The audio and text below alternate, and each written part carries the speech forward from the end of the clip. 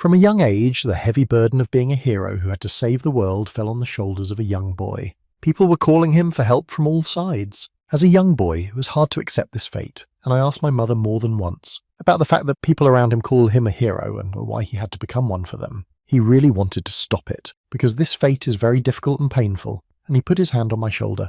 My mother pushed him into the cruel world, saying that he was the hope of the world, so he had to be strong for the sake of everyone. All tattered and exhausted from the battle, the awakened Kim Sung-il was recovering from the battle on the concrete in the rain. My body hurt, but I had to get up because there was still a lot of work to be done in this destroyed world. So after a little rest, he got to his feet, picked up his sword and looked down, where, in the pouring rain, many monsters were waiting for him and were eager to fight. Smiling and exhaling air, I thought that, as usual, there was no time to rest because of them. In addition, this time there were more of them than ever before, even though he had a magic coefficient of 97 and a rank of 9. Such a large number of these animals could have caused a lot of trouble, but there was nothing to do, so it was necessary to destroy them all. And he fearlessly rushed down from a height to send them back to where they came from. But that's what they were waiting for, and when they saw him attacking, they rejoiced and roared with one voice. Before they could even realize anything, the sword blade passed through them, taking their lives. Rejecting one monster after another only gave me more confidence in my abilities. So he tried to direct the blow to the ground with his sword with all his might in order to get away with it. A tectonic wave was formed that was able to roll a bunch of these creatures around. Despite his strength, fatigue was getting closer and closer, but the monsters were not getting smaller. On the contrary, there was a huge man who looked at him and said that he was indeed a true hero of humanity. He introduced himself as Fafnir, appreciating its great power and recognizing that he deserved to be a part of it. So he had to defeat him and take away this enormous power, so he hit him incredibly hard that Kim Sung-eun was thrown several meters away. The blow caused many wounds, the cut eyebrow bled and the muscles started to hurt even more. My fatigue level reached 97%, so when I looked at Fafnir I thought it was really the end. Even all the monsters around stood and watched.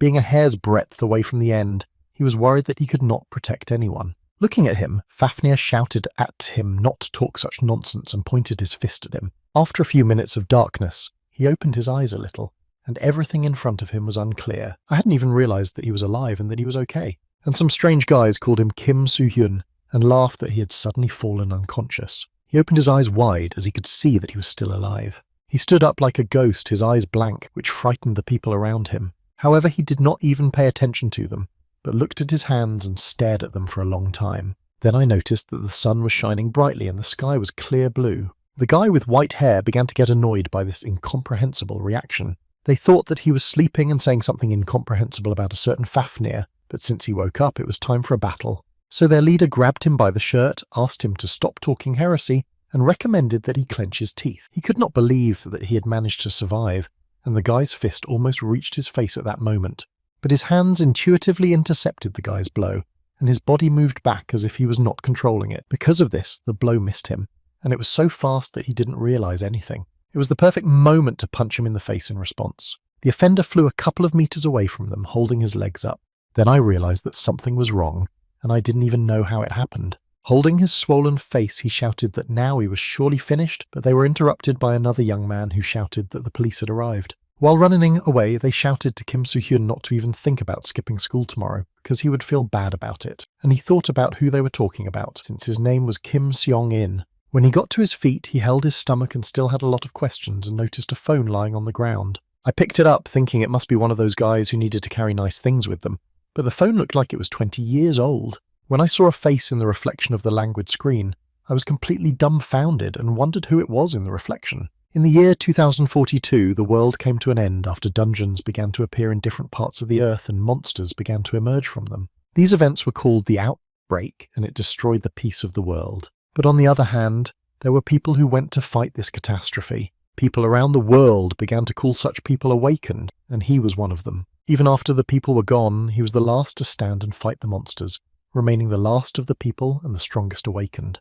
During his interrogation at the police station, the police officer asked him various questions and first wanted to know his name. Almost saying his old name, the officer stopped and told him that he was Kim Soo-ken and asked him when his date of birth was. He asked him to answer as soon as possible because he was thinking too long. Looking at the calendar there, I thought that if memory serves it would be 2042, but time had rolled back 20 years. After thinking about it, sir, He said that he was 19 years old and his appearance corresponded to his age. The officer then asked for his home address, but he could not know it. The man was a little angry because he didn't know anything but his name and date of birth. But he was sitting in his thoughts thinking that Fafnir had killed him 100%. So it could have been a dream or some kind of magic, although I remembered that those feelings were real. He did go back in time, but he wondered what happened to the present, and what he should do now, and how to return to his body somehow. Had a lot of questions to figure out.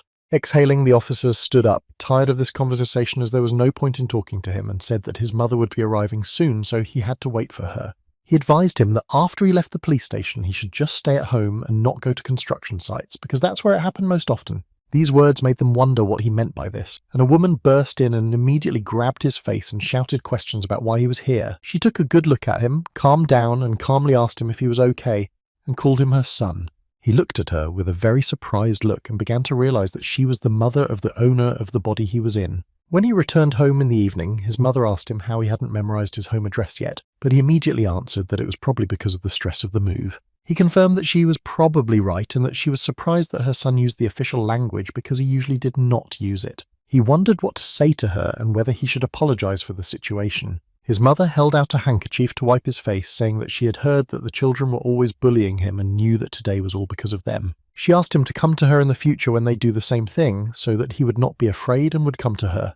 Taking him by the hand, she promised that she would not allow this to happen again to the best of her ability.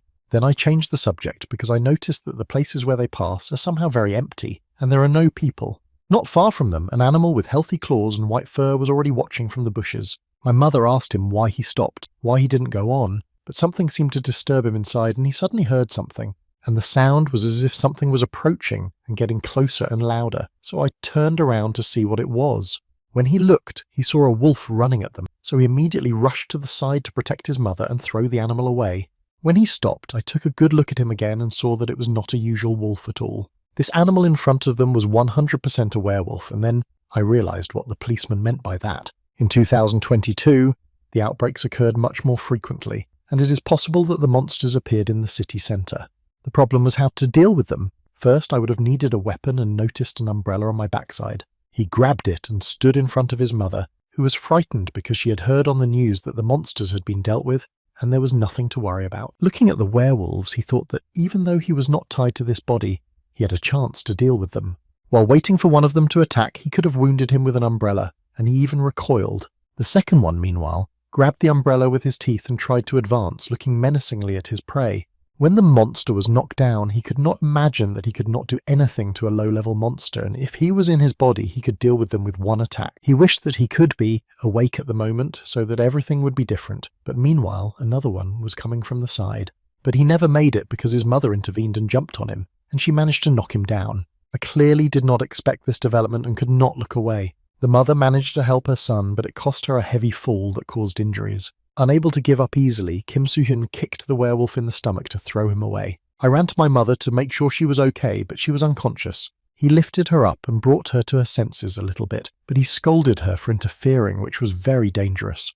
But his mother quietly whispered that she was fine and that the main thing was that he got out of there alive. The werewolves woke up and were ready to attack again, their mouths dripping with saliva and their eyes fixed on them. However, in an instant, they felt that the guy was giving off an evil and dangerous energy. He turned to them and said in a quiet, calm voice that they had one last wish. In an instant, the evil beast shook in his gaze.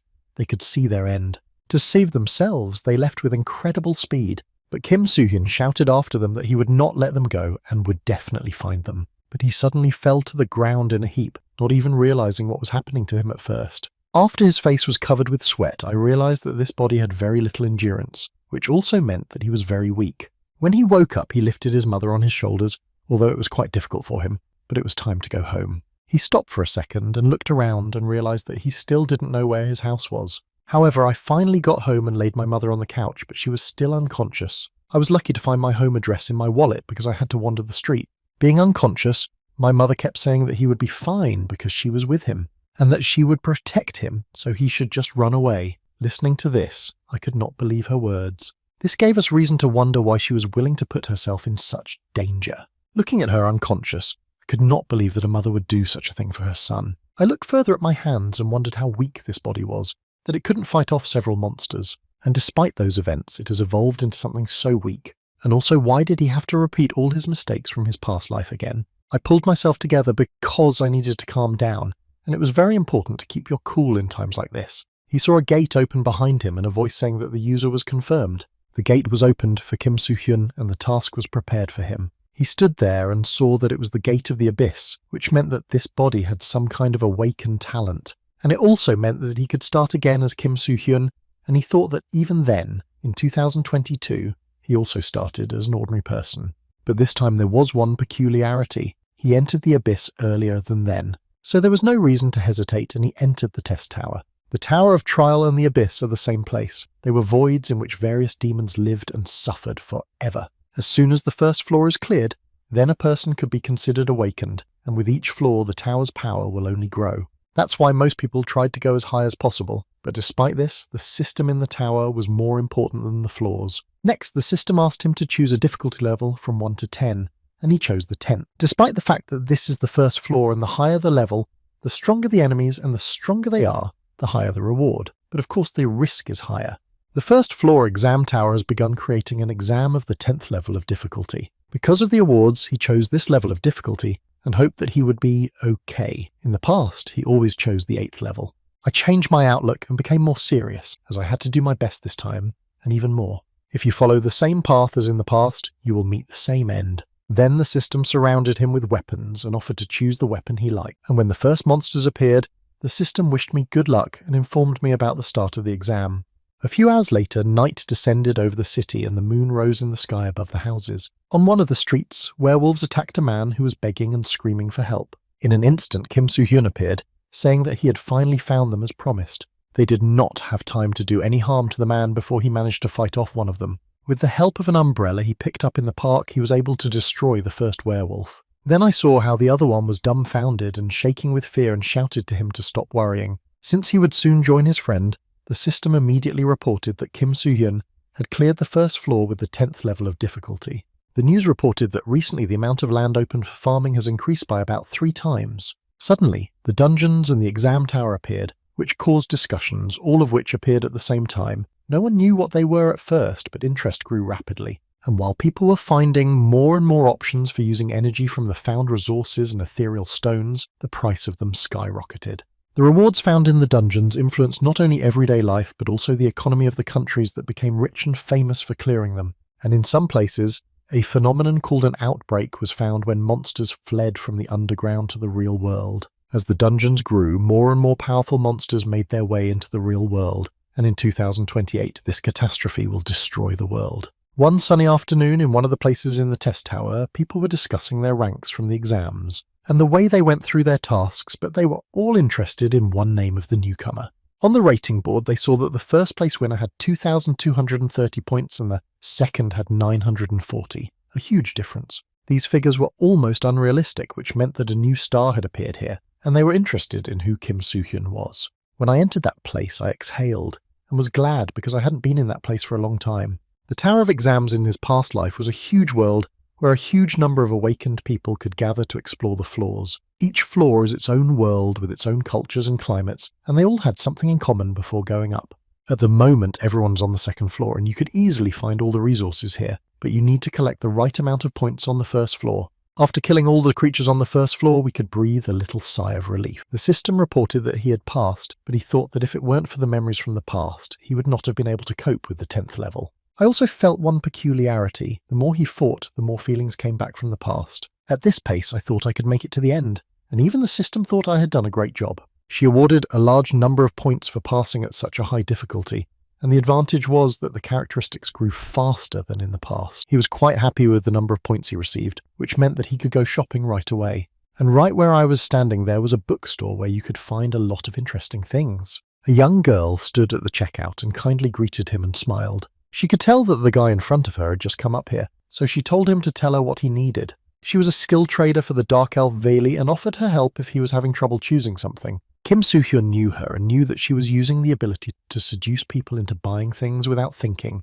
but he would not succeed because he already knew what he wanted. It was a jumping skill, and he also needed a transformation skill, and she liked this choice. But the kid asked if he could buy it, since the jump cost 150 points and the transformation 1,000 points. While she was talking, he put his hand to the table and paid her the entire amount at once. However, Veli screamed because she thought something was wrong with the scores and what he had just done. No one had ever scored more than 1,000 points on the first floor, so I asked if he had really come from the first floor. Then Kim Soo-hyun smiled and said that of course he was just getting up, and told her that he was just an ordinary customer. One guy who was also there was watching the conversation the whole time. When I was done shopping, I opened the bag with my inventory to inspect what I had bought. Namely, I bought a sword, spear, bandages and medicines and food, and then got 2 books on skills to start analysing them. Each skill had a required mana level, the skills would be stronger if they were improved, and the mana catalyst was also quite important. But it could only be purchased at a low level. It will increase the level of mana and regulate it in relation to its abilities. It could be purchased in the store when the exams were over as an item that would increase the magic power to the desired level. It's quite easy not to notice when looking at this store as you are constantly thinking about the next floors, but if you are careful you can find hidden treasures. Thinking about how useful it is to have memories from a past life and to know about the transformation and the catalyst is quite useful in the early stages. But he was interrupted by a guy who came up behind him, apologised, and asked if he could give him some attention. When I turned around, I didn't recognise him at first and was worried that I hadn't been able to feel his presence for 3 whole seconds. But the boy smiled and apologised again, as he did not want to scare or embarrass me. When I looked at him, I could see the sweat on the front side of his cheek. I immediately remember a picture of him standing on a pile of bodies he had destroyed with swords in his hands, and his name was Choi Hak-jun. He was a genius among all those awakened in the Abyss, but he is in the near future. He will be the main culprit in the disaster that happened in a large guild because he destroyed all its members. Standing in front of him, I made a rather funny expression on my face and a question was running through my mind. Why was he looking at him so closely? Or maybe he had something wrong with his face, but he said he was a little surprised. Kim Soo-hyun noticed that this guy had a much more bloodthirsty aura in the past and asked him what he wanted. Then Choi Hak-jun admitted that he had been following him from that very moment in the store because he thought he had an eye for buying equipment. So I had one small proposal for him, whether he would like to join his team. Next was the second floor, where his task was to escape with the treasure of the Charles Bow clan. Evil clan members will come after him, so his task was to keep the treasure and survive. Large lizards that walked on 2 legs and had weapons were looking for him all over the area. They were monster hunters who were very good at finding their prey, so it was difficult to escape from them. And it was also not clear why the mission was so difficult, as it was useless for him, except that he needed to be saved. I wondered which of the methods of preserving it was the best, and he came down from the tree in front of the hunter, drawing his sword to start the fight. The lizard that was first in front of him didn't stand a chance against his attack. The blade went through it like butter. The task of surviving in the forest was ridiculous, but it could be interpreted as meaning that you had to get rid of everything in the forest. And it was also quite a rewarding activity, as you could get a lot of points. As they moved in groups, the battles could become longer, and it would be more profitable to come here with a team, but because the difficulty will rise after the 5th level, it would be difficult to recruit people to the team Choi Hak-jun wanted to play on the 8th difficulty level. But he refused him because the 8th level was too low for him to achieve his goals. Then the boss of those creatures joined them in the battle, riding a large lizard. But he was only happy that he had finally arrived so that he could deal with this task as soon as possible. Using the skill he had learned, he jumped quite high up the mountain. Destroying the boss was just a matter of one skillful swipe of his sword across his body. The 2nd floor of the tower was rewarded with the unique ability of the Charles clan's treasure, which had the ability to heal everything and restore its owner instantly. Holding the pendant in his hands, he did not expect the reward to be so high, so the idea of destroying monsters instead of running away turned out to be better. With the help of the transformation, I managed to remove the boss's berserker ability, which enhanced physical abilities for a while, which will help in difficult situations. Although it was difficult, the benefits were greater, and if we can continue to grow like this, we should definitely succeed this time. At home, he opened his mouth in one place and did not know what to say. There was a table in front of him with a large variety of food, and with his fatigue he needed just that. My mother apologised because it was the least she could do to thank me for saving her, and she was sure that I was working hard enough at school, so she wanted to make it nice. However, he noticed that she was also very tired because she went to work with such injuries. She smiled and said that everything was fine and she had no problem cooking for her son. These words moved him and he sat down at the table, but at first he could not even touch the food. Then he barely took the first spoonful of rice, chewed it and whispered that he was very grateful to her for this, even though he could not become her real son, but he would definitely protect her. She looked at him and her face was embarrassed that she couldn't even touch the rice. The way he ate quickly and voraciously made it clear that he was very hungry. After dinner, I sat down at the computer to look at the statistics and was very surprised because of the large number of points everyone in the chats was talking about him. The problem with the messages was that there were so many that it was impossible to read them. An even bigger problem was that he attracted a lot of attention. Meanwhile, in Seoul, in the Gangnam district, there was a large skyscraper that was the headquarters of the Airways Guild. Choi Hak-jun was sitting in one of the offices, flipping through his phone until something caught his attention. The man who was sitting in the room with him was surprised that only the guy with the most points had all the chat and news, and asked him if he had heard anything. He thought about it, but had no idea who it could be because he hadn't met him before, since the tower was not small. Then a man came up to him and put his hand on his shoulder, saying that there was a more important issue at the moment. He was curious about the third floor, realizing that it was the 8th level of difficulty, but he couldn't leave it without causing problems. Choi Hak-jun replied that he was currently looking for people to go with him, but because of the complexity of the situation, there were no volunteers, but if he did, he would go himself. However, the man said that if he did not have enough people, he would try to find them for him, but that he should not think about anything but passing. And after it passed, I reminded him of his true mission, which he had undertaken to fulfill. After the conversation, he would go to his room. He didn't like his boss, and he couldn't get that guy out of his head. At first, I had a hunch that Kim Soo-hyun might be the guy from the bookstore, but there was little chance of that because he didn't look strong. In general, he thought that the best way out for him was to focus on his personal path. After the third floor was successfully cleared, the rest of the floors went by easily and quickly as if they hadn't been there. This mother thought all the time that her son was preparing for the entrance exams and, as a reward, allowed him to go on vacation. Kim Soo-hyun looked at his mother before leaving the house and said that he would call her whenever possible. Then he smiled and asked her not to be sad because he would be back soon, which she would not even have time to realize. A year has passed from the beginning of my awakening to this day, and I've already walked 9 floors, but I hoped that it would all go faster. He was nervous after passing the entrance exams, but he was more happy that he did so well in clearing the 9th floor. Then came the 10th, which would have taken much longer to complete and was an excuse to go farther away from home for a vacation. For the awakened ones who challenged the tower, the 10th floor was a barrier that had to be overcome, with the difficulty of the task increasing every 10 floors. How much more complicated it is that even the 11th and beyond were easier, so most people chose smaller levels, but because of this, the floors became more complicated. And in order to pass it, he had to become many times stronger than he was. The Green Dungeon was supposed to appear in Anyan in a year. It was supposed to be a huge outbreak the first time humanity was threatened. And sometime after that, the incident in Kengido on New Year's Eve was the next one, and it was the future that needed to be changed. Looking back at the beautiful sunset, he thought for a minute and decided that he would definitely change it, and this time he would be able to protect everyone. After a while, he came to the 10th floor of the exam tower. There was a man sitting there who said that he knew 100% where he was going. I did not try to stop him, but asked him to give me at least a coin before entering. It was the gatekeeper of the 10th floor. He reached out to him, thinking that most people who saw the beggar were just passing by, and that this person's role was very important. And when his hand was over his, he handed the man 5,000 points of achievement. He was surprised because everyone ignores him and leaves, but he gave a generous gift, and Kim Soo-hyun said that they just don't know his importance. The man thanked him for the gift and such nice words and decided that he had to repay him with some information. And then he asked me to share everything he knew about the 10th floor. Although it was very valuable information, I could not refuse after such a gift. Scratching the back of his head, the man looked at him and told him to be careful with the head of the village. That's all he could tell me. There was nothing else to tell or suggest. Kim Soo-hyun thought that this information was quite two-sided and had always been true, so it was enough. The goalkeeper wished him good luck and to be more careful before he went inside.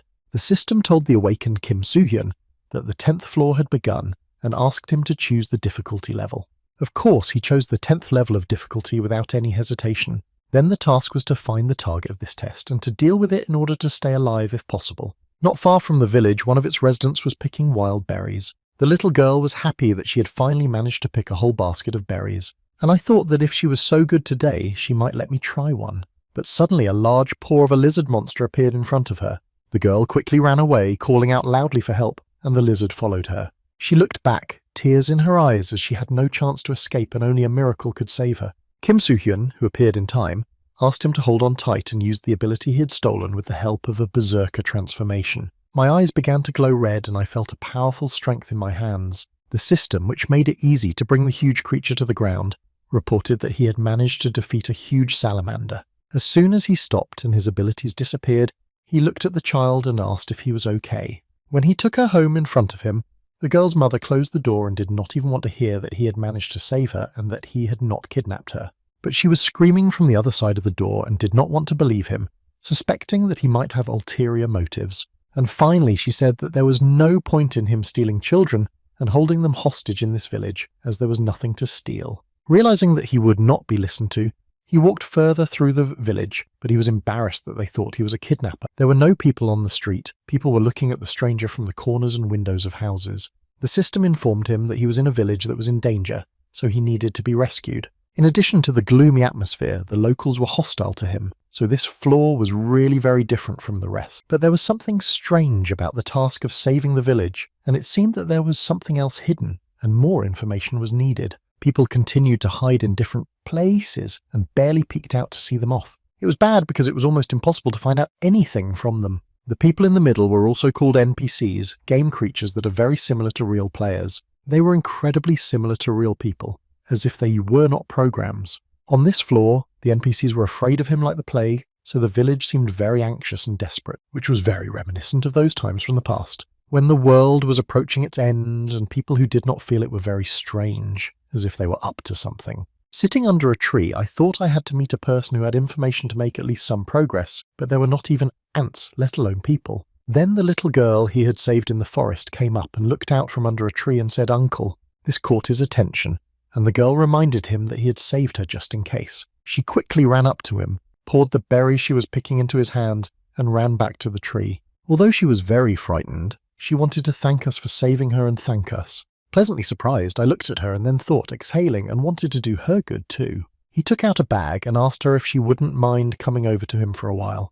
The girl came over and looked into the sack and saw a large amount of delicious food. After choosing a whole loaf of bread, she was happy beyond belief. Her eyes were burning and she stuffed her cheeks full of bread. Kim Soo-hyun asked her if the hunger was due to the lack of food in the village, and she said yes. That's why people were so cold, because they were afraid that the food might be taken away. It was not an easy time for the residents, but they are holding on thanks to the head of the village. Since people around him considered him a hero, and her father also thinks so because the head works hard to protect him, she asked him why he came here. Smiling, he said that he was curious how their village head was doing, as he thought he could help him or could deal with the monsters near the village. The girl went on to say that there was only one monster then, and that the residents did not know when they would destroy the village.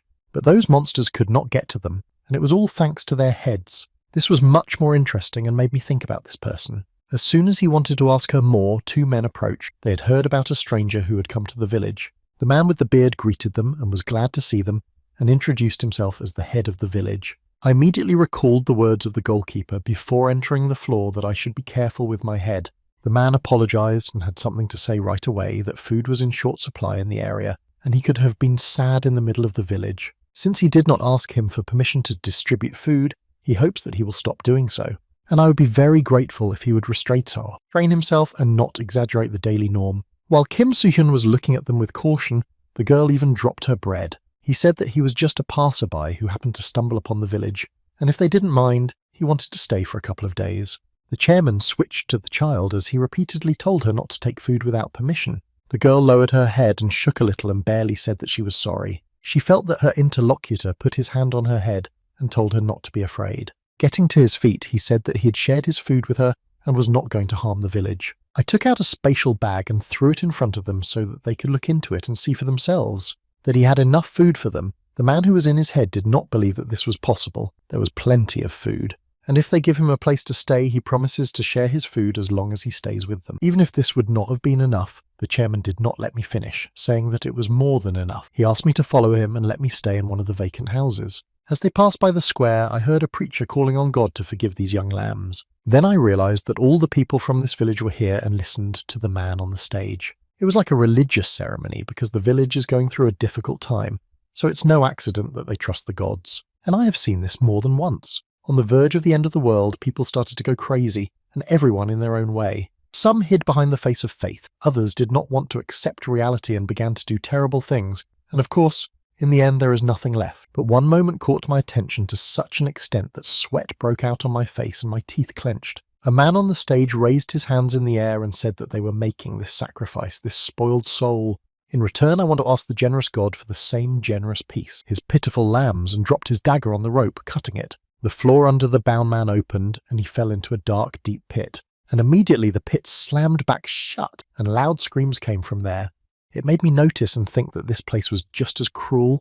All people are the same, and no one changes, wherever they go. The people felt sorry for the man, but it was all necessary for the sake of the village because the head had borrowed power from the god of the earth to protect them, so sacrifices were needed. The next sacrifice had to be made in 3 days, and in order not to choose among them, they knew who would be next. The chairman's right-hand man reported to him that the ceremony went well, but they had not yet found the next victim. The chairman asked how their traveller was doing, and the answer was that he was not doing anything wrong, so the man realized that he wanted to use the boy as a victim. To calm him down, he said that God himself had called him here and wanted to give him this substance to make him fall asleep and throw him underground. The village was becoming more and more dangerous, and a small donation was necessary for all of them. He looked at him slyly and asked if he didn't want to continue living as a local. A monster snake appeared under the village and it eats only people, but there were advantages. It stopped the other monsters, so the village was still safe. Everyone in the village is currently in a panic because they don't know when the monsters will attack them, and there was only one thing he could do as the head of the village, and that was to sacrifice the inhabitants of the village, so he had no regrets and had to do it as a hero. 4 days later, people in a cloak and with a torch in their hands under the cover of night. They wanted to live very much, so they could have sacrificed the traveller without a doubt. So they apologized to him for their actions, but he slept sweetly from that substance. While cutting the rope, the head was still convincing himself that he was making this sacrifice for the sake of the village. Then the rope parted and Kim Soo-hyun fell into a deep dark pit like the man in front of him. He fell into a place where a huge monster snake lived, protecting its future offspring.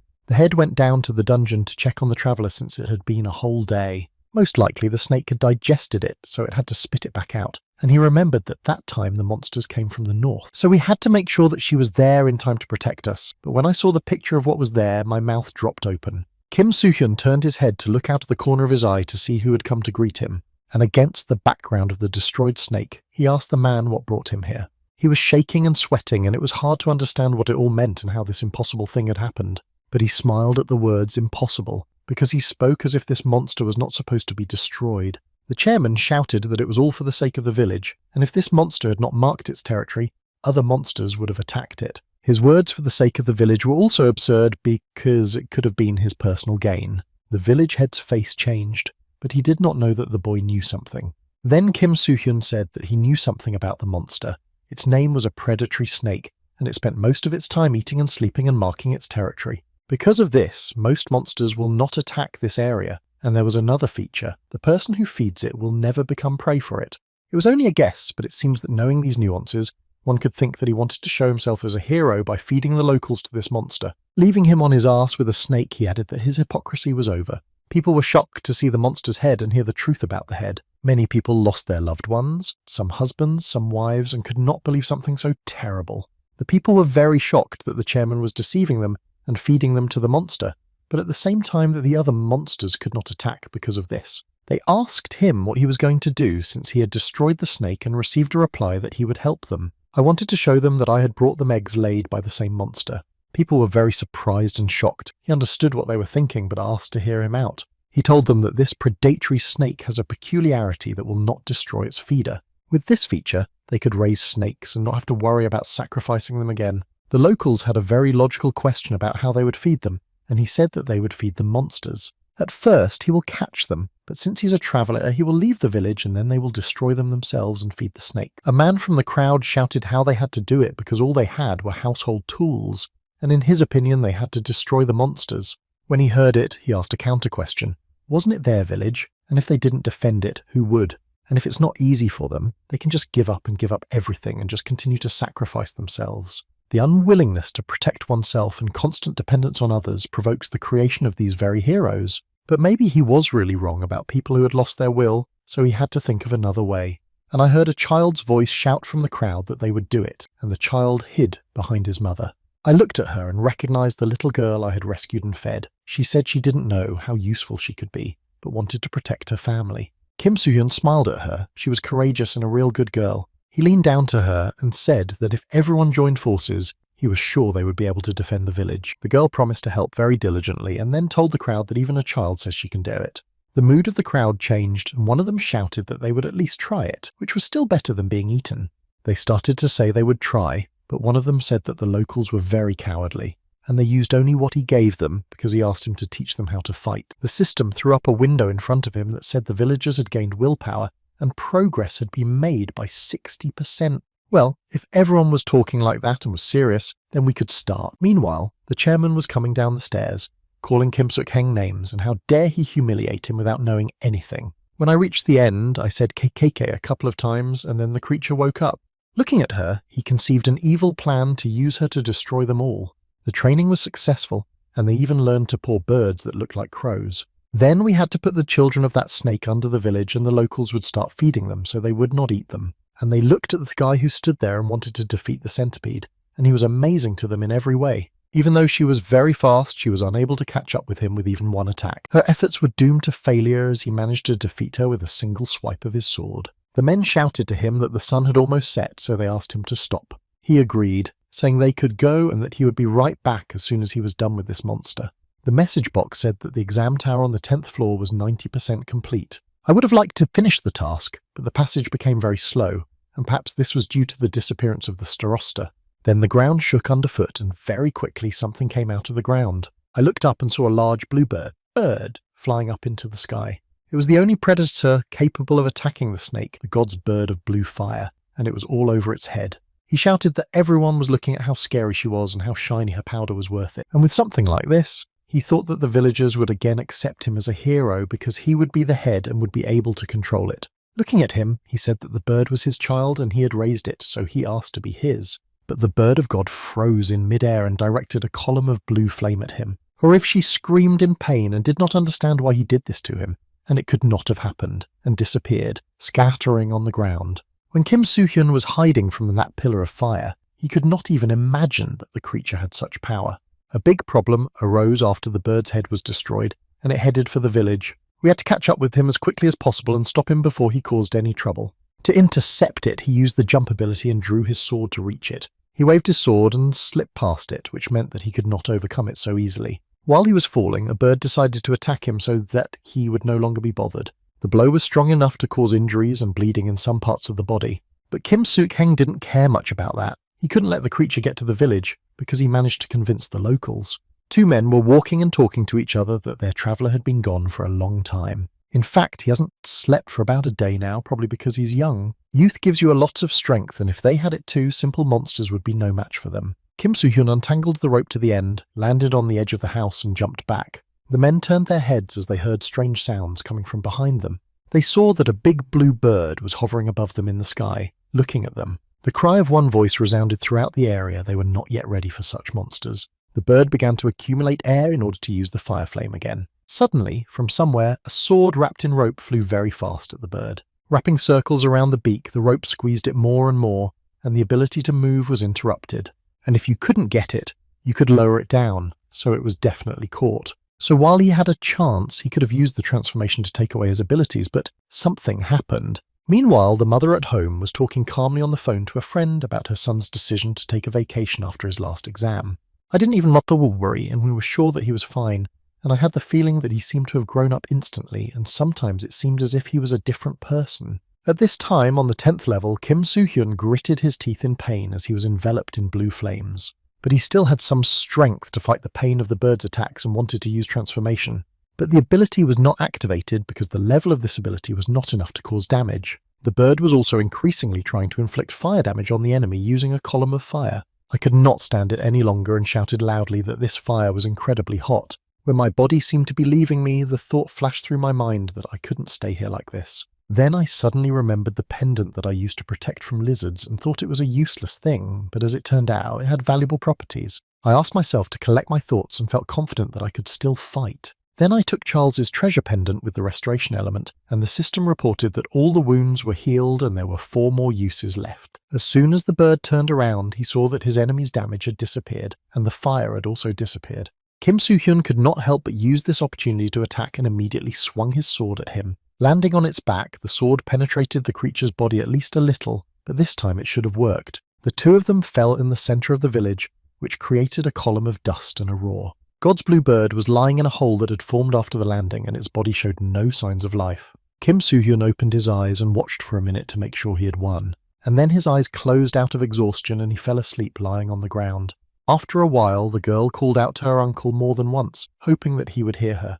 He woke up abruptly and screamed as he was afraid that he was being called loudly. The people in the room were happy that he was okay because they saw him burning in the fire. He asked them what had happened, as he had lost consciousness and did not understand anything.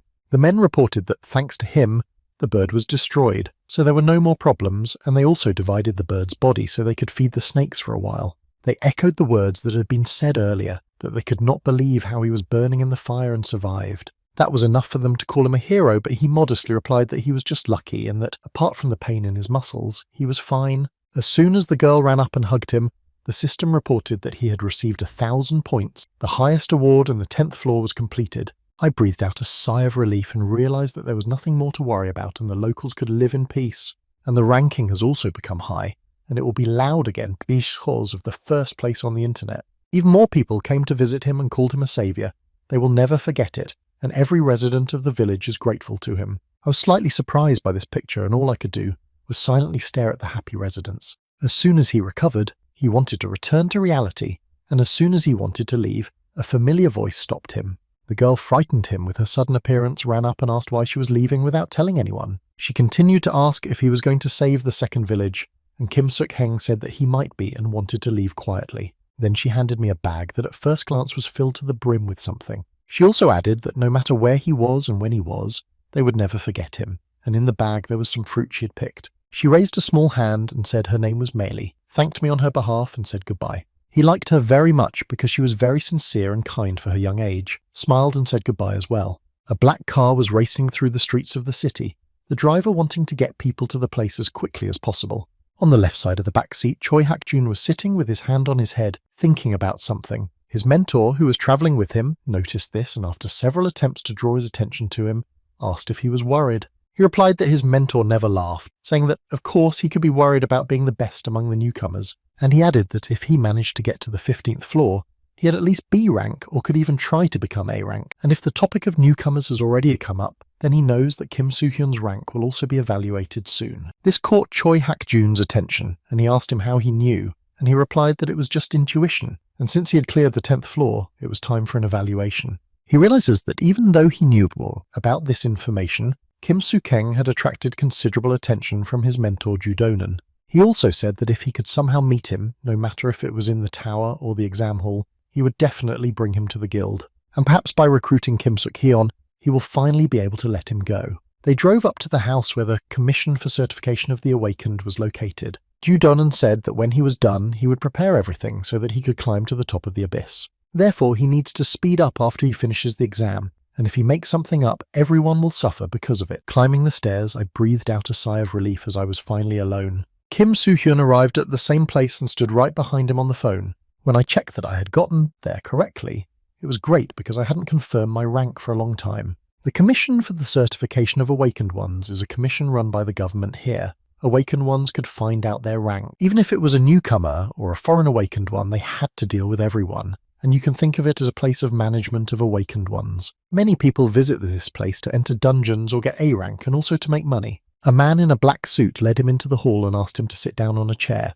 Those who confirmed their rank became active awakened ones, and if a person had both a good physique and skills, they were recognized by everyone.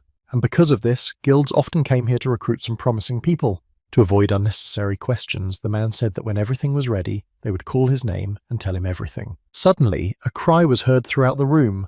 One of the awakened people did not like the result of the measurement because they gave him a D level, and he wanted at least a C. The worker explained to him that the requirements for obtaining a rank had changed, and that they could not do anything, but he grabbed him by the robe and shouted that it was not his problem. The income received from the land depended on the rank, but even so such behaviour is not acceptable. As soon as the awakened man lost his nerve and swung his fist to hit the worker, another man intervened and grabbed his arm. Choi Hak-jun knocked him to the ground and broke his arm, but he noticed something that surprised him because he did not know that anyone used such things. Kim Soo-hyun watched this action as he did not expect him to appear. While the scoundrel was screaming to let him go, he said that the artifact on his hand temporarily increased his magical power. Also, this item is not available in ordinary stores, and he did not know where he got it from. And although he was a low rank, it was a pity that he had a lot of money. And if he thinks that people here are fools who just want to look at their abilities, he offered to take the test again, but without the bracelet. The guy knew he was caught alive. He opened his mouth because his arm was hurting, but he could not say anything. And then Choi Hak-jun realized with an evil smile that if he dared, he would not even get the rank of D. The guards who approached took control of him and told him that they were escorting him to the exit. When they took him away, I thought that it was good that it ended that way because I was not in the best mood, as I was a little worried. Suddenly someone behind him caught my eye, greeted me with a greeting, walked closer and asked, does he remember seeing him on the second floor of the library and when he came to the bench? Then they began to ask each other who was taking which test and they would both take it first. But Choi Hak-jun asked if it was too early for him to take the test, even if he was an equal. And scratching the back of his head, he replied that he was a special case. Mentally, I thought that of course I wanted everything to be secret and that no one would look at me and ask me questions when I was taking the test. But he still knew that he was on the 15th floor, and if he hadn't turned it in yet, he could have taken all the awards from the ground. The smile immediately changed to a rude look because it was all due to personal circumstances. Kim Soo-hyun immediately remembered what he looked like in his past life and that dangerous look. Choi Hak-jun thought that they had already met a couple of times and didn't know each other's names, so he was called for the test. When they called me, they named the guild Aries, and I remembered one guild that he destroyed. Looking at him, I was very curious about what led him to make such a concession. Then the employee said that Choi Hak-jun from Aries had a rank of 4th load of 44 and the rank was B. Kim Soo-kang congratulated him and noticed that he didn't seem very happy for a person who had received such a rank. Next, the employee asked Kim Soo-hyun, a loner, to come over to take the test. Immediately the room became animated. People started whispering and saying it was not a newcomer here. While Choi Hak-jun was looking to see who it was, he stood up and said he would be back soon. My shock was overwhelming, and I immediately remembered my boss's words. If I ever met him, I would bring him to them. He also thought loudly that if his ghost was his, he might be free, but he did not expect it to be this guy. I felt bad because I had seen him for a long time and wondered how such an unremarkable guy could be so outstanding. Kim Soo-hyun left the building with a heavy exhale and felt good that he had finally gotten his rank. Still, there was something that could not please me because I did something stupid. When he approached the measuring device, the worker asked him to direct mana into the meter. As soon as he raised his hand over the device, he began to channel mana and the purple colour appeared. But in a split second, the mana escaped and illuminated the entire room. It was very powerful. Choi Hak-jun, who had been watching closely, noticed this and was shocked and immediately realised that he was not using his usual mana. The people who were there did not notice anything strange, as it happened very quickly, only saying that they had a strange feeling. The employee announced loner Kim Soo-hyun has a 3rd rank strength level of 29 and is therefore assigned C rank. For Choi Hak-jun, this seemed impossible as it could only be a C rank, it would at least have to be an A rank or higher. He heard people around him saying that they probably just had the same name because it was a common name. Looking at him, I was sure that no one else felt it, but I was sure that it was this person. Kim Soo-hyun looked at him for a long time, but still did not know for sure. The meter showed that this guy had a C rank, so he could have been mistaken and thought that no one could control their rank and strength level. Even if he is a genius, this is possible only for the awakened national level. Kim Soo-hyun hoped that he had done a good job and that they could all believe in what he'd shown. Even though it was only for 1 second, he felt like he was losing control of his mana. It was lucky that I was able to get it under control, otherwise it could have ended badly, and it was all due to the rapid increase in the level of abilities. Although I thought that maybe it was normal since I did clear the 10th floor on the highest difficulty level. And the most important thing is that the rewards were very good. The skill gained after defeating the bird was very strong and effective, especially against monsters. The characteristics have grown, and even more than that, I liked the store. The items in it were very different from before the 10th level. The problem was that among all those items I could only buy an egg of an unidentified creature. But he had to buy it because it was the only item he didn't know how to get, even though he was confused about what it was. However, there was an awakened one in his past life who was lucky enough to pick up an egg and became a runner with the help of the power of a divine being. It has been lying there for quite some time, and nothing has happened to it, as long as it's not empty. As I was walking, I heard someone calling Kim Suk-heng behind me, so I stopped and looked to see who it was. It was Choi Hak-jun, and he thought he had already left, but it turned out he was in the toilet, and he asked how it went. Then he looked at Kim Suk-heng, and his voice changed tone a little bit and asked if he would be angry about one question, and they shouted at him. The guy who was humiliated in public at the measurement test was waiting for him to come out to get even because he had been working for a long time to get at least a C rank. I immediately remembered how he tried to deceive everyone with the bracelet, so it's not clear why he's trying to take revenge.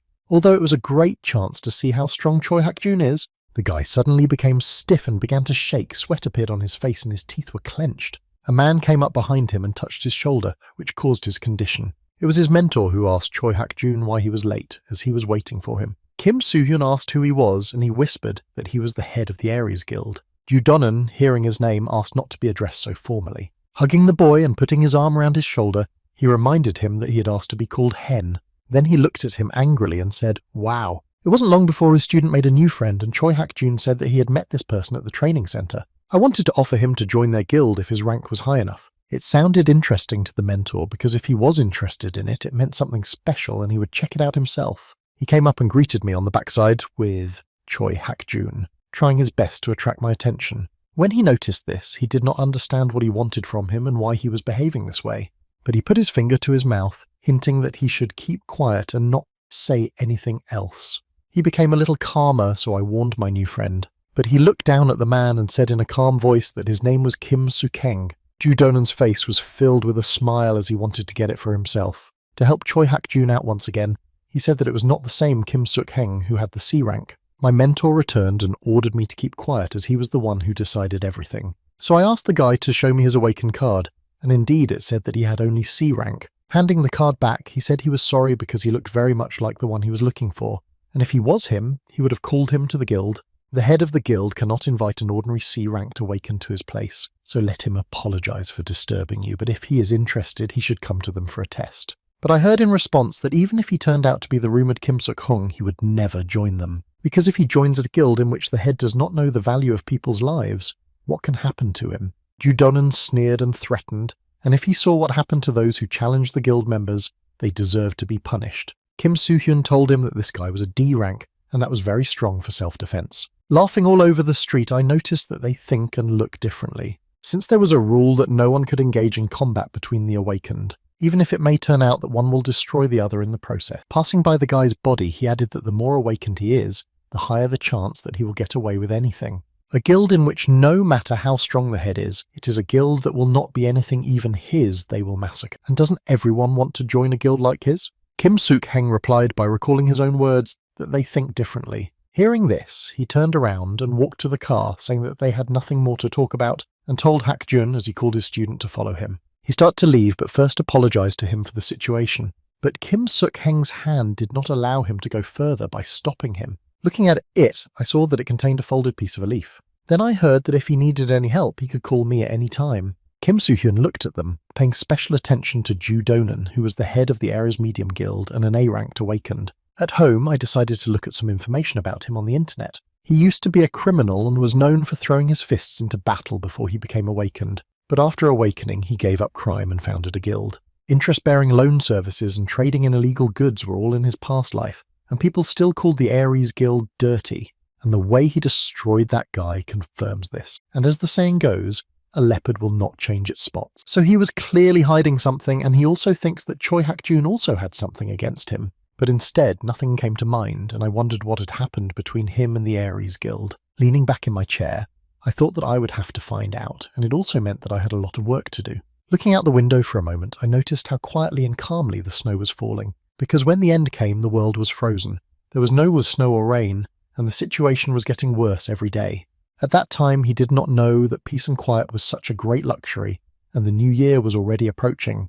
And I remembered, because I had forgotten because of Hak-jun and the exam, that I had another reason to go to the tower, the reason I stopped going up. And it was not because of the rank, but because it was necessary to obtain an awakened certificate to participate in raids. That's why I had to take the test. Otherwise, I wouldn't have gone there, but I couldn't wait any longer. I also knew that one incident would happen soon, but I thought that if he couldn't fix it, I didn't even think about it. He was not the only C rank there, and according to the database, he had no experience, so he had to wait to see if he would be chosen. Thinking about Ju Donen, I had a thought that if I repeated that trick again, although I didn't want to do it, I could have tried to deceive them. In one of the cafes, a man and a woman were sitting and talking to a C-rank hunter, An Mon-seok, who had the 12th level of dungeon clearing. There was also Lee En-mi, a C-ranked mage of the 8th level of dungeon clearing, and Kim Yoon, a C-ranked doctor of the 5th level of clearing. The woman noted that this team was not bad, but there was nothing special about it, as long as they interacted well. The man said that they were all just mediocre loners, and the woman hit the table with her fist because it sounded rude and she was one of the candidates. After calming down, I accepted his opinion because it didn't matter who was in the team as long as he was with them, and I asked Mr. B-ranked awakened person Lee Ju-ho to calm down at his place. Even if they have him and he won't leave and they needed one more participant, the woman asked why and what he was afraid of. For him, safety was paramount, as there are now very high statistics of not returning from the dungeon at all. He stopped climbing the tower because he didn't want to waste his life, and then what was the point of staying in the dungeon, and received a message on his phone. She understood and said that she could do as she saw fit, and that she had to obey the leader. After reading the message, she told Juho that for his happiness they received another application, but this person's name was Kim Soo-hyun. The easiest way to show differences in dungeon difficulty is to use colours. The closer the colour got to purple, the harder it became to get through the dungeon. The orange dungeon was the second easiest in the ranking. If the squad had C-ranked Awakened, then it was easy to pass. But this orange dungeon was a little different from the others. To get to it, you had to come to Gyeonggi province near Seoul. When he arrived, the head of the squad greeted him as they were waiting for him. I noticed that Juho was the last one to arrive and shook hands with him, saying that it was nothing, they had just come. I also had to introduce myself again. Officially, his name is Lee Juho. He's the leader of the squad. He asked the rest of the group to love and pity him, pointing to the guy and saying that he was Kim Soo-hyun. Seeing that a member of the group reacted violently, I had to clarify that he and that Kim Suk-hyun had the same name, that Kim Suk-hyun had C rank, and that this was the first raid. He was also very surprised at first, and when he heard it, he was equally surprised. When I saw that everyone believed me, I was glad that I managed to fake the rank, and if everyone continues to believe, I will be happy, so it is better not to show the level of skills at first. Then a girl came up and was indignant that she wanted to see the real Kim Soo-ken, and not a newcomer with the same name. She asked if it was too small for a raid and whether it would be useful to the team. To such impudence, he replied that he did not think he should listen to this from a similar C-rank hunter. Of course, she could not let this go unanswered, so she shouted that she should not even think that they were equal because of their equal rank, because she was still better. A woman with red hair asked them to calm down as it was time to go if they were so ready to shout at each other before entering the dungeon. She only turned her head, saying that she would see who would behave during the raid. The woman with the red hair was Kim Burun, a friend of Lee Juho's and his assistant. Then a girl came up to him and said hello. She said that her name was Kim Yoon, and she would be a doctor during the raid in this unit. She asked me not to worry about what had just happened, as some awakened ones like to brag to other awakened ones. He had little interest in Yunmi, but one person standing off to the side caught his eye, so he asked for him. Kim Yoon didn't even know Juho, and Burun seemed to know who he was. He told them that he would not show his face and name for personal reasons, but they were convinced of his rank, so I'm sure that everything will be fine. Kim Soo-hyun looked at him and knew it was not good that he was so secretive. There was a reason why he stopped climbing up the tower and came here to the Orange Dungeon, and this is because everyone who enters the dungeon now will not return from it. On January 1st, 2024, all members of the unit were killed in a dungeon. A strange incident that took place in a dungeon with a simple cause that was not complicated,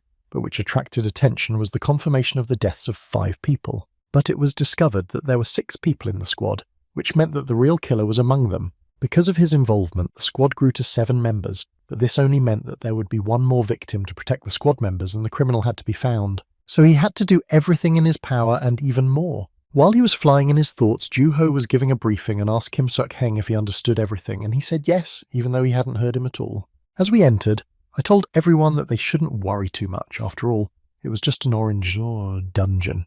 When I said that there shouldn't be many monsters here, one of the huge monsters was standing behind me, and even if there were, they would be like beasts. As soon as I saw the faces of the others, I realized that something was wrong and turned around and saw that a real huge green cyclops was standing in front of them, swinging a club in an attempt to kill them. Kim Soo-hyun was the most surprised by this appearance. Why this creature was here, they had never been in the Orange Dungeons before. We all barely managed to jump away from his baton attack and stay safe, but something strange was happening here. Cyclops appeared in dungeons of the yellow level and above, which could mean only one thing.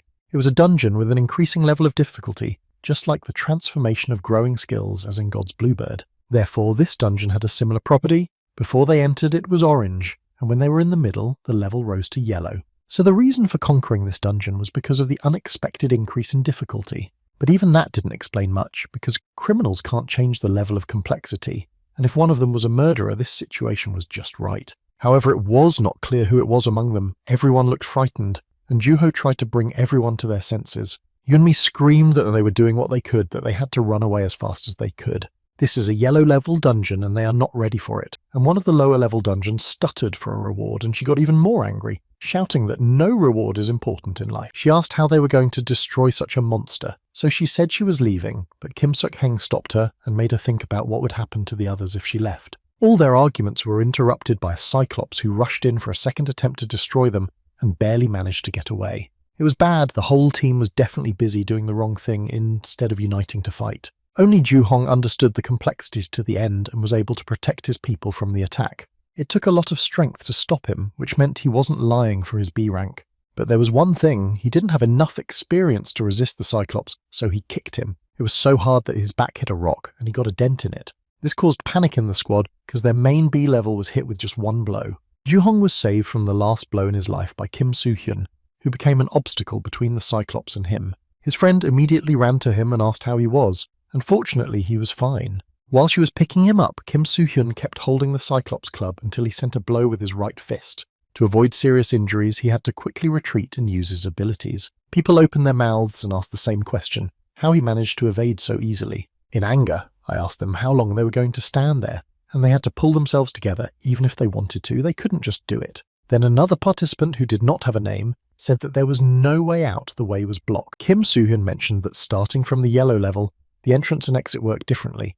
Once you enter, you can't leave until you find the way. Ju-ho confirmed his words, but he didn't know why the difficulty level had changed. Then the ground began to tremble as if an earthquake had started, and he realized that something was about to happen. They are surrounded by a large number of monsters, and from now on they will have to fight to escape. He just shouted that he was going to wear a Cyclops and disappeared in a second before Ju-ho could finish. But he had other tasks, even though the monsters that surrounded them were not strong, but there were many of them. Kim Soo-hyun even estimated that there were 30 monsters. On the way to our main enemy, we managed to destroy a couple of them. With the exception of the Cyclops, the rest of the monsters were of orange level and can be left for the rest. Of course, even in such a large number, he was able to deal with them all at once with his skills. But it was not yet time to focus on the Cyclops, as the target was strong. Usually his weakest point is his eye, but it's not the eye on his head. His real weakness is his hidden eye, and to get to it he had to try to attack it by surprise. Landing on his hand, which was holding the club, he looked at him directly in the eye. He stood there, unmoving, just looking at him,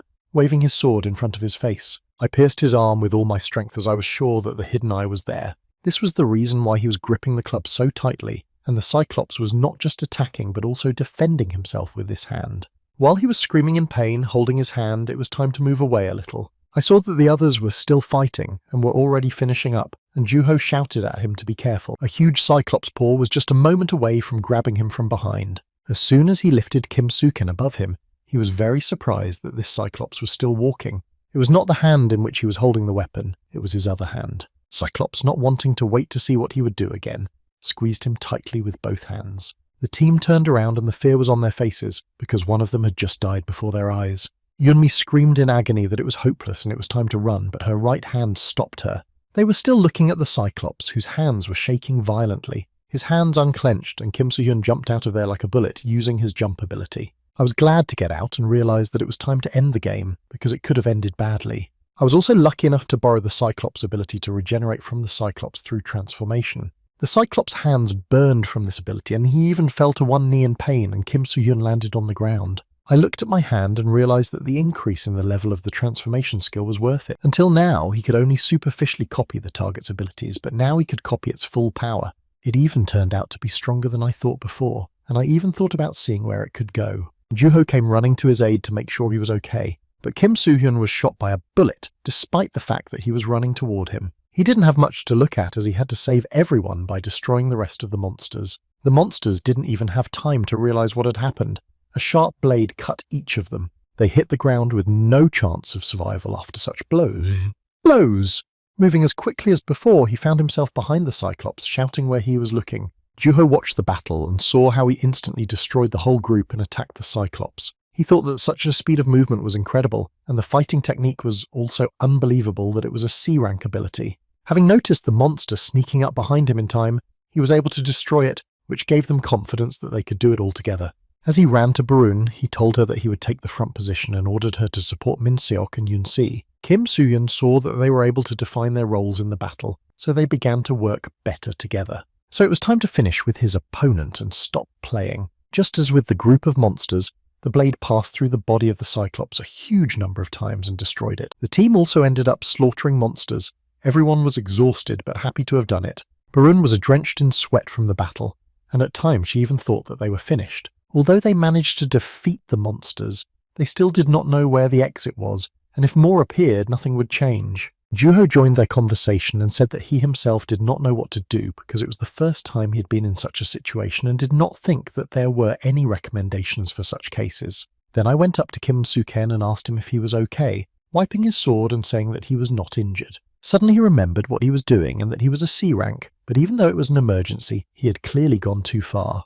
Juho added that he felt his whole body trembling and aching. In this case, he called Yun-shi to fix it, and meanwhile he and Barun would discuss matters. She asked him if he was injured, but heard that he was not, and she still thought it was necessary to use a healing spell, noting that he fought well. To think that he managed to destroy the Cyclops by himself, since even the B-ranked one couldn't do it. She had one more question for him, whether he was worried about it at all, and he asked if she meant the dungeon.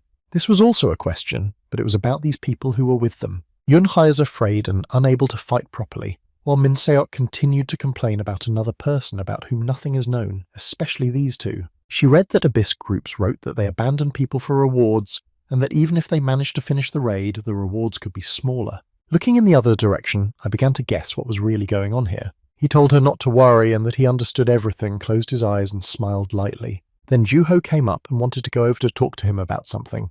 And Kim Soo-hyun agreed and actually wanted to ask him some questions himself, so it was good that he came up at the right time. Going further along the road, there were no more monsters, which could mean that they had dealt with all the monsters that were there, and the fact that they did not happen was a good sign because they were safe until the next zone. Barun ran forward a little to ask Juho how he talked. Did you manage to find out anything?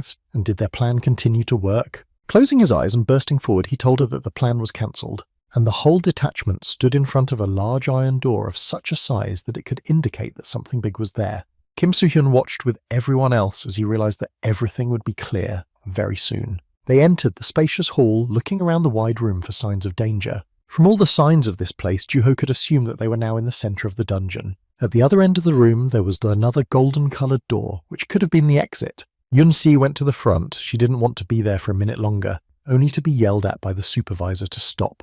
Her next move caused a screen to appear in front of them saying that the dungeon system was on. The system congratulated those who had come all this way, and the dungeon exam would soon begin. Kim Soo-hyun knew that starting from the yellow level, the raid could not end with the destruction of monsters, as there were tasks to be completed in the tower. Next, the system gave you 2 tasks to choose from. The first was to destroy the monsters that would arrive within 30 minutes, and the second was to run away from the monsters for 30 minutes. They were given 10 minutes to choose, and if they did not choose a path, it would be chosen automatically. This choice made them think, even though some of them shouted that the second option was better. However, if they chose the first option, the reward could have been much higher, and that's what they came for.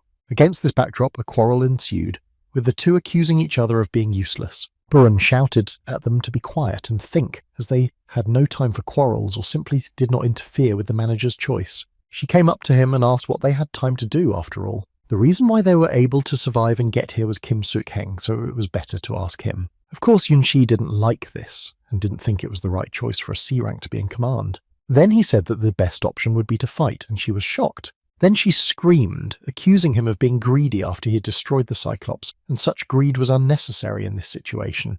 Ignoring her, he explained that he wanted to get higher rewards, so he had to think about it at first glance. Running was easier. However, if you think about it very carefully from the other side, you can come to a conclusion.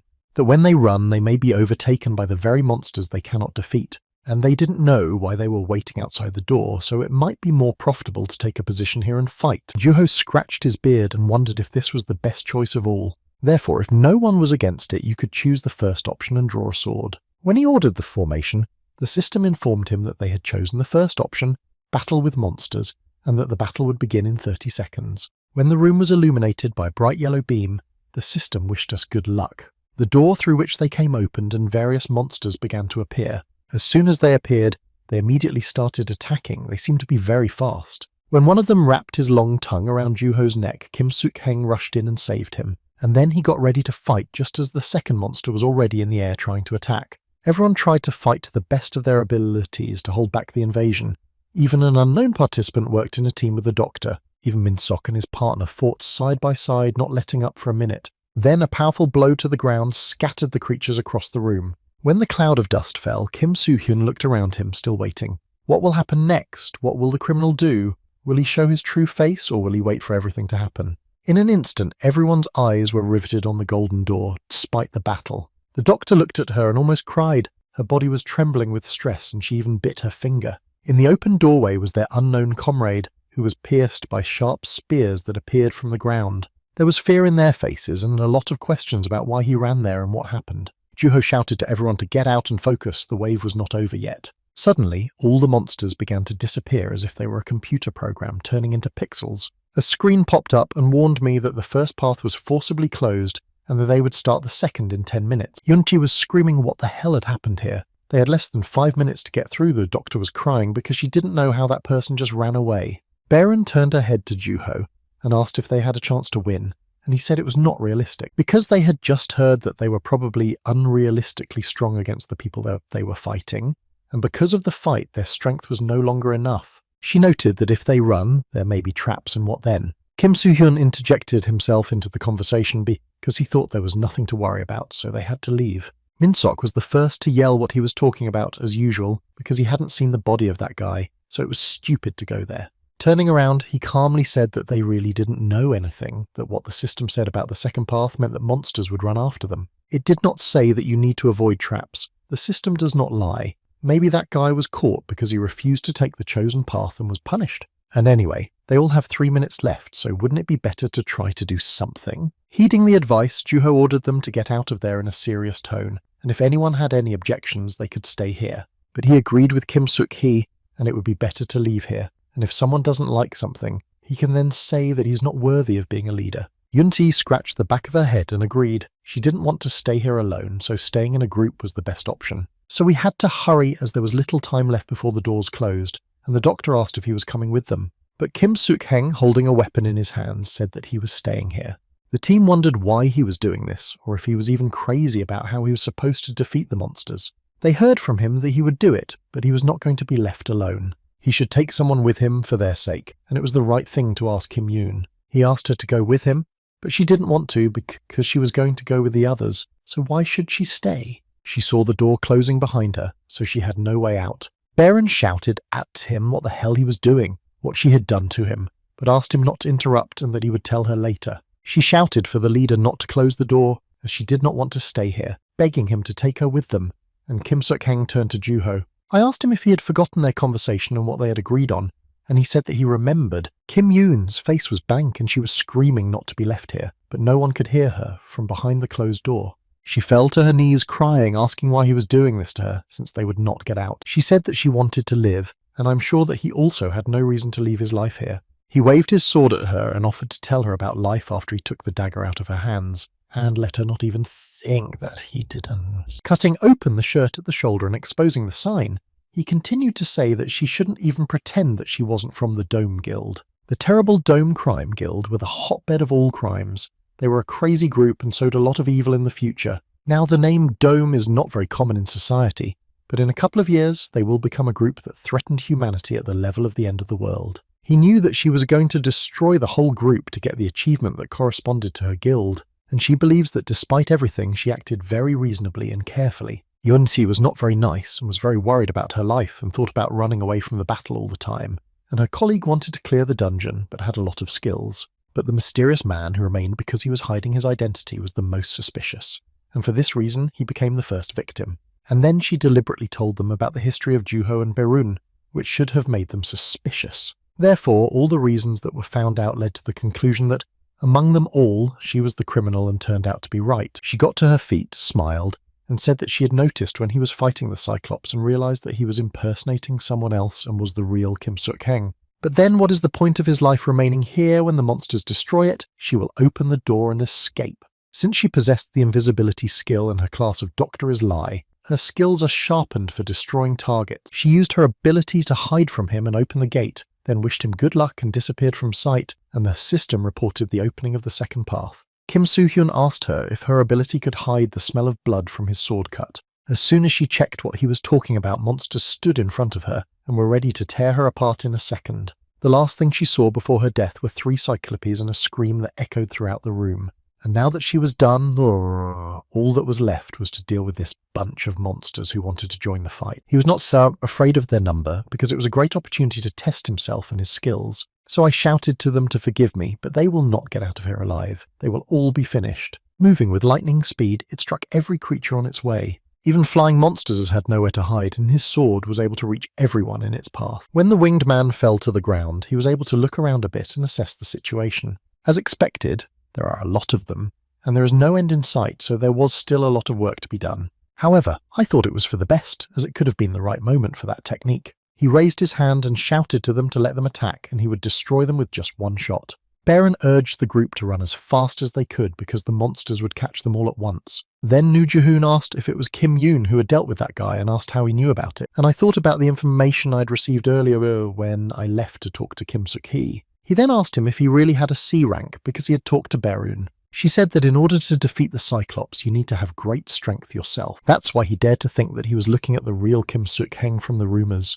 And if that was the case, he asked to become the leader of the raid because he thought he was more suitable for this role than he was. So he asked me to give him an honest answer whether he was serious about his C rank. The answer was that his rank was such, and he was going to say so, and he was right about the real Kim Suk-heng being in front of him. Juho turned his head away because he had this feeling, and he was right. He asked why he was hiding his skills and heard that it was for personal reasons. And looking at him, I said that he was someone I could trust, so I decided not to lie. He refused his request, so he had to remain the leader of the raid. This became clear after he tried to appoint him as leader, and when everyone was in danger, he was the one who managed to control everyone. He also added that he was a real leader, so he asked us to listen to his request as he said he wanted to tell us about something. So he asked to listen and said in short that a criminal case would be opened against their group. He would explain everything briefly, but asked me to promise that he would take everyone out except him, because he would be left behind, since he had come only to catch the criminal. It was a memory of a conversation because I could not tell her everything while running, thinking about Kim Suk-hyun's actions and possibly staying to buy time with my strength. Even if he could, the fact that there were a lot of monsters in the dungeon came to mind. I tried to drive away the thoughts, although I was very worried, but I could not do anything. In any case, I thought that it would only interfere. But he stopped abruptly, turned around and shouted to himself that he couldn't do that. No matter how much I think about it, it's just not my place to leave him alone and just walk away. When I was banging on the door, I thought to myself that I was sorry that I could not fulfill his request and take everyone out. As soon as the door opened, I saw a bright blue fire burning there, all the monsters burning in it. Suddenly, with a scream, he looked up and saw one of the survivors flying at him. It was God's fire that burned demons and caused critical damage if the enemy had dark intentions. Juho stopped in time to notice that it was him and was very surprised to see him. But there was no time to talk. The monsters were still advancing and we had to continue to finish them off. Juho was at a loss for words. He opened his mouth and watched what was happening like a small child. He watched as he swung his sword and shook off the blood that remained of the creatures. When I was sure that there were no more monsters, I decided to run up and ask. But Kim Soo-hyun was the first to start the conversation, asking him why he came back, and he received the answer that his conscience did not allow him to do otherwise. Scratching the back of his head, he said that he ran here like a scalded man and managed to kill everyone and didn't even manage to help. But he denied that he was, and it was good that he came back because his help would be needed. Because it was just beginning, a yellow portal appeared and lit up the entire room. Finally, this moment has come as the final boss has appeared and needs to be defeated to end the raid. Joho pointed and asked what it was. Kim Suk-hyun repeated that he had already said that it was the final boss of this dungeon. It was a shock for him because he didn't know that there were bosses who looked like skeletons, and when he heard that and asked him not to call it that, it was very rude. He asked to be called normally when he was addressed and not with such a derogatory word as skeleton, because he had his own name, which sounded like Lich of the Dark Priest, and it was his real name. But he didn't finish because Kim Soo-hyun shouted at him not to try to be cool because he was only half a leech, and he told Juho the same thing, that this thing was not a lich, and in fact it almost became one, but a real lich is different in terms of mana, okay? Mana and concentration. The creature exhaled and warned in a rude tone that such trifles would not work on him. After a flurry of insults, he stood up and threatened to tear off all their limbs and feed them to monsters. Then the monsters that had already been defeated began to stand up one by one.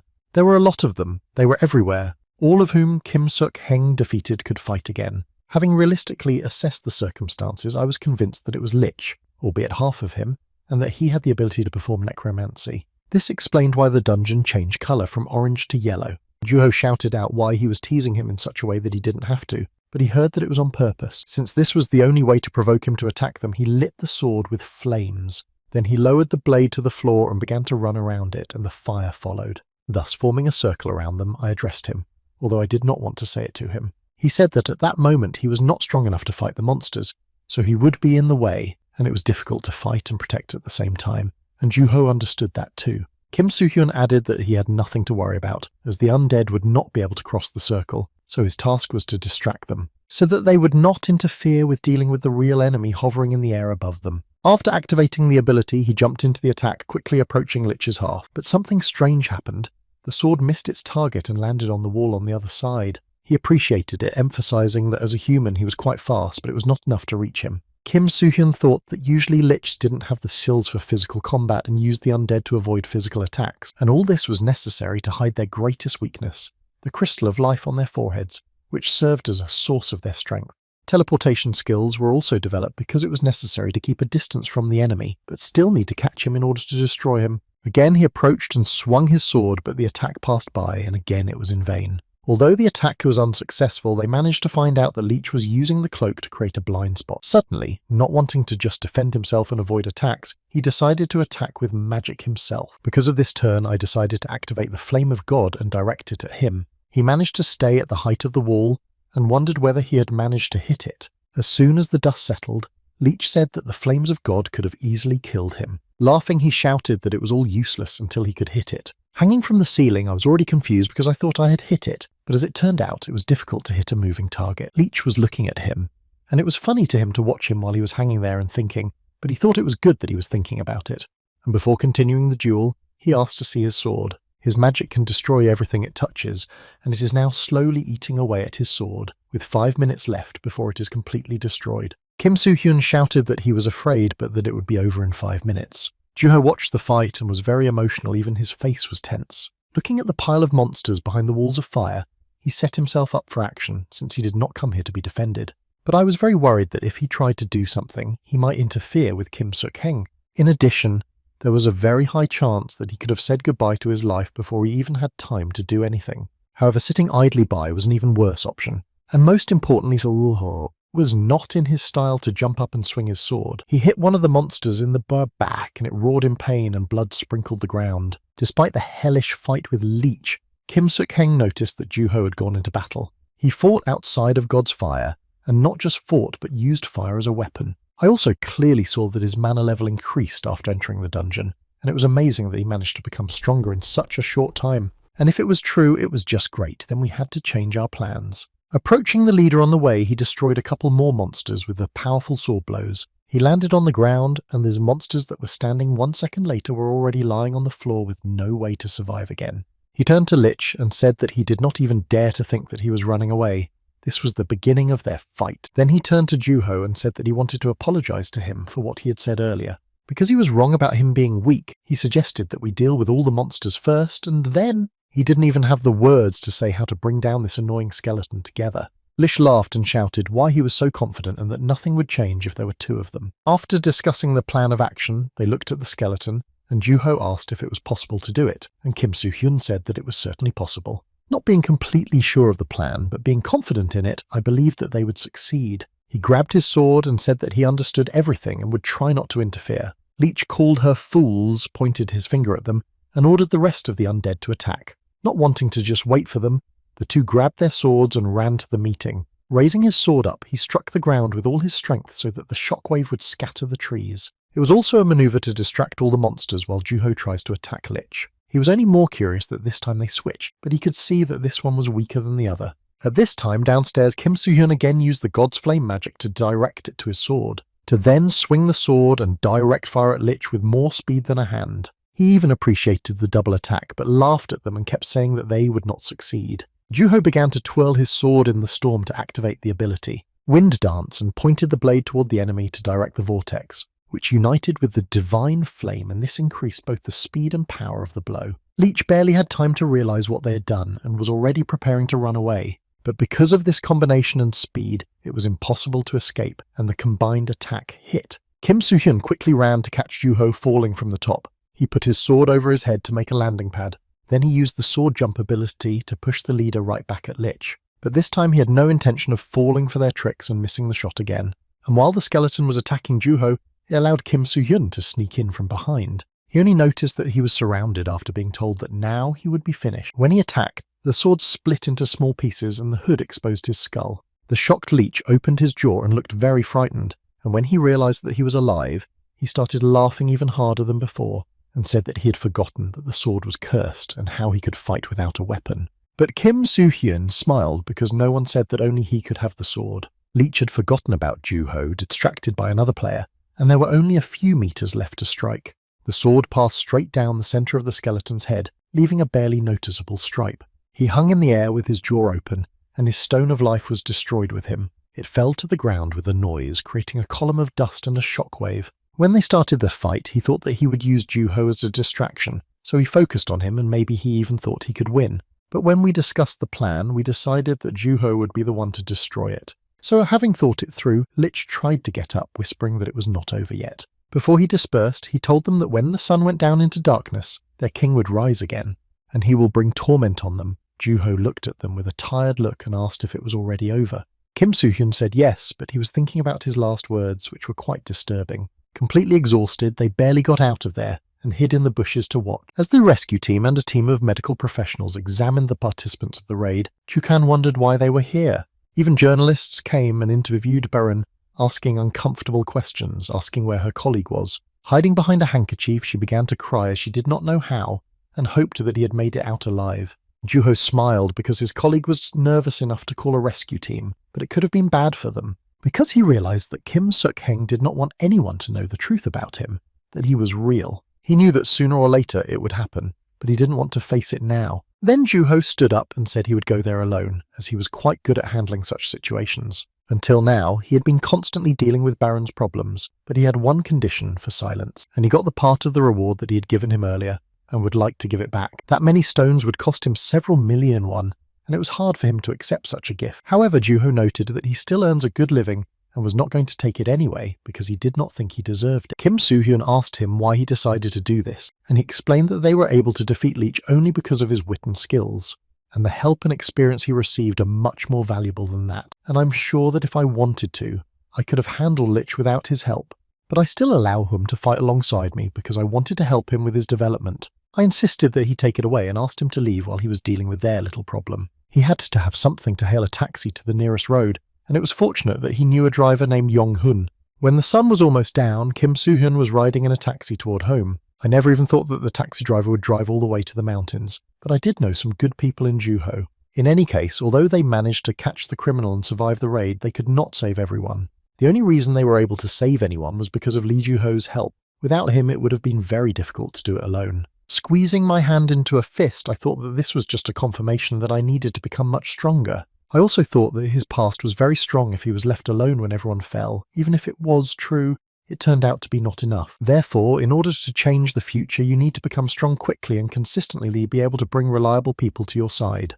But first of all, I had to think about myself, as my fatigue level was quite high.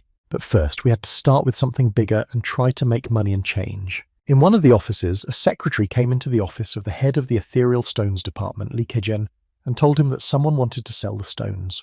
When the manager looked at the tablet, he couldn't understand why the assistant was so worried, and he said that the reason for the excitement was that the guy had brought more than 500 grams of ethereal stones with him, and his boss's mouth dropped open. Kim Soo-hyun sat waiting in the office hallway until his boss came to him and apologized for the wait. He shook hands and said that he was very pleased to meet him. His name was Lee Keng-zen, and he was the head of the auction house of ethereal stones. He sat down and continued the conversation, and he felt that he didn't have many ethereal stones with him. Taking one with tweezers, he examined it closely and determined that it was of impeccable quality. He knew well that such stones could only be found in yellow dungeons, so he asked if they were legal. And not that he suspected him, but as far as he knew, he had only a C rank, so it seemed strange that he had such ethereal stones that could only be found in yellow or higher dungeons. Kim Soo-hyun realized that the two were trying to lower the price, and told them that he just considered himself lucky because he was able to get something. As a reward for the dungeon, he put a stone on their pillow, which made their eyes crawl to their foreheads. It was an etheric stone of the highest level with the property of the crystal of life. Few people knew that the crystal was a valuable stone. It needed to be destroyed to destroy it, but the chance that it will drop as a reward for the dungeon is very low. He couldn't even hope for such luck, so if they were in doubt, it was time to leave. But Lee Kejin snatched him up and asked him to wait a bit longer. And why not calm down and discuss it again? But I noticed that my hands were empty. He opened his hands and saw that the stone had disappeared from his palms, looking to the side. I saw the guy throwing him up the hill and one step before he left the office. He stopped and warned me that he had heard the price they were going to offer only once. When I left the office, I looked at my phone and saw that 600 million won, had been credited to my account, which was a very good amount of money for them. However, on reflection, this will become nothing when a disaster strikes. But now I have to use it, and I didn't think that I would have any problems with money in the near future. Besides all this, he was very happy that he no longer needed financial assistance from his mother. When I entered the apartment, I met my mother, who was very excited to finally see her son. She was very happy and relieved that he had returned, but Kim Soo-hyun saw a bruise on his cheek. She welcomed him back and said that he should have told her that he was coming and that dinner was not yet ready. He took another good look and said that her face had become very thin and asked about the bruise on her cheek. My mum smiled and asked me not to worry, as nothing terrible had happened, and besides he knew where she worked, so he got it when she was breaking up people. He couldn't stand it any longer and shouted at her why she continued to work there. It was enough to go where she could get hurt. Not knowing what he was talking about, she took his hands and said that he was going to college soon, and she needed to pay for his education. She realized that she could not provide him with a good place to live, but she wanted to help as much as she could, and yet she has always been proud of him, so she wants him to be proud of her. Kim Soo-hyun stood there, not knowing what her words had said that could reach his heart. He remembered how his mother used to yell at him for not becoming the greatest awakened one with such mania. She told me to always try harder, because everyone should be proud of him. She always said that his main goal was to become a hero. While he was stuck in his thoughts, he only managed to hear his mother calling him a few times. He turned to his mother in a calm tone because he had something to tell her. They sat down at the table opposite each other and made themselves a hot glass of tea. The mother was frozen by the information that her son was awakened just like those on TV. He replied that he was well respected in the community and could earn as much as they did, so he planned to work as an awakened man and not go to college. I apologized because I should have told her everything earlier and didn't want to hide it from her. His mother calmed down a bit, smiled a little and asked him if he really wanted to do this, not because of money and respect, but because of desire. Remembering all the destruction, he bowed his head and said that he wanted it so badly. This answer made her feel better, and she exhaled and said that if this was the case, everything was fine. He thought that she would be angry about it, but to make sure he asked her if she was not. Because I thought there would be a bad reaction, I hid it from her for more than a year, and it's also a dangerous job. I thought she would be angry and worried, but my mum interrupted me and said that she was worried about him. But knowing that he had been hiding it from her for a year, he realizes that he can't convince her with a simple shout. And she doesn't want to forcefully change his life. She understands everything and wants him to make his own decisions and be happy. But she had one request. She asked him to tell her everything that worried him. He replied that he agreed to such conditions and was very grateful to her for everything. He asked her to listen for a minute because he had already managed to earn a little money while awake and thought it would be enough for her to quit her job. When she gave her the phone with a 600 million won transfer, her mother froze. The whole house could hear her screaming with joy. She could not believe what she was seeing and that they had become rich in such a short time. She threw the phone back to him and said that she needed to cook something for dinner, so she asked him to wait. My mum asked if he wanted something special, but Kim Soo-hyun kept quiet and just smiled. He had been dreaming of this warming atmosphere for a very long time, which had never been there before. At times, I was so glad that I was thinking about giving up everything and living such a quiet life. However, I realized that he was not the real Kim Soo-kang who was supposed to live here, and this warmth was supposed to be his.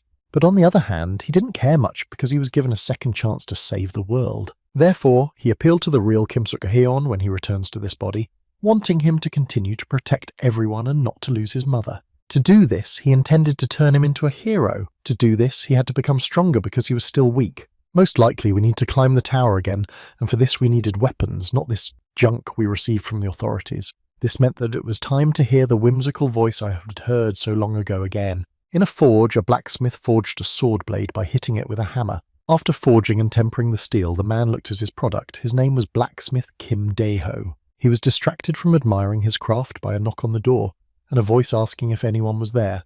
Not wanting to open it, he put the blade back on the anvil and began to hammer on it with a hammer, making loud sounds. But no matter how many times he knocked, the voice did not disappear, and he opened the door and shouted out who was disturbing him. Kim Soo-kang smiled and said he was very pleased to meet him. Koval did not understand who this guy was and why he came to him. The Holy Sword Balmung is the second name of the Holy Sword of the Dragon Slayer, and it was borrowed from the sword used by Siegfried. And it was this sword that he used in his past life when his name was Kim Seong-in. The greatest sword is created from an infinite amount of rare materials and the efforts of the awakened ones. In the past, he also had to visit Balmung's creator, blacksmith Kim Dae-ho. He remembered as clearly as now that when he entered, the blacksmith was sitting in front of the furnace forging iron, and his visit was related to the creation of one item that he ordered, and Kim Dae-ho said that the order was finished. The sword was on the anvil, its beauty was magnificent, it was one of the greatest masterpieces he had ever created, But then, for reasons of conscience, he could not accept it because he knew what he had gone through in creating this sword. The materials he chose to create the greatest masterpiece of all time were spent on him, because how dare he take him away, and he has never paid for his work since they have known each other. Moreover, the valuable materials he spent on creating the sword did not allow him to even touch it. The blacksmith waited for the boy to finish his speech and said that he had noticed that he was called a hero, despite the fact that he rarely left the forge. However, I noticed that the more famous he became, the more exhausted he became. I asked him if it didn't seem unfair to him that people around the world expected a lot from him, even though they gave nothing in return. But I thought that I still had to meet their expectations, because I was the only one capable of doing so I did not act fairly, wielding the sword to keep things fair. Just as people expect him to do something for free, he can do something for free, and in general he is the only one capable of creating such weapons. Kim Dae-ho was a master craftsman and his saviour, and also one of those who failed to be protected in his past life. A lot of time passed, and this time he had to protect him, but after finishing with his memories, he introduced himself to the blacksmith as Kim Soo-hyun, Kim. Koval said he had never heard the name and asked if he was an important person and how he had found it. When he said that he had heard that the blacksmith was making weapons for the awakened, he started screaming. After closing the door, he shouted that it was complete nonsense and that he had not made any weapons at all.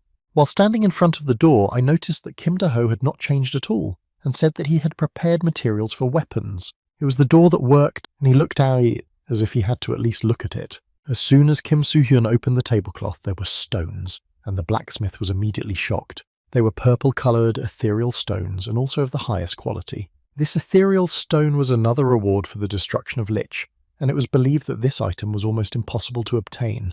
It was only after the breakthrough of the Gwangju dungeon that the world learned that higher-level ethereal stones could be obtained as a reward for dungeons. There were many uses for ethereal stones, although its greatest value was in the creation of weapons. The blacksmith, holding it in his hands, asked where he had gotten it from, but wondered if it was important to know. But of course it was not important to him, so he asked what he wanted him to do, and the answer was that he needed a great sword. When we went inside, Kim Dae-ho admitted that he thought he was nothing, but he saw that he knew his business and came to the right place. Therefore, we needed to take a closer look at the contract, but Kim Soo-kang said that he did not need to. Koval asked him if he even realised how valuable the material he had brought was, and he said yes. With a confident look, he assured me that he fully trusted the owner, and he knows that he is attracted to the process of creating a sword using an ethereal stone, not the sword itself. With his arms at his sides, blacksmith Kim Dae-ho's laughing laughter echoed throughout the forge. He appreciated that he was looking at an interesting guy and liked it. It was very good, and he will take this order and make a sword for him in the appropriate material. After saying thank you, Kim Soo-kang reached out his hand to seal the deal. As soon as they shook hands, he said that he had great faith and trust in him. It will take a long time to finish it, and if he needs weapons right now, he offered to take whatever he needs from his own stock. Leaving the house, he closed the door. It was already evening outside. Going in, he thought that the manufacturing process would take about 10 months, but it took longer than he thought. However, the weapon he chose was also very good, as expected from the master Kim Dae-ho. Now all that was left was to go only forward until the power increased and he entered the abyss. Once again I hit the spot in front of the male goalkeeper. The goalkeeper looked at him as he entered, and the system informed him that the test of the 11th floor was beginning. The next day, when I said goodbye to my mother, I went back to the abyss on the 12th floor. It didn't take long for him to draw the attention of the awakened ones to himself again, passing level after level. The enemies and trials were worthy, but the thirst for power was greater. The 15th and 16th floors passed unnoticed. Even giant monsters could not stand it and were destroyed by a sword. His goal was to get to the 20th floor, and it's been 6 months now. While in the hospital, Barun argued with Joo-ho because his treatment was supposed to take 6 weeks and she asked him to take care of himself. He told her that he was challenging the tower again, this time raising the difficulty level to 5th, and asked if it was too hard. Smiling, he closed his eyes and said that he could not give up just because of some difficulty, and he will never be able to catch up with Kim Suk-hyun if he feels sorry for himself. Then their conversation was interrupted by a phone call that rang throughout the ward. When he picked up the phone, he was very surprised by who was calling him. When he picked up the phone, Kim Soo-hyun said hello, and was very happy to hear from him, as it had been a long time. And if he was fine, I wanted to ask him for one favour, of course, if it was convenient for him. During the phone conversation, I asked Joo-ho for 3 things. First, to find a good apartment for the awakened one near Seoul. After handing over the store to his mum, he needed a good place to move to, and the second thing he wanted to do was learn as much as possible about the Dome Guild. They might have heard about the Gwangju dungeon, but Kim Yoon was the lowest of the guild, and they still wondered what happened to her. But he was afraid that it would be difficult to track them, and Joo-ho agreed without a second thought. He explained that he couldn't take care of it at the moment, and that he understood everything, so he asked me to rely on him. And finally, the third thing shocked him, because he said that on December 24 there would be a huge outbreak. As far as he knows, there should have been about 10,000 victims, and this will be the greatest tragedy in history. Juho wondered how he knew this information, but he couldn't tell him right now. Kim Soo-hyun understood that he was asking for a lot, and if he thought this request was too unpleasant, he would simply refuse. He told him all this only because he hoped he would believe him. After a second delay, he said that he would still do everything in his power. Glad that Juho heard him and accepted his request, he relied on him with a calm soul. The last thing he asked for was to help him in the upcoming tragedy in the dungeon of Anyan, so I was less than 6 months away from Christmas. Therefore, he needs to become stronger and is happy that he will receive the ordered weapon from the owner Kim Dae-ho as soon as he clears the 19th floor of the tower. He will be ready to meet the outbreak, but before that he needs to try to clear the 19th floor perfect. The system greeted him and informed him that he had entered the 19th floor of the exam tower. In the desert there was a skeleton of some large creature, and in it you could see many small spots that moved. The system reported that he had been transferred to a rat's den with the task of surviving falling on them, and was alarmed by their number. As soon as he landed, he got to his feet and looked at the rats that had noticed his appearance. It was obvious from the skeleton that they had been able to chew it up for a long time, and they were probably hungry. Pulling out the sword, I thought that now they looked at him as their food. Small rats were a very easy target and not difficult to kill. The jump ability worked well against them, allowing them to move quickly forward, scattering them in all directions. Suddenly, one of the rats jumped up and managed to reach my shoulder and duck further. Such a breakthrough meant that I had to be more focused because the rats had either poison or acid. It will still be a problem if they bite, so I had no time to play games and burned the attacking rats with holy fire. I leaned on one of the skeleton's ribs and watched them burn and thought that they did not pose a threat individually, but there were a lot of them. But if he continued to use the flame, he would spend a lot of mana, and it was not known what would happen next, so the task was to deal with them all at once. Suddenly, his thoughts were interrupted by the rats avoiding the fire and quickly approaching it. Because of their invasions, there was no time to even think about sending the rat to the other side with a strong kick. I managed to slide down and knock down all the annoying rats that were on it. While flying to the ground, I managed to see one interesting thing that caught my eye. There was a hole in the ground in front of him with cracks coming out of it, which could mean that there could be a void there. He thought that he had come up with a plan, and then he waved his sword and set it on fire with holy flames. He threw it down so that it got stuck in the ground and kicked it from the top, thus creating even bigger cracks. He managed to get rid of the rats in this way, but he himself fell into the void underground. Looking around, I realized that I was right, but it looked like the real test was starting here. One of the rats managed to survive and crawl out of the wreckage. Kim Soo-kang looked at him, but he did not attack. She abruptly started running away, which meant she was afraid, and the question was what exactly? Running away, I put my paw on the stone and it dropped like a button, even with such a small weight. Instantly, spears popped up and pierced her, and Kim Soo-hyun managed to find out that there were traps. Suddenly, there was a roar and noise from all sides, and the ground under my feet began to tremble. A large snake's head appeared in front of him, and he knew that rats were not all. Looking at the creature, I thought that my guesses were right, but now there were many problems. The snake attacked first with a flick of its tail and hit the ground, but I was able to dodge it because of my good reaction, and immediately tried to attack it before it attacked. It was hard to believe, but even the sword of Master Kim Dae-ho did not work, showing strong resistance to physical harm. If it was not possible to break through with force, it was time to use magic and direct the flames of God directly into the mouth. When I jumped to the ground and looked at the snake, sweat was on my cheek and a question was in my head. It was not so useless. The creature was not only physically strong, but it also meant a strong resistance to magic, and it made no sense to use the god's flame. The snake attacked not only with its tail, but also with its snout, which caused even more problems. They were faster and more powerful, and it was harder to run away from them. But she still managed to combine them, barely managing to escape one blow as the second one was just tailing him. This time I used a jump to blow myself up as it was the only way out. Suddenly, her mouth was behind him and only by sensation did he manage to turn around and insert his sword into her mouth. The creature was faster than he could have thought before and fought well to get rid of him, sending him into the wall. Thus she managed to get it out of her mouth and cause damage. Despite its large size, the snake was very agile. If this battle had taken place a month ago, such an opponent would not have been victorious. But now even such a huge snake was not an opponent for him, although it did not give up trying to destroy the stranger who entered its territory. Kim Soo-hyun realized that he had half as much mana left as after a normal battle, and wondered how it would end. I had to immobilize her and sharply headed for her muzzle. He used it as a springboard to jump up to the top. Grabbing a vine, he began to run along the walls to escape the attack. This made it possible for the trick, since no matter what level of magic he had, it would hurt if he got here. The blow was really powerful, and she was thrown against the wall and could be seen wrapped in vines in some places, but it could still move its tail even though it was so high up that such a blow could have hit it. Somehow I managed to avoid it as it missed me by a few centimeters. These circumstances also turned out to be a great moment to try to hurt her again. The sword slid down the body of the snake, leaving a line from the divine flame. Before landing, he hit a ledge hard and fell to the ground. Rising to his elbow, he felt the pain piercing his body. The fall was really hard. The snake also wanted to take advantage of the moment when he was barely moving and deal with him in one fell swoop.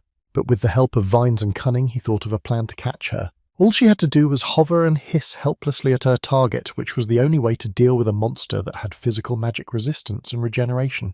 But even so, he told the snake that it could not win because it had a more destructive power. After I raised my hand up and directed the flame there, a bird of God appeared. God's flame. Phoenix is one of the types of God's flame summoning. He managed to get this skill on the 18th floor when the skill level increased. It was not a simple skill at all, but thanks to it you can summon a beast to which you can give orders and control it. However, the downside was that it consumed more mana than he could have thought, but the result was worth it. The destructive power of this phoenix is 10 times greater than the power of God's own flame. The bird was quickly heading toward the snake, which hissed as if it sensed its imminent end. He managed to stitch it through, leaving a huge hole. The bird came back and sat on his hand, and the system reported that he had completed 100% of the achievements and finished the 19th floor. The complexity of the exam tower increases every 10 levels, just like last time on the 10th level. This time on the 20th it will not be easy. That's why I did everything I could to prepare for it over the past 6 months. Now there was only one thing left, the sword he had been waiting for. In front of a bulletin board that said Kim Suk-heng had won again, people were vigorously discussing it, even thinking that he was not human. Even on the internet, it was written that he managed to break 9 records and ignored all attempts by associations to contact him and did not respond to guild invitations. While sitting in a coffee shop, Juho noticed a luxury car pull up. Kim Soo-hyun came out of it wearing new clothes, and people did not take their eyes off him or the car. Juho came out and they greeted each other and were happy to see each other. With a strange expression on his face, he asked me if I liked the car he gave me. He said it was a little bit because of the rat, but Juho denied it because when he found out what he was driving, he was shocked. After all, the awakened man had many places to visit and added that this car had an 8 engine. When we went inside and sat down, I asked him how he was preparing for the 20th floor. He replied that he was fine, but that he was postponing the entrance because he was waiting for one thing, and that he was supposed to pick it up today. He also thanked him for stopping by his house and his mum's store, but he was only too happy to help. Moving on to business, Juho said that he managed to organise a meeting with the director of an agency next month, and that they might be able to help. I looked away and thought that in the next place it was going to be before the outbreak 2 months ago, it sounded so-so. There was also a question about the Garbage Collectors Guild, and that was the next thing he had to tell us. I asked everyone, but I never got an answer. It seemed to me that they were hiding very well. But I found out that the destruction and disappearance of the Awakened had increased due to the recent increase in the water table. So there is nothing to be done with this information, but I have found cases where the Awakened were left alive right in the middle of the street. And after the investigation, it turned out that these Awakened people had been poisoned. The first thing that came to mind was how the head of the guild, Ares, destroyed that guy with just one touch. He asked me to find out more because he didn't like such cases in general. As soon as they finished talking, Juho wished them a safe trip, and to see them soon, Kim Soo-hyun left and headed for his car. With only 3 months to go before the outbreak in Anyang, Juho tried his best, but nothing was coming of it, so the best way to deal with it was to get involved personally. I was waiting for him in the blacksmith's workshop and meanwhile examined his weapons. Kim Da-ho came into the room with something rolled up in his hands and apologised for the weight. It was hard to handle the material, but he liked working with it and guaranteed its strength, so he just had to take a look. When he opened it, he could not take his eyes off it, thinking that it was exactly the same as it was then. He was very kind, but even without picking it up, he realised that it was exactly the sword he needed, that it was alive. Then he grabbed the sword he had borrowed earlier and took it outside. He threw it up so sharply that it started spinning in the air, and then he held up a new sword and pointed it at the place where the old one should have fallen, and when they touched, it shattered into pieces. The sharpness and durability are just perfect. It responds to his mana and understands what to cut and what not. It was a great sword, even smiled at how great the result was. After taking a drag of his cigarette, the blacksmith asked him if he had already come up with a name for the weapon. Kim Soo-hyun thought about it for a while and said the word gram with the sword that slayed the dragons. Kim Dae-ho didn't understand what grams he was talking about. He asked if it was 100 grams or 200 grams. He didn't understand what he was talking about. Gram is an alternative name for Balmung in Northern Europe and could not call him that again, but did not want to give up the name of the destroyer of the gods. As soon as he left the forge, he said he was leaving, but Kim Do-ho stopped him and offered to at least drink tea, and although it was very kind, he had things to do. Night descended on the castle, and only the burning torches provided light around. Inside, a soldier in uniform was wandering around, doing his duty to keep the peace. Suddenly, Commander Maxman came to his post and realized that the soldier was scared because of his appearance, so he tried to calm him down by asking if everything was okay in the outfit. He understood that his subordinate was tired because of the succession of shifts, but he asked him to stay a little longer. The castle would be in danger if Odrum invaded. I looked out the window and saw the moon rising, shining its light inside, and thought that half a month had passed at this pace. We had to figure out what to do next, and suddenly someone came up behind us and asked if he had any problems.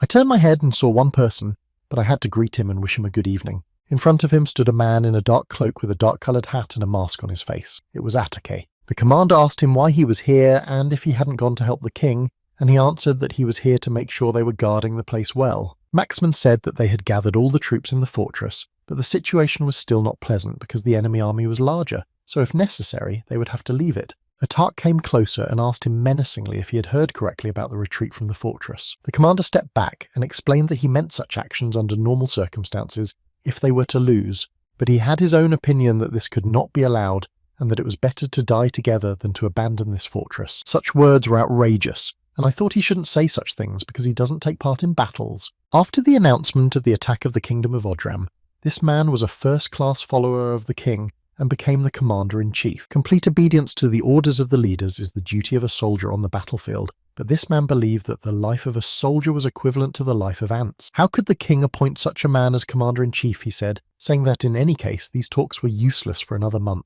Wasn't that enough for the hero of the kingdom, Commander Maxman? He shouted in their wake, even if they lasted as long as they did, nothing would change. Suddenly, they heard a roar and the ground began to shake under their feet. They did not realize what was happening. A private came running and said that they were in trouble, that an unexpected external attack had recently taken place, and the gates of the fortress were destroyed by one incredible boy. A few hours ago, in front of the gate of the 20th floor of the exam tower, Kim Soo-hyun approached the goalkeeper who was sitting in front of the entrance and was happy to see him. It was very rare for him to meet a rich man like him here in fashionable clothes, and with such interesting weapons. The gatekeeper asked him if he had come for help, and he answered yes, and immediately asked if he could have it, and he showed that he wanted money. Kim Soo-hyun mentioned that the higher the floor was, the heavier the goalkeepers became. In order to close all the questions at once, he said he would give 10,000 points and thought it would be enough. It made the man laugh so much that he laughed non-stop and could not calm down. He laughed because it was calculated with so many points that it took ordinary people 10 years to save up.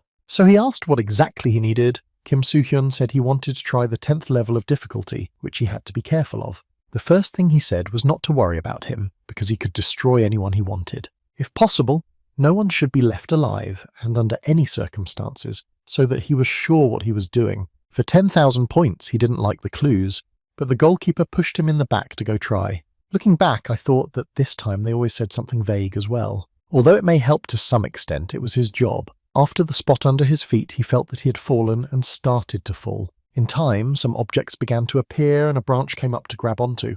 As a result, the speed of the fall decreased and he managed to land without any injuries. After examining the area, he saw a well-fortified fortress from the cliff in front of him. The screen came up and said that the 20th floor begins with a test of the 10th level of difficulty. The fortress of the Kingdom of Grandlam was a fortress with iron walls and thousands of soldiers. But it was said that they were not his enemies during the test. He could even save his comrades. He had to reveal the secrets of the castle and survive. This time the explanation was longer than usual, but the longer the more conclusions can be drawn. The system asked to capture the fortress and reveal the secrets. So the goal of the test was not to win the siege, but the question was how to capture it without battles. Waiting until nightfall, I lit a fire and looked at the diagram for a long time, wondering how to act. The walls are so thick that it is not an exaggeration to call them iron. The level of soldiers was also high, and there were many who possessed magic. And in general, the situation pulled us to the C rank when it was weaker in terms of numbers and position, because it was impossible to capture and destroy anyone and still reveal the secret. The deadline was 1 month, and although there was a lot of time and no freedom of action, I decided to go ahead. The guards were alerted when he approached them and asked who he was. When he approached and greeted me, he called himself a simple traveller who had lost his way and asked if he could stay in the fortress for a while. They called him crazy, shouted at him what kingdom he was from, and asked if he could see that martial law was in effect. With 2 months to go before the outbreak, he has to overcome the ordeal as soon as possible and return to be fully armed. I ducked down and reached for my sword. If there was no other way out, I needed strength. He apologized, shouted that in that case he would enter by force, and jumped over them. At that moment, he swung his sword and struck with such force that he cut through the wall. When the gates fell, soldiers were already waiting behind them, ready to defend the fortress. Kim Soo-hyun looked at the gram and looked at it for a long time while there was a commotion around him, realizing that the more he used it, the more he saw that this sword was indeed the same glorified sword and resonates with it, and through it can safely adjust the sharpness of the blade. He ran sharply in front, scattering the guards to the right and left. He turned his head to make sure they weren't following him, and he succeeded. There was nothing that this sword could not cut, and at the same time I bet that it did not cut anything. On the second line of defense were archers who had the intruder in their sights. They did not wait a second and fired arrows at him, not knowing that he would easily deflect them. To prevent them from harming him, it is necessary to deal with them. I pushed the first rifleman commander to stop commanding and shouting. He looked down to make sure he was okay and heard him moaning in utter pain. Suddenly, I heard an incomprehensible commotion and screams coming from behind me. It was clear that they were holding back some man who was ordering everyone to retreat and that he would be his opponent. The soldiers surrendered him, calling him a commander, but something strange was going on. The soldiers focused on protecting the commander rather than defeating him. Despite the fact that he was in command, they did not listen to him, prioritizing defense. To understand the situation, I thought I would make some noise here and attack their commander to speed things up. Using a jump, he jumped over the heads of the soldiers in the direction of their commander. The archers were ordered to shoot and stop him by firing an arrow with a rope. It hit, but did not stop the archer. On the contrary, it pulled him along. I caught it and flew down with it in my hands, and it caused them to stop attacking with arrows. Just before the landing, he released him and the commander managed to escape from the soldier's hands. Only when I came face to face did I realize that this man was very strong. Their blows raised dust, and the soldiers were lying on their sides looking at each other. One of the soldiers asked his commander if everything was okay, and he told him not to worry. Because he will be the enemy, I ordered him to focus on the situation outside the fortress walls. This guy is not a spy, he is a stranger and does everything on his own. Kim Soo-hyun was surprised by this because he had good judgment skills appropriate for a commander and an ability level equal to the A rank of the Awakened. As expected from this man, that's why people were worried about him and asked him to be careful. They looked at him with faith in their eyes, each of them ready to lay down their lives for him. 20 years ago in the battle with Odrum, it was he who saved them and led them to victory, and this time they will be able to win with him. Looking at this, I realized that I was right to feel that the soldiers believed in him, and that was probably why he was a hero. But no one knew that this faith was like shackles on this man's feet. He also had such shackles when he was a hero in that life. He said to the commander that he was sorry that he had to open the gate without permission. It was a very urgent matter, and asked if he would allow him to enter the fortress. But he was outraged, calling it a lie. Their kingdom was in martial law at such a time who destroyed the gates and threatened the soldiers with no place in the fortress. He drew his hand back and shouted that in that case he would have to commit the crime again. A way to capture a fortress without shedding blood and convince the person who had the most trust. Holding each other with their blades, Maxman asked him in a stern tone who he was. He didn't notice that he had tied a rope around his arm while he was distracted. The one that had been on his leg earlier, from the archer's arrow, but it was unclear how he did it. He turned on the transformation ability and used the giant's arm to swing at him. Through this person, he could learn all the secrets of this place and pass the test perfectly. And if it is possible to try to break his shackles, a powerful blow of stones was heard and dust was thrown into the air. The soldiers were worried, and when everything was settled and it became clear that neither the guy nor the commander was there, the sergeant ordered the first half of the soldiers to search everything and find the commander, and the second half to be vigilant and defend the fortress. Commander Maxman fell from a black portal in one of the fortress's places. Behind him, Kim Soo-hyun calmly walked out looking at where he had managed to get to. Still, he was happy to spend the points on the 15th floor to unlock such an ability. This skill was called the Tail of Shadows. It allowed you to move from one shadow to another, basically an attribute of awakened criminals. It takes a lot of time and mana to use it, as it was a complex skill with a limited number of uses per day, and it was perfect for this task. He prepared it just in case he needed to hide or infiltrate somewhere. He shook his head a few more times to make sure everything worked, and he managed to get into the fortress. The masked man felt that someone was a stranger and went in search of him. Kim Soo-hyun also felt that there was a very ugly smell in that place, but there was no time for that. He had to ask the commander all the secrets of the place. He hid his sword, knelt down to untangle the man's hand, and apologized for the situation because it was the only way to talk face to face. Maxman asked if his task was not to destroy the fortress and their kingdom, and was told that it was not. Then he got angry because why would he destroy the gate and attack the knights in that case? In a calm voice, he explained to him that he had no other choice because the soldiers were not letting him pass and that he could not waste time because he was in a hurry. Because he has information that there will be problems in this fortress in the near future. The commander looked at me and asked if it had anything to do with Odram, but he had no answer because he didn't know for sure, so he came everywhere. But if something happens, it will be much more terrible than a simple war between kingdoms. I asked him if anything strange had happened in the fortress recently. Climbing up on him, he said, even if something was happening, how could he believe it? How could he know that he was not a spy? After exhaling, Kim Soo-hyun explained that if he were a spy for another kingdom, he would not use such a complicated option, because he could easily destroy the fortress and all the soldiers, including him. Upon reflection, I really noticed that there was no one who could resist this guy after the sword strike. He went on to say that in the end there was no other way out and that he could not break him just because he did not believe him. Kim Soo-hyun asked him again if he would tell us what was really going on here.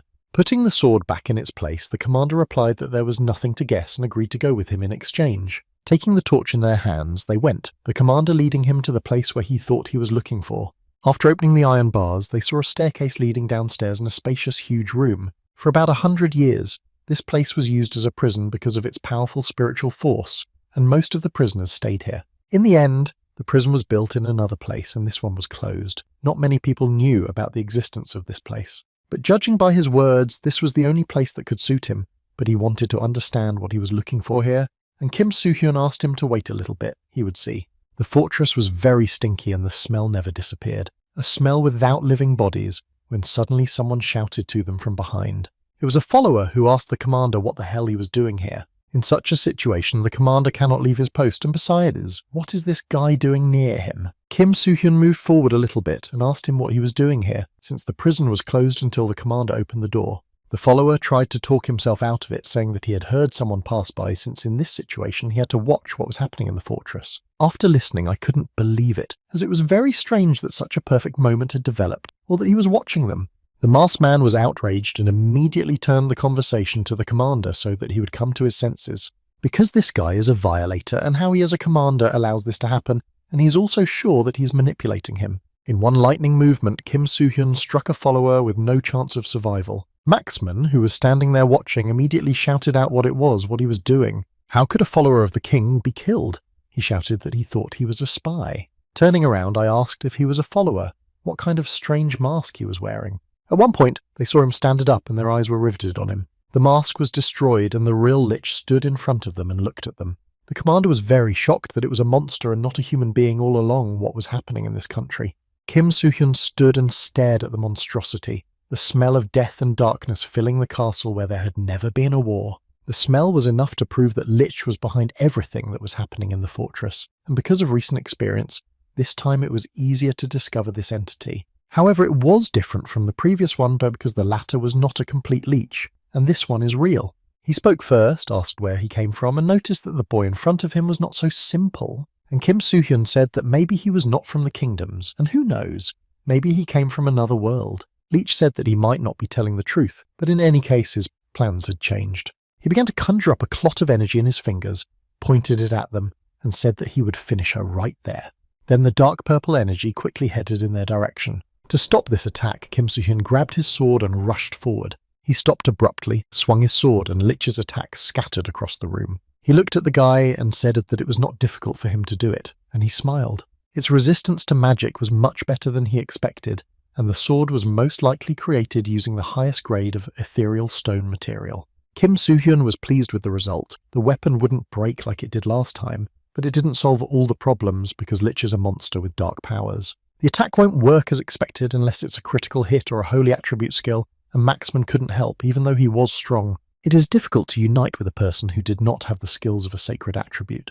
In this case, it was necessary to use the holy fire to crush Lich. The attack was quite strong and fast, but the monster managed to rebound and fly up. In this case, he tried to direct the fire from his sword at him. To stop this, he sent his dark energy to the meeting, but it didn't work. It was quite surprising that the flame could not suppress the spirit of Lich. Its power could not be compared to others because it was half as strong. And if he continued to use holy fire, he could at least hold out, but spending mana was not an option either. In any case, the battle had to end quickly, and there was no choice but to aim the sword at the Stone of Life. Despite the fast attacks that killed ordinary monsters, Lich had no trouble avoiding them. To avoid falling to the ground, he stuck his sword into the wall and stayed there. and with his other free hand he directed the flames at him again. Several such attacks failed, and he dodged to the left and right, and after waiting for the moment, he accumulated energy again and hit the place where Kim Suk-heng was hanging. Because of the smoke created by the blow, I managed to jump out of there and go into the monster's back. The blow was very strong, and I couldn't even understand how it happened. Quickly moving to the ground, he wanted to finish the fight with his next punch, but Lich released energy to form wings, which allowed him to stop him in his tracks. Such a trick made us think that the enemy was more serious than we had previously thought. He immediately rushed into battle, making dangerous attempts to destroy the enemy every time. As before, he skillfully fought off any danger with his sword. The fight stopped for a minute, and Lich went down to the ground, and they looked at each other intently. Kim Soo-hyun noticed one strange thing about having so much dark energy. It didn't look like he was seriously fighting. I had a feeling that he was not showing his full strength, which could mean that he either had other intentions or was up to something. Leech shouted with an evil smile that everything was ready and now the games were over. And the dark energy was no longer flying at Kim Suk-hung but at Commander Maxman. We barely managed to get behind him and save him. But while they were doing this, the gate behind them was blown to pieces. The commander asked if the Lichs were capable of controlling the darkness. Even so, but it was not so. It meant that this was his nest, a dark, creepy place where the light does not reach, and a place where images of hatred and energy are mixed up. Having overheard their conversation, the monster said that they had finally managed to understand everything. Everything was right. This place was a refuge. The cries of the destroyed people still echo sweetly. From behind them, two voices simultaneously told them that this was their shelter. We turned our heads and saw two more people coming out of the destroyed bars. It was already a problem that there were three of them and they surrounded them. Kim Soo-hyun was now confident that although the fortress was large, thousands of soldiers were concentrated in a small area, and the Liches had broken in under the false pretense of followers. Leech in the red cape said that they had been dragging their feet for too long, so they didn't want to waste any more time on these losers. Maxan asked what they were saying and what their plan was, and Soo-hyun asked him if he knew that these monsters also had a king. King Lich is the king of the Lichs who ruled the world of the undead, and there are several ways to summon him. And one of them was a human sacrifice, and the commander's face showed shock. Since I immediately remembered the conversation in the corridor with him, I realized that these monsters would sacrifice soldiers. Confirming his words, he said that everything was correct and that King Leech would be called to this place. They appreciated this knowledge because people did not know that their king existed. Leech, with whom he was fighting, also spoke and said that they were right and their arguments were true. In search of a suitable sacrifice to resurrect the king, they came across this kingdom. After they invaded the kingdom, they removed the king, but they did not remove the body but revived it by making it a puppet and manipulating it to appoint followers. Commander Maxman was losing his nerve, and his anger was expressed by calling the monsters low grade. But the chief priest did not pay attention, saying that from the very beginning the ceremony was supposed to take place in a month, but the altar was ready earlier than expected. Soo had noticed that the commander was about to get out of control and stopped him, allowing Leech to finish. He added that now their goal is to deal with them and perform the ceremony. After assessing the situation, I thought that 3 Lichs were quite difficult opponents, but not so difficult that I couldn't handle them myself. I just needed to adjust my mana. Chief Lich raised his hand and his silhouette shone with purple energy, and a wall began to appear around Kim Suk-heng and Commander Maxman. But suddenly they were surrounded by a cube, and they stood there not knowing what to do. It was a barrier of darkness. It compresses the entire space of a higher level Lich skill, so it could mean that this bastard was not a simple Lich. And since the others were bowing to him, he was the apostle of King Lich. He raised his hand and said that this was the end and said goodbye to them. The cube began to close completely. Even attempts to ignite the flame failed. They went on, confident in their victory because they knew they were finished. But suddenly the barrier broke into small pieces and they stopped. And when they turned around, they were shocked as to how this could have happened. Commander Maxman managed to destroy it with a powerful blow of his sword. Chief Lich muttered that this was impossible and that this skill was not subject to physical or magical attacks. They even started to panic about who he was and whether he was carrying a holy sword, and he closed their mouths and asked them not to talk nonsense because he had a very ordinary sword. He grabbed his sword with both hands and said that he was just an ordinary paladin. For killing their king and trying to sacrifice soldiers, he never asked them to come and make sure that they are sure to die here. Therefore, whatever their plan, he will put an end to them all and rushed to attack. The first person to jump out was Leech in a red cape, who shouted that if it was true, he was a very annoying person. The main one ordered the second one to leave the fortress and call the zombies to surround the castle so that people could not escape.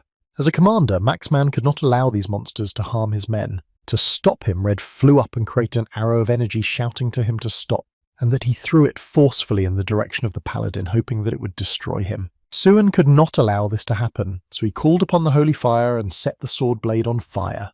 Then he summoned the phoenix and it flew to meet the dark arrow. His strong beak made the arrow disappear into the air, and the bird turned around and looked at Lich. He shouted that this bird was crazy and he couldn't handle it. Phoenix noticed another one downstairs, and it was clear that he was afraid. And when the bird started to fly after him, he started to run away with all his strength, shouting that he hadn't done anything yet. While they were all busy and had a moment, Suhan turned around and asked the captain who he was. The fact that the king was gone and the fact that a bunch of soldiers in this fortress might soon die. So you can see from him what he was going through. He talked to himself and asked to pull himself together, as it was not the time to give in to anger, but he did not know what to do. Suhan told the captain that he was the commander of this battlefield. He added that if he was okay, he wanted me to trust him and follow him at least this time. Then he asked if he was ready, and all the time they were talking, the Red Leech was fighting the Phoenix. Maxman looked down and found it really hard to think in this situation. Would it be right to leave him alone and leave? But he interrupted him and said that he still owed him a debt and would like to repay it. But time was running out, so he asked me to make a decision whether this fortress or the lives of the soldiers were more important to him. After these words, the captain silently turned around and headed for the exit. Then Suhan raised his sword, exhaled, and thought that the goalkeeper had meant it. Those words meant what he had to do and a separate task for someone else on this battlefield. Captain Maxman is left to defend the soldiers when he has to. He did what he had to do and made a rather unexpected move. Chief Leech shouted out what the hell he was doing and what he had just done. Suhan stood calmly with his back to him and hid his sword back. At that time, a clear line formed on the wall, from which light was coming through, and the wall moved. There was a pile of stones around, and they were falling everywhere, even on Lichev. This unusual move made them nervous and angry, and they even started calling him crazy. This noise attracted all the soldiers who were outside. The fortress collapsed, and from the rubble you could see purple dark energy trying to break through. As the apostle was hanging in the air, he first looked at everything and spoke with an angry voice, that they were only causing trouble because of their stupidity and would not repeat it, so he ordered them to go immediately and call in the zombies. If he doesn't start immediately, he'll kill him first and then that guy. Cherveny was ordered to go and check the altar. The ceremony can only take place if the altar is intact. But suddenly I turned my head red and saw the phoenix rushing toward him. I barely managed to jump out of the way, and the suddenness of it took my breath away, and the voice behind him asking where he was going made him scared. Passing exactly in the centre of the Red Lich was defeated, he only managed to say when he had time. At this the apostle growled and called him insolent, and as he dared, and he attacked quite quickly and strongly, even though it never worked. But it managed to distract his attention and he managed to get downstairs. I put my hands together and began to accumulate energy. Suhan looked around and saw that he was stuck in the cube again, still in the air. Seeing that things were bad, Phoenix shouted with all his might. The cube began to crack and collapse, blue flames bursting out. And when it collapsed completely, he managed to jump out unharmed and was pleased with the result. Leech paused and began to tell him to stop floundering, as he knew that the bird absorbs all the mana, and if he accepted defeat, he would do everything quickly. Suhan smiled and confirmed that he was right. The bird was consuming a lot of mana. But who says he'll be powerless if he runs out of mana? Before Captain Maxman was about to leave, he shouted out if there was anything he could do to help. Then he came back and told him that everything was fine and that he had already helped him enough, since he managed to borrow his holy sword ability through transformation. And now we can start this fight in earnest, so I shouted to him to get ready. Although there were soldiers after the battle, there were no casualties or injuries, and during the destruction of the fortress none of them were covered with debris. Lich came out and looked at them and muttered that the apostle always grumbled a lot, and if they did not do what he said, he would get angry and there would be trouble. Then he climbed even higher, raised his hands to the mountain and shouted for the zombies to rise up. The zombies were very similar to the lychees and had the shape of skeletons. The soldiers realized that the monster hovering in the air was calling zombies and wanted to attack it. But then Captain Maxman came to the surface and called his sergeant. He told him that everything would be fine and was able to evacuate all the nearest knights so that there would be few casualties. But this was not a priority now, and I asked if the gate repair had been completed, and the sergeant replied that it was not complete. The captain ordered to block the gate by all possible means, as they had to save the fortress and he would deal with this monster. But the sergeant objected and did not want to go, saying that the advanced soldiers would deal with the zombies and they would be with him. Maxman listened, smiled, and ordered us to stand on the defense and follow him. When I looked at Lich, I thought that it was not about fighting, but about his duty to protect the soldiers, and that the other guy had to finish the rest of the job, who at that very moment was trying to finally reach the main Lich. Although he was skillfully dodging all the time, one attack managed to cut a piece of his skull. Screaming in pain, he flew to the ground, dust rose and pieces of the wall flew off. I stood up on my elbows and couldn't believe that people were capable of such things. For almost 100 years he became stronger and stronger, and dared to say that he was the strongest among the apostles. However, he did not understand how he could not resist just one person, and the sword blade finally hit the life stone and Lich froze in place. He managed to speak even with his Jiumaz stones cut in half, namely that he could not lose and fall in such a place and their plans were ruined. Suan watched and was surprised that he hadn't disappeared yet, proof that this was no ordinary Lich. I shouted at him not to crucify himself in vain, and these words made him angry. He shouted out that thousands of apostles were working day and night to resurrect the king, and even if he had 10 years to spare, he would not stop them. Therefore, in the end, the king will rise and plunge the world into darkness. Then Suhan came up to him and repeated that it was all in vain, because their king Lich would fall by his hand anyway. He struck at it with his sword, and it began to scatter across the ruined room. And indeed, what he told Lich was true, because King Lich had entered the world in his past life through outbreaking, and he was the one who defeated him. And it is strange that both in the dungeon and now Lich was remembered as their king. It could also mean that his resurrection could have happened earlier than he thought, and in general, progress is going faster than it was then. First, I had to deal with everyone who was in front of me, Gual me, and then I would think about the future, and there was only Lich. I wondered if the captain was holding up well at the time he fought him. Maxman realised that it was difficult to resist him because his movements were unpredictable, and he also took advantage of his weakness in aerial combat. But the first task was not to shoot it down, but to be careful not to let it get close to the soldiers. And soon the guy was going to come, so we had to hold on a little longer, and Lich's look changed dramatically. He was frozen in the air, not moving and only muttering that his friends were gone. The captain was happy. It meant that the guy had finally made it. Lich abruptly began laughing, screaming, and behaving quite frantically. A huge seal of energy enveloped the castle and its immediate area. The soldiers fell to the ground, grabbed their throats, and felt it was hard to breathe. The commander yelled at him to stop torturing his subordinates immediately. He knew that ordinary soldiers would not be able to withstand such a level of spiritual power if his skill remained active. But suddenly, like a bullet, something passed by the captain, and he could not even see what it was. Suan, with a clenched fist, was approaching Lich very quickly. Clenching his teeth, he struck him in the neck with such force that if it had been an ordinary monster, he would have been dead in a second. The impact sent the monster flying into the tower behind him. Maxman was happy to see the boy and asked if he had managed to defeat the creature, and heard that he had. Looking back at the soldier, he said that he was not doing well, and if he had been even a little bit late, nothing would have happened here. This Lich used the ability Absorption of the Dead to absorb the energy of the dead and living within the area of effect and use magic to make them stronger. Then Suhan remembered what he had meant by the gate, that if possible, no one should be destroyed. If the number of victims had increased, the magic would have been stronger than it is now.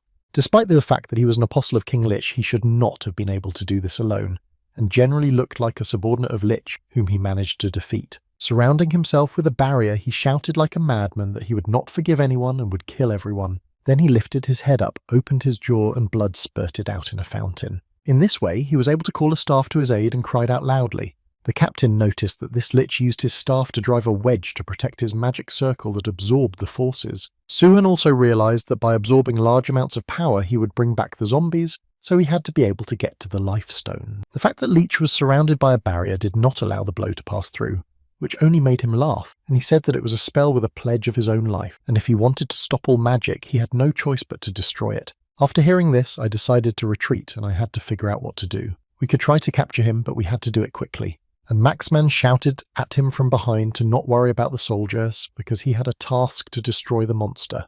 And his task is to protect the soldiers at any cost, and he will do it. With all his might, the captain drove the sword into the ground, blue streams of energy bursting out from under it. The blue energy began to expand rapidly and managed to form a dome over the fortress. The soldiers began to get up and noticed that the energy that was pressing on their bodies and preventing them from breathing had disappeared. Maxman said that as a paladin, this was his best and last skill.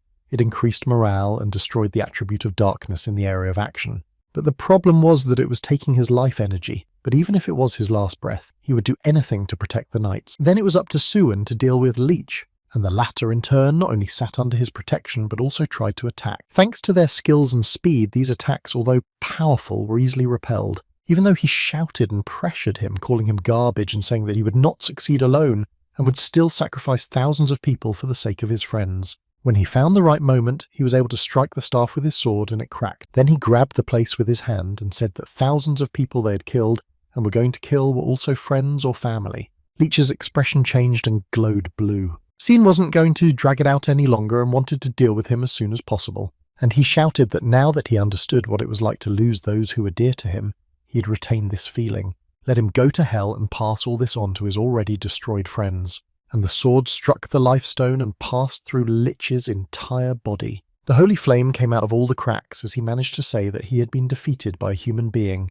Immediately after the destruction of the staff and Lich, the zombies he summoned began to fall. Up until that moment, Captain Maxman had kept his barrier up for the sake of all people. And as soon as I was convinced that it was over, I could no longer stand on my feet. Suhan came up just in time and caught him by the arm before he could fall. When the captain heard that he had destroyed all the Lichs, he breathed a sigh of relief. Before getting drunk with the victory, he wanted to take a break and asked if the guy was okay. In turn, he also collapsed on the ground from fatigue, wiping the sweat from his forehead and wanting to rest a little too. Meanwhile, in Seoul, in the building of the Awakened Management Agency, a man in a suit shouted that in 3 months, the dungeon would appear in the city of Anyang and cause outbreaks of greater nonsense than I have ever heard. It was the director of the Awakened Agency, Sun Ken-tae, and he was very unhappy. He yelled at Juho that he was offering to take his word for it, and he proved that people cannot predict the appearance of a dungeon, let alone that outbreaking would begin immediately after it. Even when dungeons appear, they cannot immediately cause such events. At least a month must pass. Juho calmly said that even once the process of the dungeon's emergence went beyond common sense. But whatever happens, this problem cannot be overlooked, as the population of Anyang is 600,000 people, and they were all under threat. And the director intercepted the words and said that if they did nothing, his head would fall off his shoulders and then 60 million people could suffer because of the fear. Kim Do came into the office. He was from the Awakened Agency with an A rank and asked me to stop because there was no end to such conversations. The director asked him what he thought about all this and whether it made sense, to which he said that such cases had never happened, but that Juho's arguments were also correct. The problem was in the second, namely how reliable the information was. Unless he was influenced by ogres and asked directly who gave him this information. As calmly as before, he said that the source was very obvious and they had probably already heard the name. This message was from Kim Soo-hyun, and they were both surprised because they knew that the newcomer could change his rank and make a quiet mess in the abyss. The director asked him suspiciously if he knew him personally, but Kim Do knew that a man named Kim Soo-hyun was also in the dungeon with Juho. Although the information said that he had only C rank, Juho was right, so he asked if the director had changed his mind. After a moment's silence, he said no and nothing had changed. Since there was no data confirming his identity, they could not trust him. And what will happen if he does trust him and evacuates all the citizens? But nothing happens, and he will be responsible for everything as a director. On the other hand, the dungeon is a kind of natural disaster, and even if most of them die, he will not be held responsible for it all. Juho was shocked that he would purposely pretend to be unaware of the situation just because he didn't want to take responsibility. Sun Kyung-tae added at the end that he had the last word, so he emphasized that he should consider that this conversation did not take place. Meanwhile, the system informed Suhen that he had passed the test with flying colors and was awarded 100,000 points as well as increased strength, agility, and endurance. He breathed a sigh of relief and agreed that it was very difficult because after all 3 Lichs of the Apostle opposed him, and it was only on the 20th floor and the 10th level of difficulty, but it was a significant achievement nonetheless. The coefficient was 70, and the level of magical power was at the 7th level, which corresponded to the S rank. The system reported the calculation of achievements. The number of windows meant that he could get help from as many people as he wrote the assignment at first, and then it became clear why he was given a month to do it. And because I was used to doing everything alone, I had a strange feeling that I was in the red. Then I noticed how the people under the leadership of Captain Maxman cleaned up and rebuilt everything quite quickly. So it made me change my mind a bit, because at least this time he was not alone. The commander told his men that the affairs in the fortress were settled, but the kingdom of Odram could attack at any moment, so he ordered to rebuild the gates as soon as possible. Suhan came up to him and asked if he was very busy, and he looked at the guy. He said that he came up just in time because he was looking for him, and thought that he had already left without treating his injuries. Maxman smiled and said that he wanted to thank him in front of everyone, but Suhan said that was why he ran away. Scratching his neck, he looked away and said that he was embarrassed when people praised him. The captain's smile disappeared, and he looked at him carefully, as he had done the same after contributing to the last battle.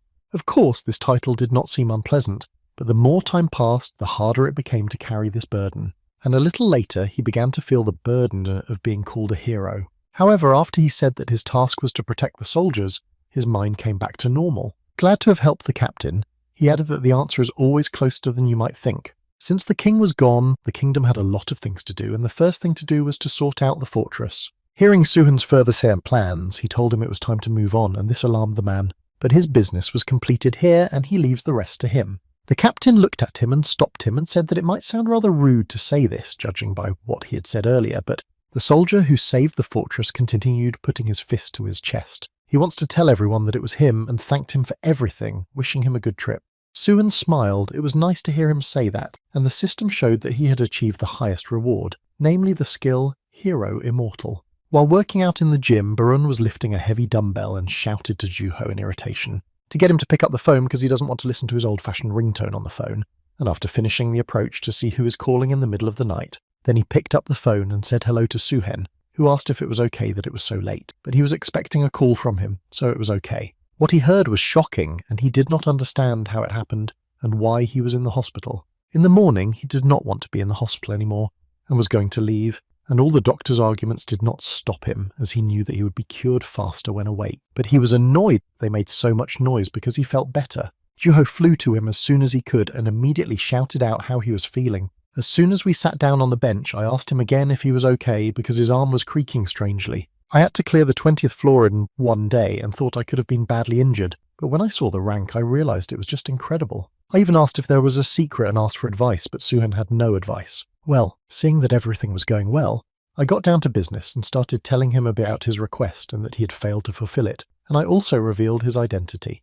But it didn't surprise him, because he thought it would, and he didn't expect to be a director from the very beginning. In his previous life, he was a senior in the agency's department. Joho continued that one way or another he could not be persuaded, but there was information from a close aide of Kim Do. They said that a green dungeon had appeared in Kengido Ansan and that they were planning to storm it, and some awakened ones were already gathering in Ansan. Suhan realised that he had also been called there in the past, and because of this, he could not prepare for the outbreak in Anyan. Director Song Kyung-tae was too busy dodging responsibility, so the late response played a role. He was a sod who thought only of himself. Juho saw Suhyun's face scrunch up and turn red, but he had to ask since the time and appearance of the dungeon were exactly the same as he had learned. But he went on to thank him for all his efforts, and if everything worked out that way, he had to go with Plan B, and would continue to act on his own. Because I had already asked him for help enough and could not ask for more. But Juho said that it was not enough and that it was not the time to wait for help from the agency, so he asked to tell him about the plan because there would definitely be something he could help with. Kim Soo-hyun smiled and understood him, so he said he would tell him his plan. 2 months later, on December 17th, the Sunday before Christmas, the online Abyss wrote that a terrorist attack from the Dome Guild was planned for the 24th. Even the news reports said that this article has recently disturbed various social networks, including the online Abyss. It was not clear whether the Dome Guild's prediction was true, but they had an awakened one who really saw this guild, and the host handed the microphone to the man and asked if this guild was a real organisation. Juho replied that he felt it personally, although his face was calm inside, he was worried, because he was entrusted with a very difficult job.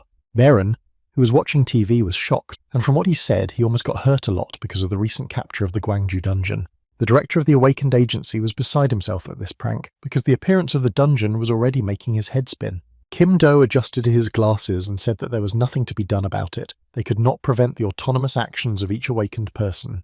The director shouted that it was 100% the work of Kim Suk-heng and asked if he had found out who the assistant was. A month ago, he appeared in the Abyss, but it was not clear why he was making such a fuss and what he was up to. Suin himself was far away from there and had been drinking the same substance for a long time. It made his body ache and his heart beat faster. The veins in my body began to glow blue, and as soon as the pain was gone, I started laughing crazily. The owner of the hotel came to his room and knocked loudly on the door, trying to shout to him. He had delayed the rent for a whole month, and there was no answer for several days. And he was shouting what he was doing there. I grabbed the door handle, was surprised that it was open, and made sure the guest was alive. And even he felt that the incredible energy from the guest was audible from the room. Getting dressed, he apologized and said that he would pay extra for the inconvenience and asked if he would stay. But Suhen smiled and told the man no, and that it was time for him to move on. In a flash, he disappeared and left a bag of gold coins where he had been. On December the 23rd, a month has passed since I gave Juho the task and came to the tower and bought an incredible magic catalyst with the accumulated points. It cost him a whopping 2 million points when he paid the seller in one go, and his eyes nearly popped out. And then he locked himself in a room and started drinking the catalyst and practicing to tame the magical energy. The taste and smell was disgusting, but thanks to this I was able to get into an incredible state like now, just before the final battle. In the Errors Guild, the driver came to the head's office and told him it was time to leave. Jo Dongyeon turned his head and ordered Hakjun to get ready as well, since it was time. He looked at his mentor with a not-so-kind look and replied that he was ready. While walking to the car, he read about the Dome Guild on his phone, but he knew that they were a criminal organization and were in the shadows. The mentor asked him what he thought about it, and he thought that there was a possibility of a terrorist attack when a green dungeon appeared, but he did not know whether such measures were necessary. But Judonan corrected him and clarified that he was interested in the opinion of the person who wrote it, because only a few awakened people know about the existence of this organization, and to find out who brought them to the surface, I conducted an investigation. That's how he found out that this post was written by Kim Soo-hyun and asked if he knew the name. I was also thinking of conducting an investigation to understand why this guy would frame the Dome Guild. Hak-jun was somewhat curious and wondering why a writer who was not interested in anything but profit was so interested to worry so much about this case and who cared about the Dome Guild. When I got into the car, I looked at the director and wondered if their guild and he were somehow connected. And besides, Kim Soo-hyun was only a C rank and didn't think it was him, so it was strange that it was in his head again. In the city of Ansan, a group of young men were sitting in an alley and bored because they had nothing to do because it was too quiet and there was no one to beat up. They discussed that there were no people because the head of the gang was afraid, called it all a lie, and did not see that there was someone behind him. The masked man told them that it was not a lie, and the young men's attention was focused on him. They looked and could not understand who this strange man was who had picked on them. The gang leader began to yell at him, saying that he would narapana, and asked him what kind of mask he was wearing. They laughed and were happy that there was a case and now they would beat this madman. But the man in the masses was Kim Soo-hyun, who approached and managed to lift the leader above him with just one hand. Then he threw it at his frightened comrades who were standing behind him. He took out his sword and put its shiny blade close to his face. Then he said that he was not a madman, but one of the members of the Domp gang, and there was an explosion. The whole gang squealed like little girls and almost peed their pants in fear. Then we recovered and ran away as fast as we could, fearing for our lives. On television, all programs were interrupted to report the urgent news that the explosion had taken place in the Pyeongchondong district of Anyang. It was assumed that the person who caused the online controversy over this situation was right, and that the residents would be urgently evacuated. The director of the Awakened Guild was holding his head from the news. The assistant read that witnesses said that one person was behind it all. After thinking it over, the director decided to leave everything to Kim Do, and he agreed. Then he ordered him to gather all the available awakened ones and to catch Kim Suk-hung. I was salivating when I shouted that this guy was a criminal, and Soo-hyun himself stood on the roof of the skyscraper and watched everything burn, confident that he had caused a little bit of a stir. Buildings and cars appeared to be engulfed in flames, but in reality they were not. When the holy flame skill grew, he was able to create the illusion of burning. It was good that there had been no casualties so far, so the evacuation was on time, and just as the time came, a voice behind us asked us to stop. They were agents who came to defeat him and threatened to stop terrorism right now. Adjusting his glasses, Kim Do introduced himself and asked to obey the arrest. Soo-hyun turned to look at them and saw that only the older one knew what was in front of him. The others had not been informed. When he took out his sword, he asked me to be quiet because there was a lot of chatter on his part. He pointed the sharp ends at them and asked them to attack all at once without further ado, as he had no time. The faces of those awakened showed that some were surprised, others were alarmed, and still others were angry. They rushed into the fight, shouting that he shouldn't be so bold, even if he was a super newbie. The first to attack was a guy with red hair, and he had wanted to meet him for a long time. Soo-hyun did not pay attention to provocations and chatter, and during the fight tried to assess which rank was in front of him at the moment, determining that he was fighting with B or higher rank. While he was distracting attention with a melee attack on the back, the other guy tried to accumulate energy or attack from a distance, and in seconds a purple beam swooped forward and almost hit him. And Do and the man in the green coat were standing behind him, and the man asked him why he was not attacking, since he was the strongest among them. He replied that he noticed one thing here, that something was not clean. Meanwhile, the others tried everything they could to get to and defeat Kim Soo-hyun, but it was all in vain. He either managed to avoid the blows or looked for an opportunity to counterattack. Even when another participant intervened and hit him with a hammer, creating a cloud of dust, he still managed to walk away unharmed. Catching his breath, Soo-hyun thought that most of those who came had skills beyond B rank. Then Kim Do appeared in the dust and said the words page and wing. A page with wings appeared above Soo-hyun and lifted him into the air, and then he asked that everything was on fire and without any damage, since the houses were in good condition, so he wanted to ask, why does he want to evacuate people under the guise of terrorism, and is it not related to outbidding? But he refused to answer, wanting him to try to defeat him first and then let him ask. Kim Do slammed the book shut and smiled, because in this case he had no choice but to do so. In an instant, Soo-hyun felt and saw that he was already hanging outside the skyscraper. The next thing that happened was that it started to fall down at a high speed. Then the curtain in the air recited the spell of 5 stars to form a lightning strike. Then there was an explosion and lightning discharges combined with the cloud from the explosion. Then Kim-do landed softly on the ground holding a book over his left hand. And in front of him, Soo-hyun also landed unharmed. He was surprised because he shouldn't have dodged in the air, but he didn't have a scratch on him and realized he couldn't resist it. Dusting himself off, Soo-hyun noticed that his opponent was most likely at the top of the A rank, but he didn't need to get out of character and shout that he thought they had shown him all their worthlessness enough. The rest of them started to land on the ground, but Kim-do looked at him and thought it was something incredible. A magician came up and asked if he was doing well, and he asked him and his team to buy some time, because I had to send a request for help to the Agency of the Awakened. It was impossible to drag it out, and all the forces of the Awakened had to be mobilized right at this point.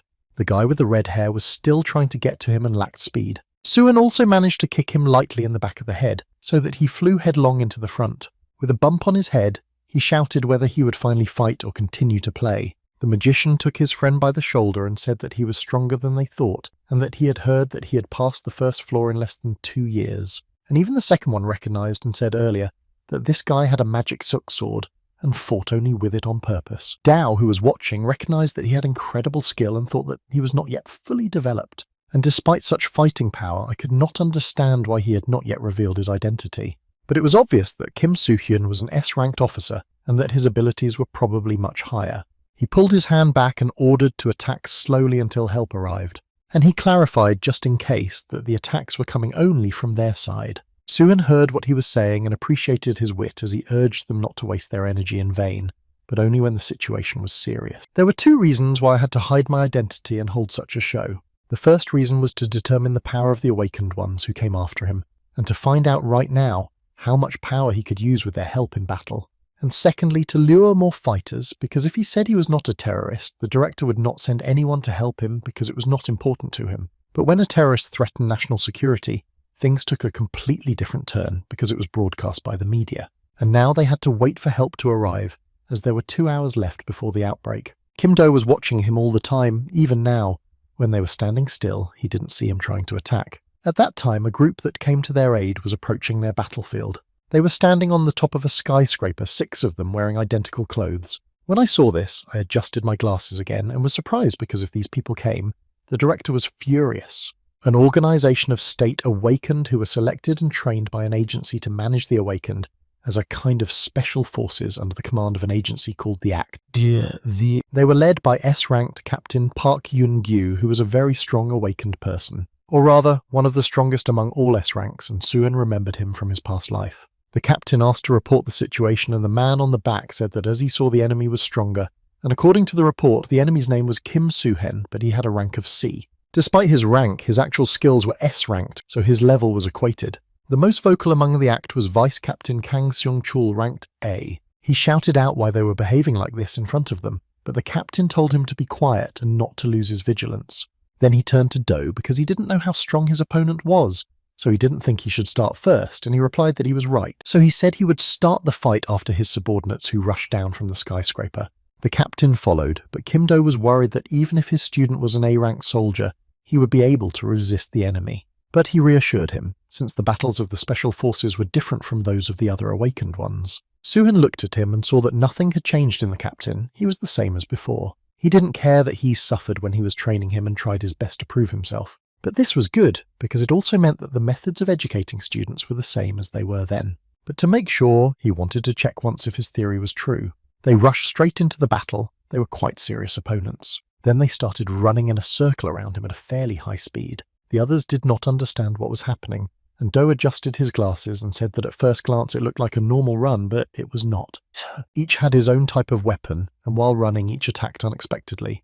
But the main person in this combination was the deputy captain, Kang Seung-cho. Despite the rapid attacks, Soo-hyun did not give up and repelled each of their attacks, and the team that was standing behind him noticed that the act was really working rapidly, and suddenly the attack scheme was assembled into one, so it was borderline blocking. Systematic attacks incorporated deterrent support, and powerful attack strikes from all sides designed to catch strong people or bosses. Then the captain added that it was the perfect all-around attack, an ability only the awakened actor had. Kang Seung-choo shouted at Soo-hyun not to dodge like a rat but to show his skills, and then he passed by him with his big sword, almost hitting him. But his goal was to get the second one off the ground so that the center point would collapse. Then chains appeared and began to wrap around Soo-hyun.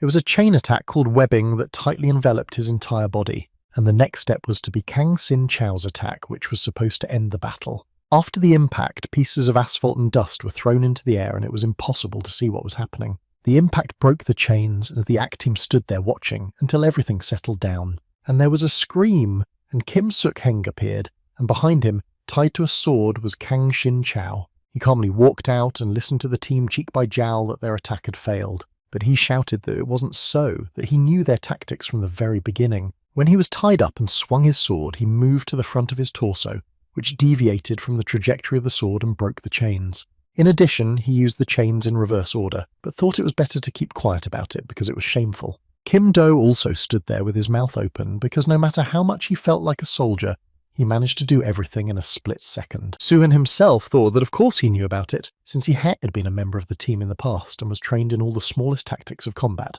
The captain pulled out his katana and said he was wrong and should have attacked first. He recognized that he was very skillful, and if they met in another place, he suggested that they could even work together, so that such power as his is not misused. Kim Do asked the captain to be more careful as the awakenings were gathering in this area. Hak Jun also arrived at that place, got out of the car and looked around at the fire. Suin also looked around to see that the awakened ones had finally begun to gather around. Then he mentally said that he had once thought about fighting the captain properly, but now was not the time for that, and his hand opened and his sword fell out. Then he raised his hands in the air, was silent for a couple of seconds, and shouted that he was surrendering without a fight. People around him did not understand this move at all.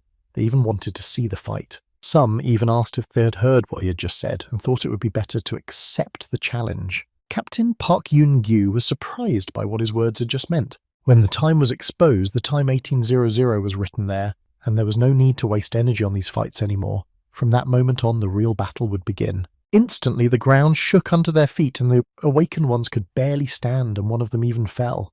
A green portal opened in the sky above that place, illuminating the area with its colour.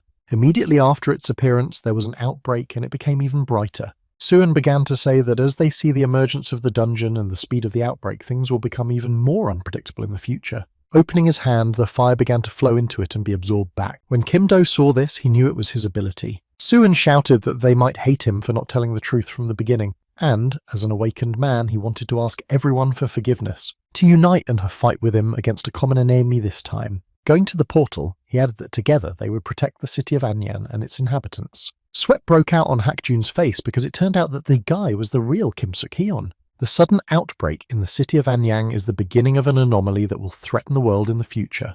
As you know, a flashpoint is a phenomenon that occurs when a dungeon has not been attacked for some time since its inception, but this was a special situation. Looking up, I realized that from now on such things would happen more and more often. Then I turned to the owner, Kim Do, and asked him how many supporters he had available, and he replied that he had about 100 people. He then thanked him for his work and for realizing his true intentions in time. But he denied it, saying that it was actually because he pretended to be a terrorist that he was able to invite support more quickly. The awakened people were interested in what they were talking about and realized that in the end they knew about the outbreak. Then one guy shouted that everyone looked at the place where the portal was. From there, the first monster appeared, roaring very loudly and angrily. Kim Do realized that this was still an outbreak of the Green Dungeon, which meant that very strong monsters would come out of it. And then a large number of monsters appeared en masse from the portal, all eager to join the battle. Their size was impressive to many of the awakened ones who were in such a situation for the first time. Some stood shaking and just watched, while one of the awakened ones could not do anything. Captain Park Yoon-gyu rushed in just in time and saved the boy from the inevitable by stopping the blow. Even he was shocked that each monster was at the level of a red or orange dungeon boss. When the guy was running away, he shouted to everyone to be more careful and not to lose their heads. He ordered the ACT to help the awakened ones prepare for the battle, but when he tried to challenge his decision, there was an explosion behind him and blue fire spread around him. Suin said that all those who were in doubt in such a situation, just like him, who did not look back in such a situation, needed to be reassured. Therefore, if he was not mistaken, it was the ACT that was supposed to cope with this task, so he asked me to do everything possible using my position. Of course, Kang Seung-chu didn't like it, and was very annoyed that he was talking and saying the same things as his mentor. Suin used a jump and found himself in the air where there were a lot of flying monsters. He waved his sword and used the holy flame, and most of them were destroyed. One by one they fell to the ground, and Suin was left alone in the air. When he landed on the skyscraper, he thought that Park Yoon-gyu should deal with the monsters of the Green Dungeon himself, and that thanks to the whole ACT, the evacuation would be better. Thanks to this, we didn't have to worry about small monsters. So he looked intently at the portal and waited for his main opponent to appear. And then a great monster with wings came out, called the half-dragon Igelos. Kim Do saw him, so he ordered that we hurried to evacuate people because there was only half of them. He realized that thanks to the premature evacuation, there were no casualties yet, but if the monsters were not stopped, the damage could be greater. What is the most terrible thing, not only for the city of Anyan, but for the whole country? The Awakened did a good job. Some of them had the task of stopping the monsters while others were saving people. While destroying the monsters, Kim Do looked up and saw that Kim Soo-hyun was on the same building. It was clear that he was just standing there as if preparing for something and knew very well what their hope was at the moment. It is he, but will he be able to cope with these monsters and the dragon? Because I let my guard down while I was thinking and watching Kim Suk-heng, a monster came up behind me. In an instant, the monster fell down, and Captain Park Yoon-gyu, who was sitting on top of it, rescued the assistant director and scolded him to watch better. But now was not the time for that, so I had to explain something to him while wiping my glasses. He and Akit will be responsible for the extermination of monsters and the evacuation of citizens, and his task was to continue to call on the Awakened. Then Soo-hyun jumped down from the skyscraper, and the captain looked at them and asked them a final question. Could he trust him without any hesitation? And the answer was that he could. Then he summoned the phoenix and flew up to the dragon. He broke forward to be directly above him and grabbed his sword and began to fall on him. The blow was so strong that even sparks and shine came out from under the sword. But I had to abruptly exit the battle with a jump because it didn't work. The phoenix picked him up just before he landed on the ground, but this only made the dragon angry. As soon as the bird disappeared, he moved a couple of meters more on the asphalt. Even sweat dripped from his face, and I realized that he was incredibly strong. This monster will not be easy to defeat, and then the dragon released a cloud of black fire. In order not to get under it, I summoned the phoenix again, and this time added more mana to increase it, climbed on a paw and exploded up. And at that moment he managed to swing his sword and direct holy fire into the monster's eyes. But he managed to quickly recover from the pain by swinging his tail, which hit the bird's paw. Soo-hyun flew down, and thanks to the flame surrounding him was almost unharmed. I raised my head and looked at him and appreciated the fact that the monster had withstood 2 blows. It was a really strong opponent, and this battle was worth it. In a past life, the outbreak in Anyan was recorded as a disaster. The losses then amounted to 150,000 people, and half of them, because of the unexpectedness of the anomaly of the Awakened, were not enough. And in the past, after conquering the dungeon, he entered the battle, but he did not have the strength to defeat the dragon. The monster got tired of watching and fired 2 fireballs at him. Its flame was very strong, but somehow I decided that I could cut it down completely. After swinging his sword several times, he managed to do it, and now, after the flames, the dragon needs a short break. He used the jump to get higher than Ahorus again. I looked at his neck and decided that it had to be done right now. He opened the store and started pulling out another weapon called the Near Dragons. It was sold in an abyssal store, but it was also very expensive, and the big disadvantage was that it could be used only once. But I had no time to spare, so I decided to take out almost all the spears and throw them at him, because I decided for myself that no one would get hurt. The spears easily pierced the dragon's skin and caused a lot of damage. The monster was bleeding and roaring in pain so that everyone could hear it. Pierced by many spears, the monster fell motionless to the ground. After he fell, Soo-hyun grabbed hold of the phoenix and flew closer and landed on a skyscraper. Once the dust settled, the dragon lay on the ground and he looked at it in disbelief that he had really done it. After waiting a minute, he smiled because he thought it was over, and he had won. But there was more to it than that. He expected it to happen, and did not want this creature to appear. It was a part of Ahorus's soul. The soul screamed and suffered, then asked the person who dared to disturb him his name. But Soo-hyun replied that before asking him who he was, he should first think about who he was, and her soul was paralyzed, and she began to ask herself this question without understanding who she was or what she was. The dragon came to life again, rose up, roared and flapped its huge wings. His blood formed blood needles in the air that froze over Soo-hyun. A second's silence and a tearing scream carried around the soul of the suffering person. After that, thousands of blood needles struck him and the holy flame disappeared. Then a dragon flew up and hit him with all its might, creating a shockwave. Soo-hyun was lying motionless on a pile of stones, his body unmoving, only his sword still in his hands. The dragon flew up to him and saw that he had finally managed to win. He opened his bloody mouth and bared his huge sharp teeth. He took it into his mouth and started to lift his head. Soo-hyun was still unconscious. At that moment, Joo-ho also arrived on the battlefield and saw his comrade being eaten by a monster and screamed. Then the system reported that the skill becomes active when the health reaches a certain level, and activated the ability of the immortal hero. Soo-hyun smiled. The system thanked the monster that opened its jaws and continued to report that regeneration was increasing and Physical strength was growing. Then, with an angry look, he shouted that thanks to him, he had managed to become even stronger. Even my soul seemed to come to itself a little bit at that moment, because I began to wonder who this guy was, what kind of place this was, and what was going on. The dragon was also strange to him, and he realized that this guy was his opponent. Then I suddenly remembered, though not clearly, how I fought with a sword and armor, and the question was why they merged into one with our Horus. Suan tried his best to pierce the dragon's armor, and as his strength increased, his blows became more powerful.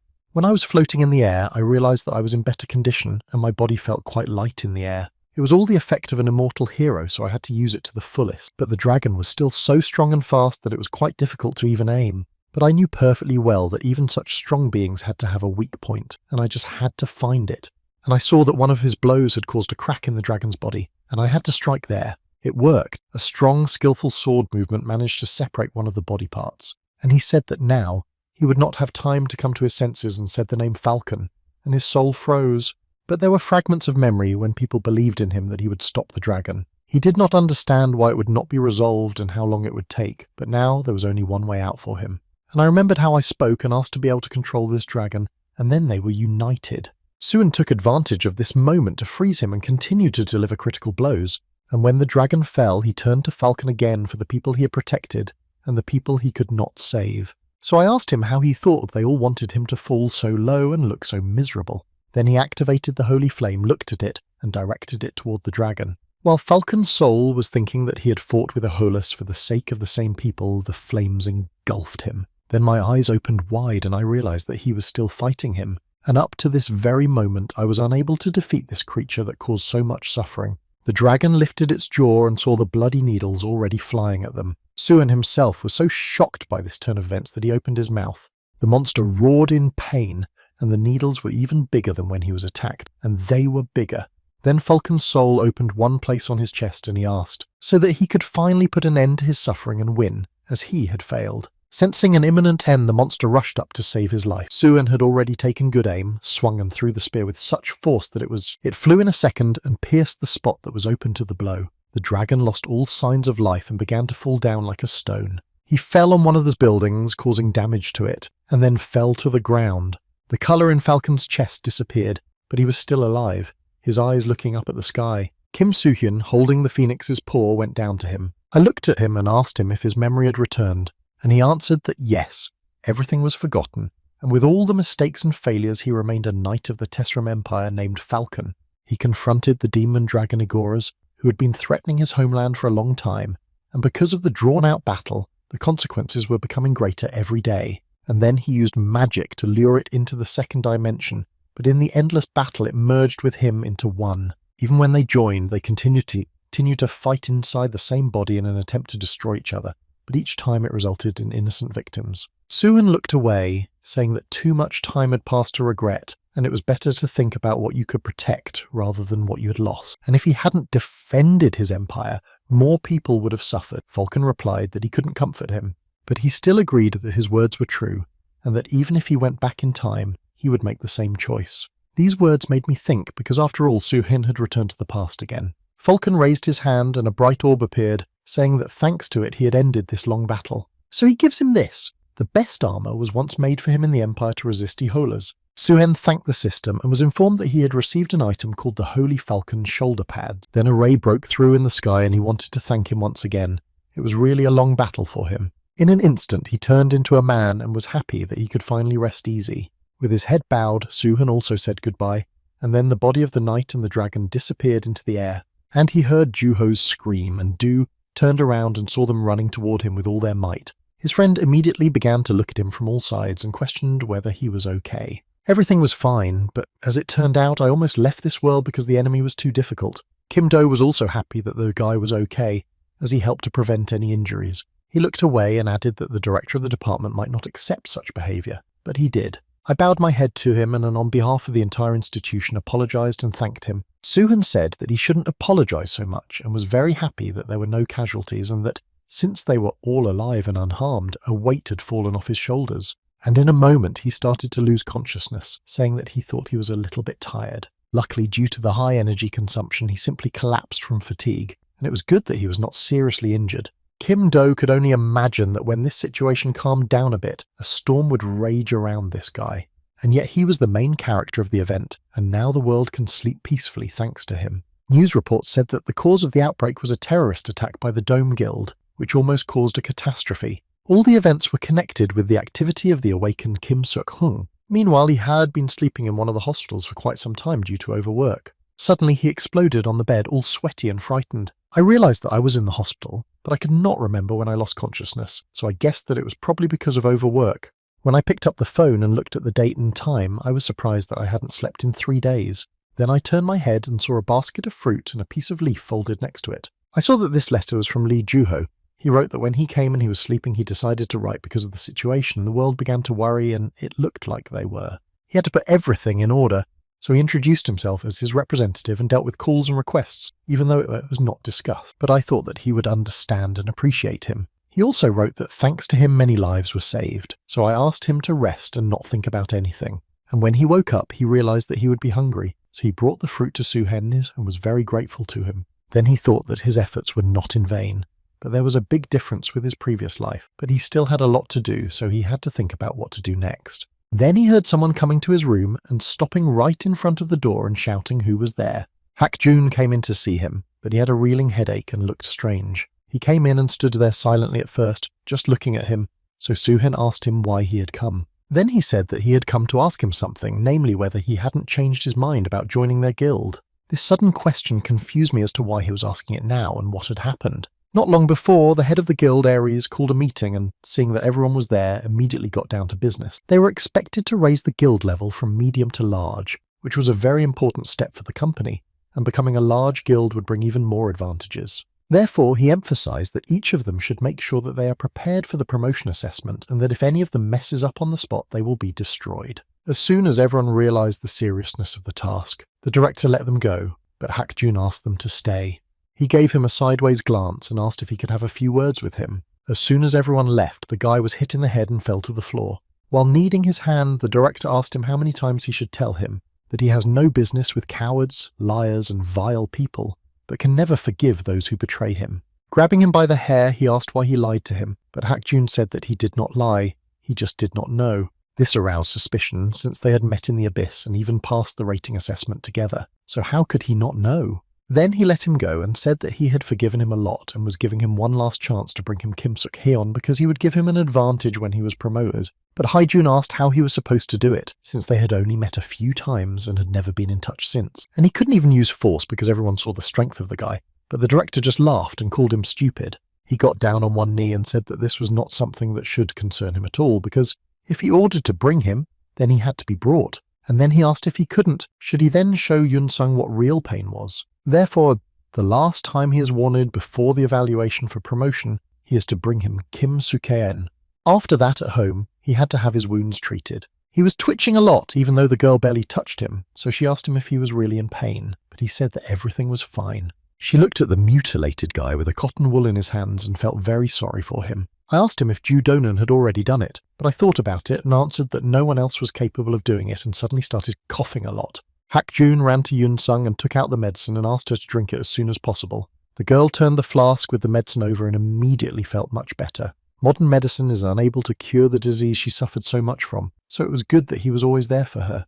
And only Ju Donan had the medicine. When he left the medicine in front of him, he warned him to hurry up if he didn't want to see the girl suffer. Although she always said that she was fine, he knew that she was not, and he always told her that while she was sick, he was sick too. He hugged her tightly and told her that until she got better, he would never give up. In the ward, he told Suan to think about it, as the conditions were not bad, and he could give his word that if he joined them, no one would disturb him. But he asked me to wait because now, in these circumstances, he had to realize that it all looked very fake. And before offering to join the guild, he asked me to tell you better what happened, because he could see that something really happened.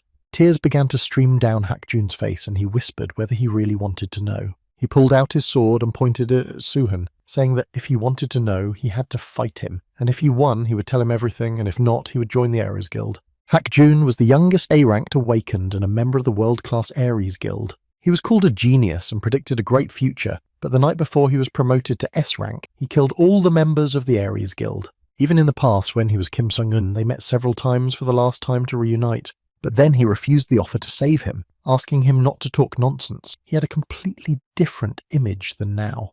Today's Hak Jun is different from that one, and I thought of him as a good man. Even when they met before the ranking, it was clear that he wanted to say something, but it's in front of Ju Don, he pretended that they did not know each other.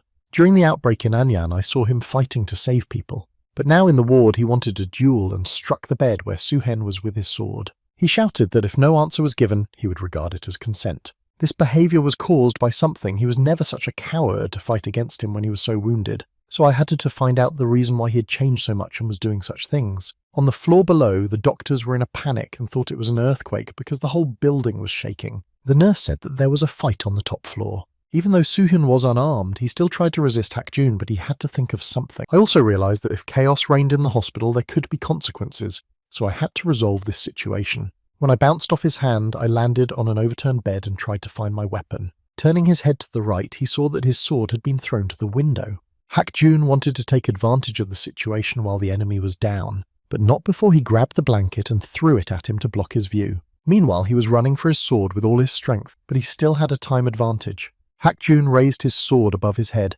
and said that he apologized for such a cowardly fight and would not let him take up arms because he knew he was weaker than him. So he hit the ground so that a destructive wave was formed that was supposed to catch up and hit him. The explosion smashed the windows, the outer wall was destroyed and stones flew down. Suhyun managed to shield himself from the shrapnel with his hands and luckily avoided the attack, but he was at a high altitude. This pressure made me realize that I already knew that Hak Jun was really very strong, and I needed at least some kind of weapon, even an ordinary knife. And there were also ordinary people downstairs, so we had to lure them to the roof. Calling the phoenix, he grabbed its paw and flew to the roof of the hospital. Hak Jun watched for a moment and paused to catch his breath before following him. Suhyun knew that even if he fought him with his bare hands, he would hardly lose, but that was when he was in a normal state. I felt that I had not yet fully recovered and had not regained the endurance I had lost in Anyan. He knew that a kitchen knife was not the best weapon for an awakened person. It was basically just a blade, and of course there would be a magical resonance. But I was quite confident in my mana control, so even such a knife would come in handy. After repelling the attack, he managed to break through to Hak Jun's side and channel mana into his hand to strike. And the blow did not cause critical damage, but it was quite serious, and it happened very quickly. Enraged, Hak Jun raised his sword up and roared and shouted to activate the sword-slashing ability of the full moon explosion. Suhyun jumped back, and his face was full of excitement as he knew the attack was serious. The police were already gathered downstairs, and even the fire department arrived. They surrounded the hospital and did not let anyone in.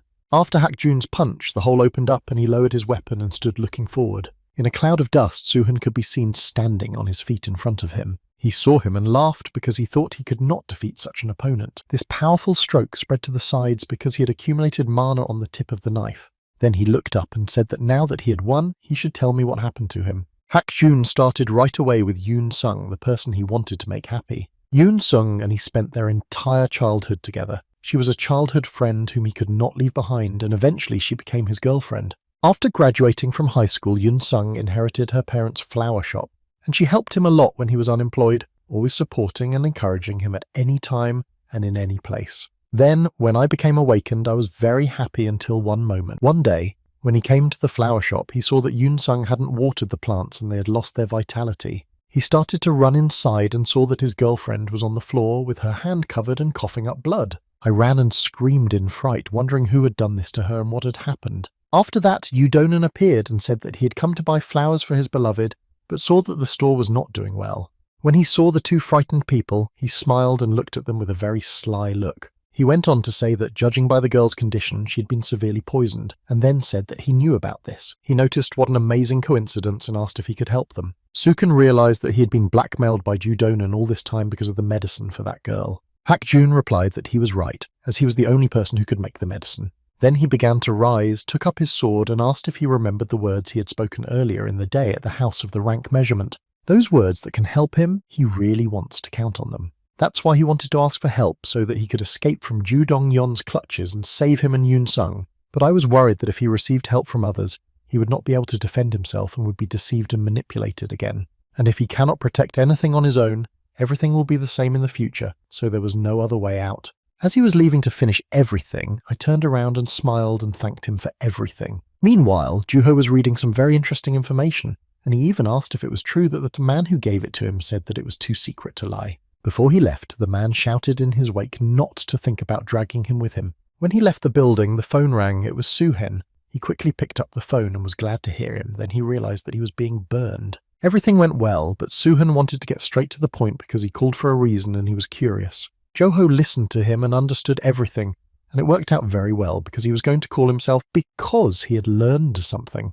It was about the Arca Guild, at which point Suhan became abruptly alert and began to listen intently. A little later, Yudonan was sitting in his office with his feet up on the desk, reading a newspaper and smoking cigarettes. He heard someone enter his office and shouted, "Who was so bold as to enter without knocking?" He turned around and saw Hakjun and laughed, knowing that he had gone on vacation, so he must have come to the office because he had business with him. I smiled, covered in blood, and wanted to ask him something as the head of the guild. Yudonan looked at his appearance, but what was more alarming was the fresh blood dripping from his blade. The only question was when an awakened person uses their abilities on someone, and then, when the awakened one dies, his powers disappear with him. After the news that an awakened person had attacked a hospital, Yoon Sung tried to call Hakjun, but it was useless. The news also reported that the hospital was located in Seoul and fortunately no one was injured, and the Department for the Awakened has taken control of this situation and is trying to understand it.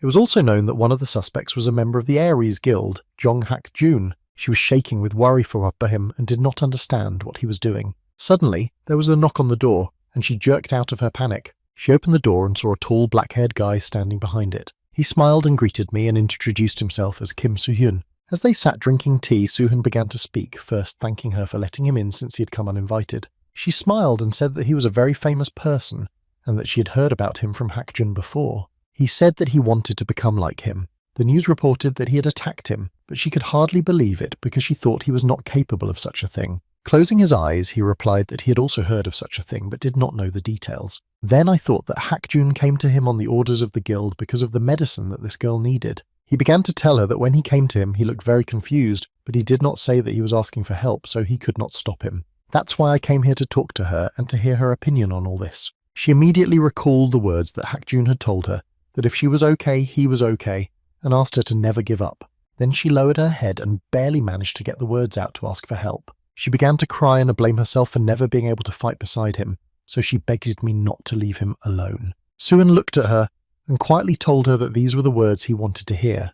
There was a battle in Judonan's office, and he raised his leg and hit Hakjun. Because of the poison in his body, the fight turned out very badly for him. He watched him suffer and laughed because he was stronger than him. After calming down a bit, he said that he was really sorry for him. It was one of the worst choices he could have made, and how dare he think he could defeat him? Hakjun could hardly hear what he was saying. His body was in pain and he was not listening to him. It felt like his whole body was pierced by thorns. Joe Dunnan watched calmly and continued to press him that he should now feel how much difference there was between them, that he didn't even need to lift a finger to destroy him, but he gathered his strength and shouted at him to shut up. He knew that Yoon Sung's illness was because of him, and he knew that he started all the problems, so it was a crime to drag him into the guild. The director laughed and agreed that it seemed so, but for him it was such a silly thing that he didn't even remember. Hakjun hit the ground with his fists in anger, because he had known about it for a long time, but because he was weak, he could not do anything. But now he asked me to gather myself, because at this moment everything is different, so at least now I had to do something. Gathering all his strength into a fist, he grabbed his sword and suddenly exploded into the air and swung at it. But again Judonan smiled, as I had told him earlier that he was very self-confident. As soon as I snapped my fingers, Hakjun stopped and screamed in pain. Blood and poison splashed from his body. The director stood up and called him a fool because he thought there was only one kind of poison. There were poisons that caused permanent damage like the one he used on his girlfriend, but there were also explosive types that were injected without being noticed. They accumulated in his body, and when it was necessary, he exploded all at once, and he knew that sooner or later he would try to finish him off, so he poisoned him every time. Then I asked him if he didn't periodically watch his facial expressions. He swung and kicked him so hard that he flew against the wall, sustaining severe injuries. Hakjun was having a very hard time bleeding, even his vision began to blur. He blamed himself for not being able to destroy Judonan and for not curing Yoon Sung, who really thought he was an irresponsible fool. Although he knew that if he was unlucky, she would be left alone because he had come here rashly and he apologized to Yoon Sung before he fell. There was an explosion that created a cloud of dust and the table flew to the other side of the office. Judonan smiled and said that there were a lot of guests today, but Suhen interrupted him and said that all the guild members he wanted to ask for directions had disappeared. He greeted me, reminded me that they had met once before, and came to apply to join the Aries Guild. The director gave him a piece of paper and explained that it was an admission application that he had to read and sign. He had nothing to say except to express his surprise, since he had said that he didn't really want to join the guild the first time, and now he came by himself. Soo-hyun pretended to listen to him, but he kept looking at Hak-jun because he was worried about him. Joo-donan turned the attention to himself, as he was interested in one question about why he suddenly changed his mind. Then he gave me a sly look and said that he didn't know that he was not a very good guy. Soo-hyun closed his eyes and said that he thought he was wrong about him because he was not a good boy either. Being a hero or something like that, he could not tolerate such things, and can hold hands with anyone as long as he sees the benefit in it. The director liked these words, and wanted to go back to the terms of joining the guild but still could not trust him. And he said that if he signed the application first, he could make the best conditions for him, and Soo-hyun signed with ease. Now that everything had been resolved so easily, I could discuss the business more seriously and asked if he had any suggestions. Soo-hyun smiled at this suggestion and at first thought silently about what to say. Then he said that the first thing he wanted was to get the poison out of Hak-jun's body, and I didn't know if he saw the news. He had personal reasons to pay him back. For Joo-donan it was no problem. He liked that he was going to use this guy after the rescue. But I had to warn him that even if I removed the poison from his body, he would be in an unfit state because the poison left its mark on his body. But Soo-hyun replied that it didn't matter to him. For him, one Hak-jun was better than hundreds of C-rank awakened ones. Scratching his head, he stood up and moved towards the boy, for if he wanted to, he would take the poison out of him. I grabbed him by the neck and the veins came to the surface. They were green in colour, and the poison started to return to Joo-donan's body. As soon as it was over, I let go of his throat, taking every last drop. Soo-hyun came over to make sure he was okay, and the director suggested that they discuss the distribution of profits within the guild. While he wasn't paying attention, he put his hand on him and whispered that he had come here after talking to Yoon-sung. He put his finger to his lips, signalling him to keep his mouth shut and be quiet. As he sat down in the chair, Joo-donan offered him 70% of the profits from the dungeon, and then added whether he liked the position of deputy head of the guild. When Soo-hyun went on, he emphasized that he did not know how to run a business at all, and he does not deal with unprofitable businesses. This audacity irritated the director a bit, and he asked to know what conditions he was offering. Turning his back on him and taking a seat, he said that he was interested in 100% profit and the position of head of the guild, and that he should transfer all rights to it. Joo-donan got to his feet and laughed out loud at what he had just heard, thinking that he was up to something. He shouted at me not to make him laugh, as the conditions for joining the guild and giving everything away were not realistic. Soo-hyun didn't appreciate the humour because using those who are weaker than him and have weaknesses to build such a guild could take over the guild in the same way. As the conversation gained momentum, he asked him not to be so overconfident that it was not a use and a legitimate use, and asked a question. Does he feel anything when a predator eats herbivores who are destined to be eaten, and he just uses them and turns them into those who can be used? Weak strength, weak spirit, lack of intelligence is the worst thing that could be in the jungle world, and the world of the awakened was like that. Soo-hyun, who intercepted the dialogue, agreed that he might be right about the jungle world, but he was approaching everything from one side. Even a weak herbivore sometimes bites a predator to protect itself. He did not know what an angry weak person was, so let him feel his desperation.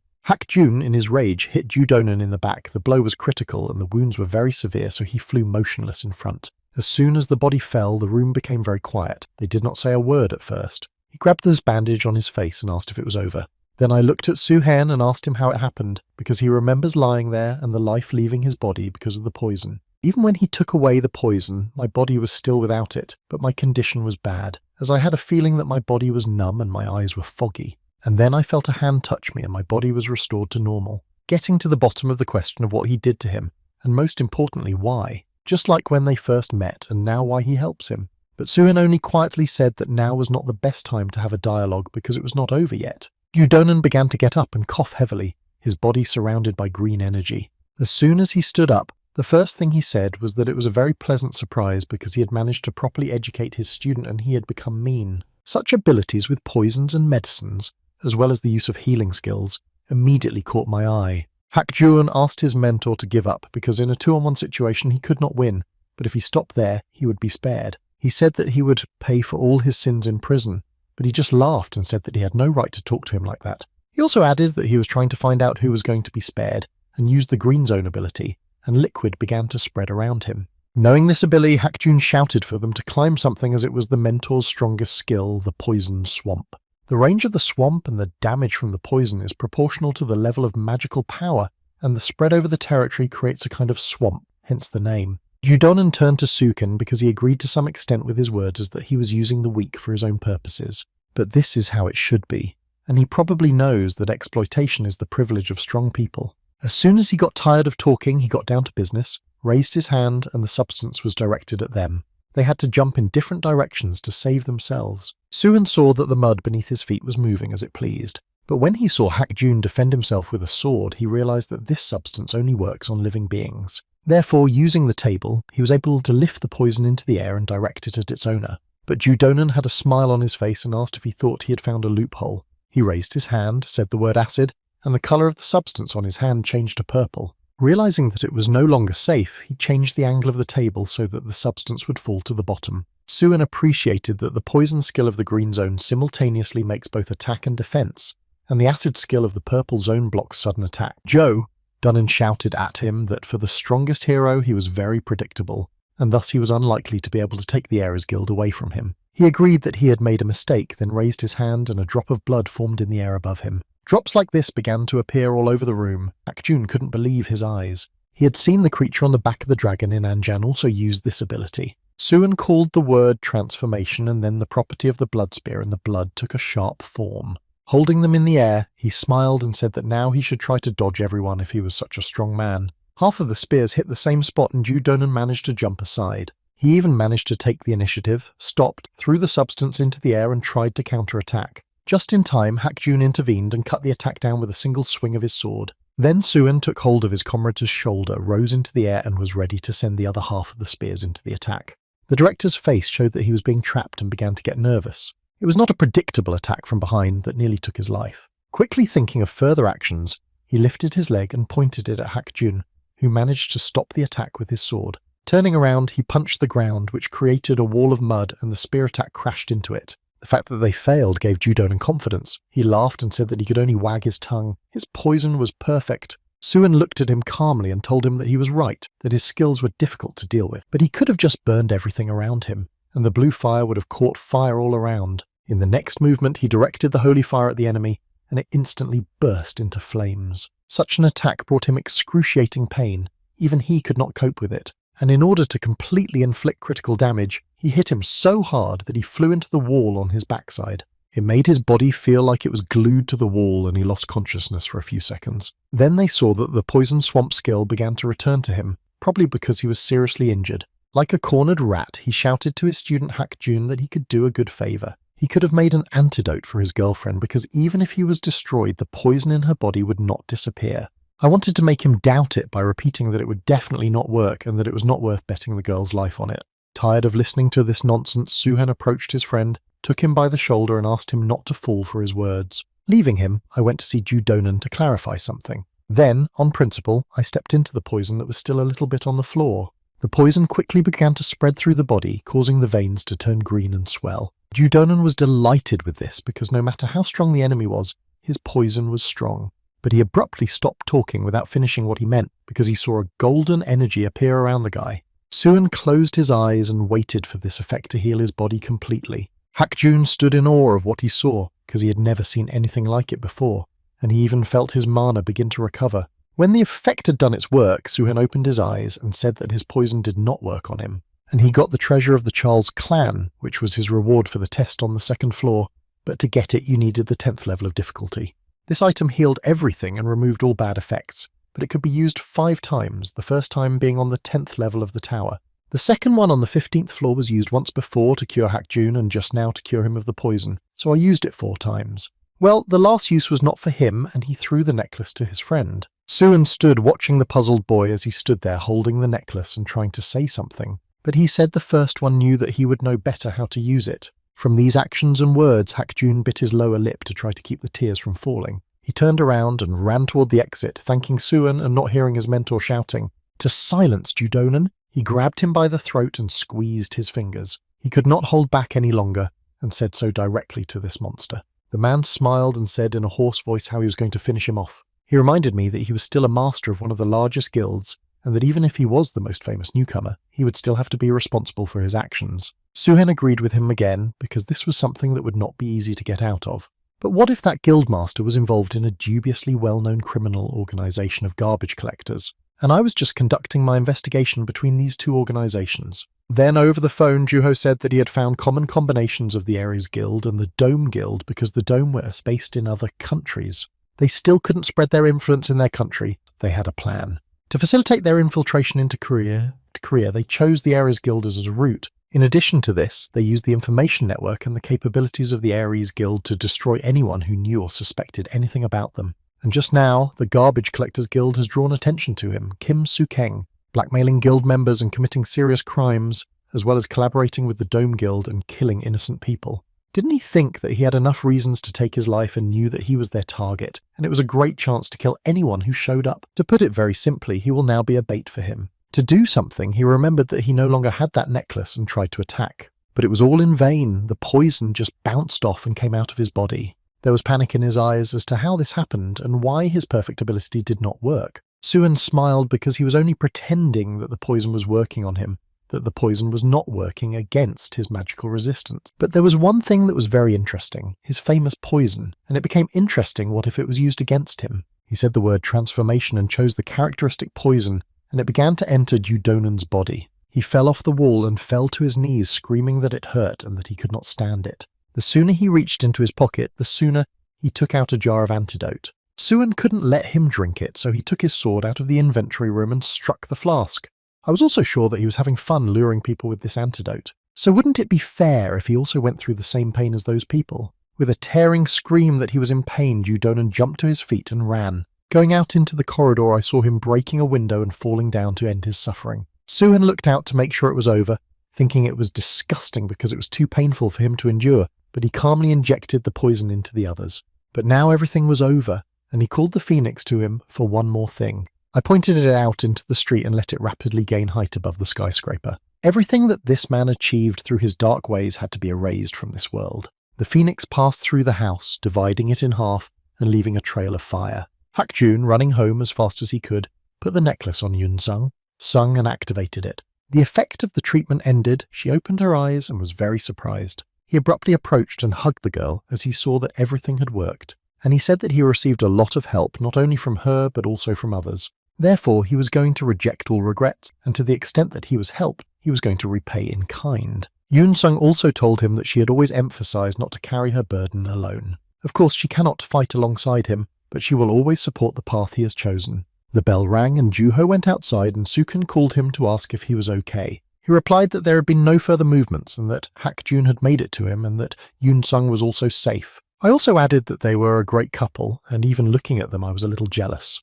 On the 1st of January 2023, the Ares Guild was destroyed. The news reported that at about 9 o'clock in the evening, the headquarters of the Ares Guild collapsed, but no injuries were reported. The body of the awakened leader of the Ares Guild was found downstairs near the house, and the police were investigating. The director turned off the TV, turned around and asked him if he wanted to tell him what happened. Soo-hyun was sitting across from Kim Do, the director of Awakened Management and the owner. He did not want to repeat himself because he had already told everything. He was just doing what he had to do. The director was angry and shouted that in addition to breaking into the building, he'd killed the head of the guild and then destroyed the building itself. Soo-kun said that Ju-donen was using people for his own purposes and was engaged in illegal activities and knew that the agency saw it all but did nothing. And if you look at it better, you can see that this could have been to the agency's advantage, because it was a little bit troublesome.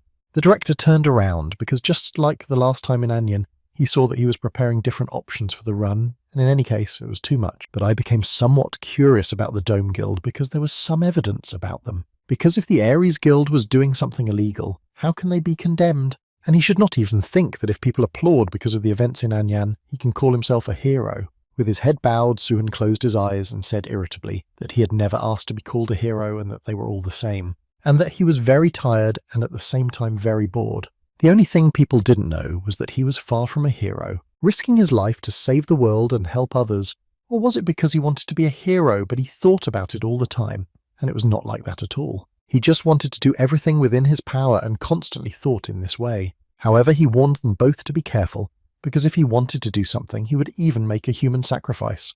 There was laughter, and the director said that there was no need to get so angry. Because of just one joke, the character was good and not a swear word. It will be difficult to get out of this case, but the agency can help if he accepts one condition. Soo-hyun asked if this condition was related to joining some agency or organization. The director was shocked as he found out.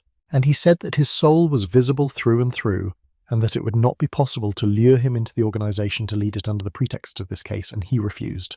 The director shouted after him that such things had happened, that he shouldn't behave so lightly. No matter how strong he would be without the help of the state and other awakened ones, Suhen suddenly turned on the recording on his phone. The director could be heard asking why he'd come, and Juho replied that it was about the safety of many people. So that he wouldn't pretend, Suken clarified that it was a recording of a conversation with Juho before the Anjin outbreak. There was a moment when he told him not to talk nonsense, and that even if 600,000 people were killed, he would not be responsible. The director's mood immediately changed. He visibly calmed down and easily said what it meant to him. Suan answered who he thought would be more likely to criticize the awakened, who killed the head of the guild, or the director who spat on the safety of citizens. The director of the organization, who was unable to fulfill his duties, will not be able to help him, and had to respond to the threat with a threat. Then he smiled and said that he was just joking, and added that there was no need to be so picky. The last thing the director shouted was that they would take this to their graves, and Suhen left his office. He was annoyed by the fact that the bastard wanted to take a bigger bite out of him, and that he talked a lot and even threatened. I was glad that at least everything ended well, but I still wouldn't want to create problems. He was also worried that the word hero started to appear frequently, and at one time he was very annoyed by this title. He even wanted to run away from it, and his mother kept telling him to become a hero. I stopped for a moment and thought about some of the events that had already happened in my life. A little girl who gave him berries in the end, and called Juho a saviour who helped him a lot, and thanked him for his experience in the dungeon. Even the commander of the knights, Captain Maxman, called him a hero. Hak Jun was grateful to the point of tears for the incredible opportunity to cure his girlfriend. In the end, the mother whose mother he gave a peaceful life thanked him. And if what he really wants is to be a hero, he will gladly become one. In one of the underground lands in an unknown place, a meeting was held where the first news was that Judonan had passed away. The woman with dark hair was happy to hear this information. She really didn't want to see him anymore. But the man in the hat asked what good it would do, since the only way to career was blocked. She replied that it did not change the matter. Even if there was one less fool, the plan did not change. Then I took out a photo of Kim Soo-keng, and this guy was starting to annoy her. According to their latest information, he entered the tower and did not come out, which was good. Then she ordered a spy to follow him and report back to her as soon as he was released, and next time she would deal with him herself. After the Ares Guild fell, people's opinions were divided. Was Kim Soo-keng a hero, or was he an evil who existed to show all his power? There was even a debate on television about this, with one side saying that he was a hero who saved the city of Anian. Without Kim Soo-keng, all 600,000 people might not have survived, and his quick decision-making saved them all. And the other side shouted that he was just a power-hungry man who constantly wanted to show off his power.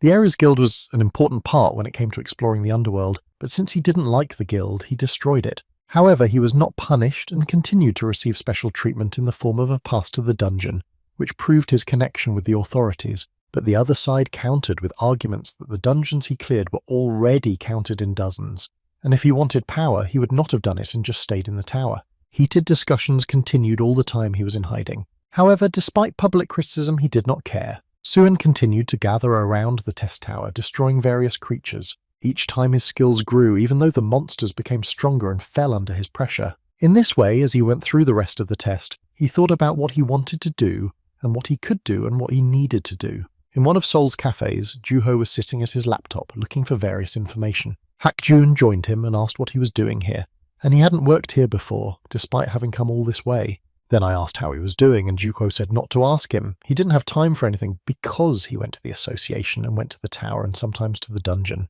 His answer meant that he was still working for Suhen, and he even said that he would soon start asking for payment. Hak Jun looked at the man and had something to say, saying that during the events with Ares, he was grateful for helping them, as he was able to prove his innocence. Juho was pleased to hear him say that, and asked him not to worry and to think about what they would do next. I also asked him how Yoon Sung was doing, and he said that they were just fine, always together. But when he wants to go to the tower, she tries to stop him with a voice behind him saying that this is great news. Suan sat down and apologized for being gone so long as he had to visit his mother. After picking up coffee at Hak Jun's, he continued to say that he had already settled in a bit but had some business to attend to. While his friend grumbled that despite their proximity he should order his own food, he opened the inventory. I reached in and pulled out a large egg, and at first they didn't know what to say, but they knew that it was an egg of the divine beast and immediately asked where he got it, and he answered that it was on the 10th floor of the tower. Hak Jun knew that it was a very rare thing and heard that the egg must have special qualities. Juho asked about it and had some business to attend to. Suan said that the egg did not react as soon as he received it, but began to show activity when he cleared the 20th floor. It began to warm up, and if it was a living object, I wanted to ask an expert. Because I knew that there was an awakened S-ranked Sun Hanki, there was no one in the world who knew more about such animals than he did. Juho had also heard about him, but he also heard that he was known for never accepting an offer from anyone. Hakjun added that even though he was an S-ranked person, since he was not affiliated with a guild or association, it would be difficult to ask him for help. Soohyun asked them not to worry because he knew that Song Hyun-ki was a great lover of divine beasts. In order to get him to help, you will have to be patient, because he will come to them on his own terms. Once he received a message that someone like Kim Suk-heng had a divine egg. He himself had a beast from that egg, a blue big dragon. An assistant came into the room with a report for him and apologized for disturbing them. They checked a man named Kim Soo-hyun who was an awakened mage who was good at sword and magic, and they said he was C rank. It was noteworthy because a person of his rank dared to use chat to contact him. The servant added that this was only what was official, but in reality he was ranked number 1 on every floor of the tower and he had reached the 29th floor. And he is also known as the number 1 reason for the elimination of the dungeon outbreak that occurred in Anyan. Most likely that guy was close to S-rank Song Hanki said that great stories have always hidden the truth, and he was the same, and everything around him was just a facade. The servant added that at first he thought the same thing, but realized that he wanted to start the procedure for promotion to S-rank. While they were discussing this, Suan was heading to the rank determination building, and this could mean that he would be able to go through the procedure for promotion to S-rank. A lot of reporters gathered in front of the building to ask Kim Suk-heng questions. Juho noted that it seems that the rumors about the retraining for the new rank spread quickly, and there was no point in keeping it a secret. Hakjun pointed his finger at the egg and asked if he was really going with him. He smiled and repeated what he had told him earlier, that would make Song Hyun-ki pay attention. The reporters noticed them and started filming and asking questions. One of them asked what kind of egg he was holding in his hands, if it wasn't the same one he'd heard about. And he answered that they were right, it was an egg of one of the divine beasts.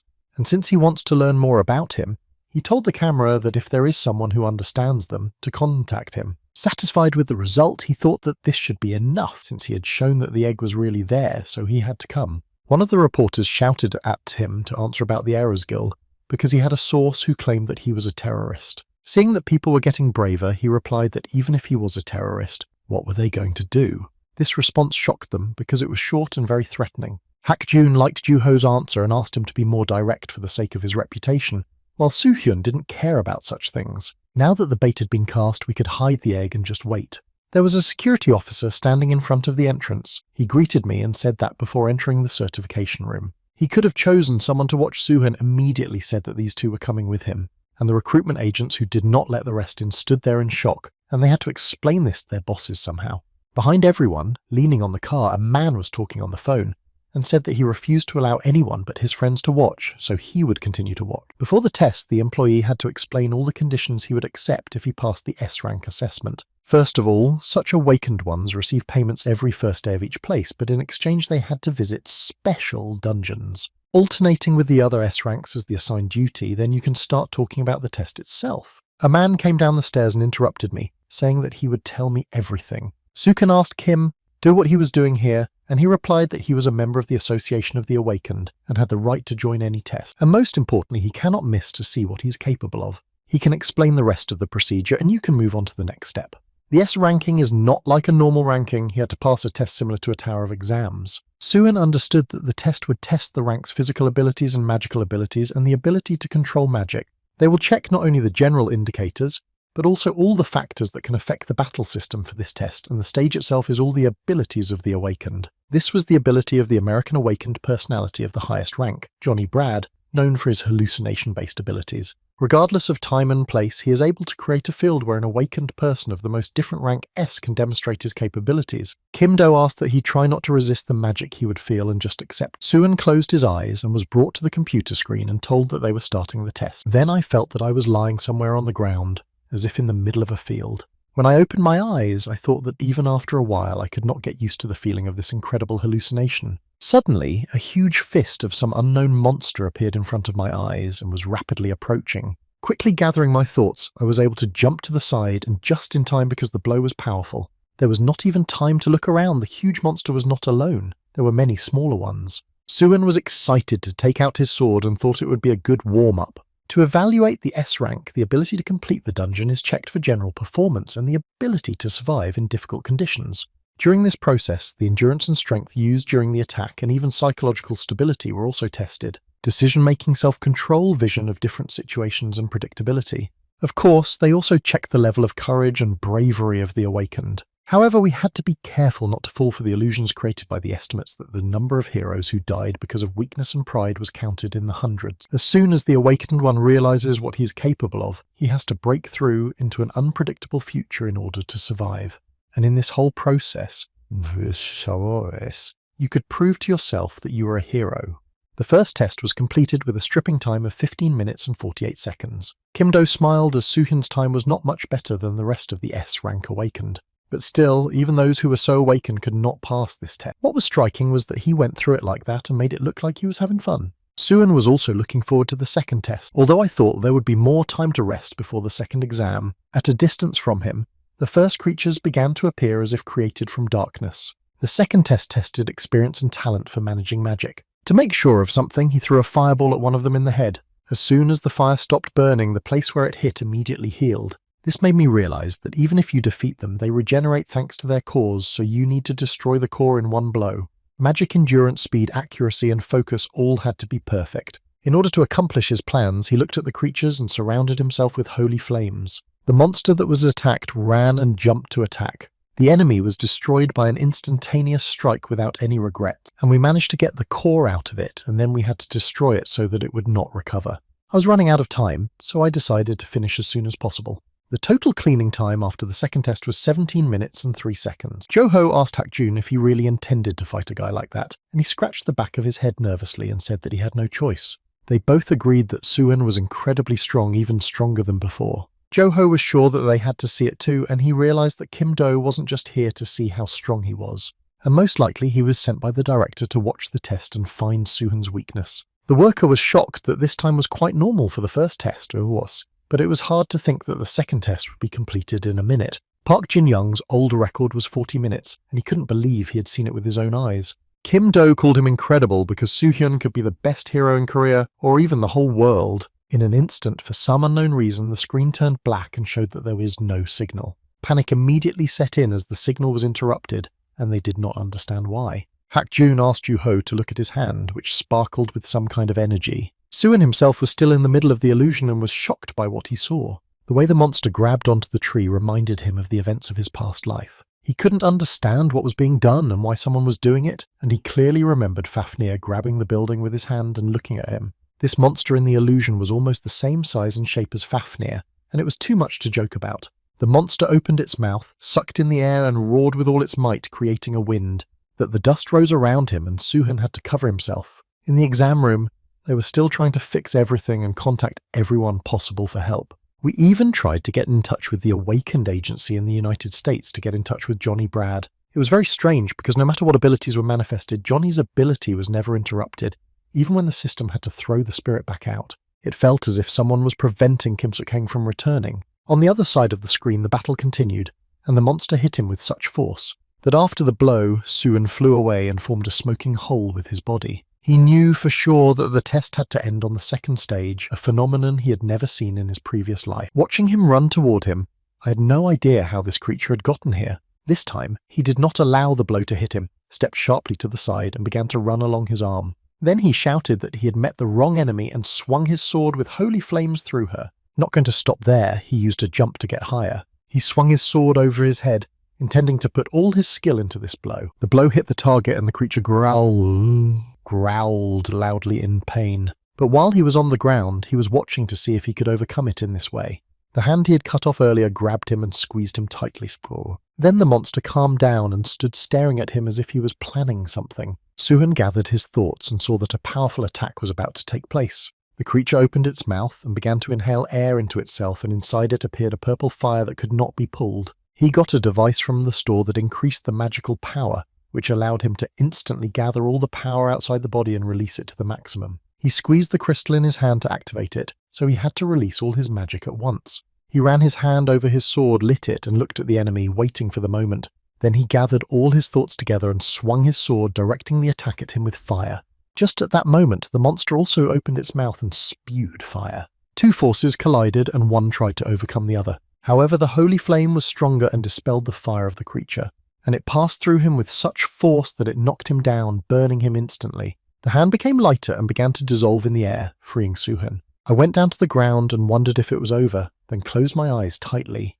And when he opened it, he saw the frightened faces of Juho and Hak Jun. They were very worried about him and could not find a place to stay. And especially Hak Jun, he shook him back and forth, not even letting him move away from the test. Kim Do and an employee immediately came over and apologized for a technical glitch. Suhan replied that everything was fine and nothing was wrong. He was interested in the test results. The worker reported in Do's ear that somehow during all this, he had a very calm face and did not look confused. Kim Do laughed and said that of course he passed, and in fact, before the exam, he made him a new awakened testimony.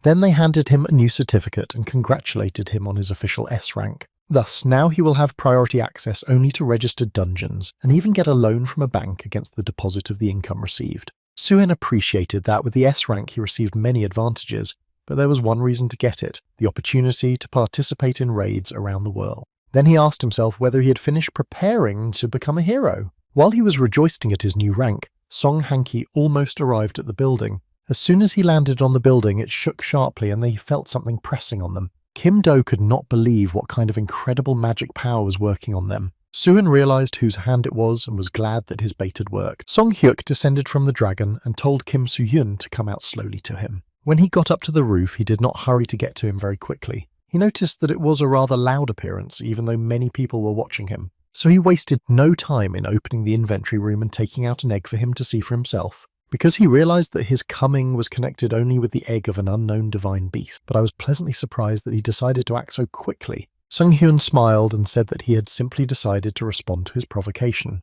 Then he stroked the dragon and asked it to lay an egg and move away from him. In 1 second, the dragon he was petting quickly disappeared. The dragon in front of Suhan opened its mouth and was approaching very quickly. Thanks to his fighting instincts and very good reaction, this attack passed him by. This attack was very unexpected, so I realized that he wanted to take it by force. This scenario was bad because I spent all my mana on the test and this battle was defensive.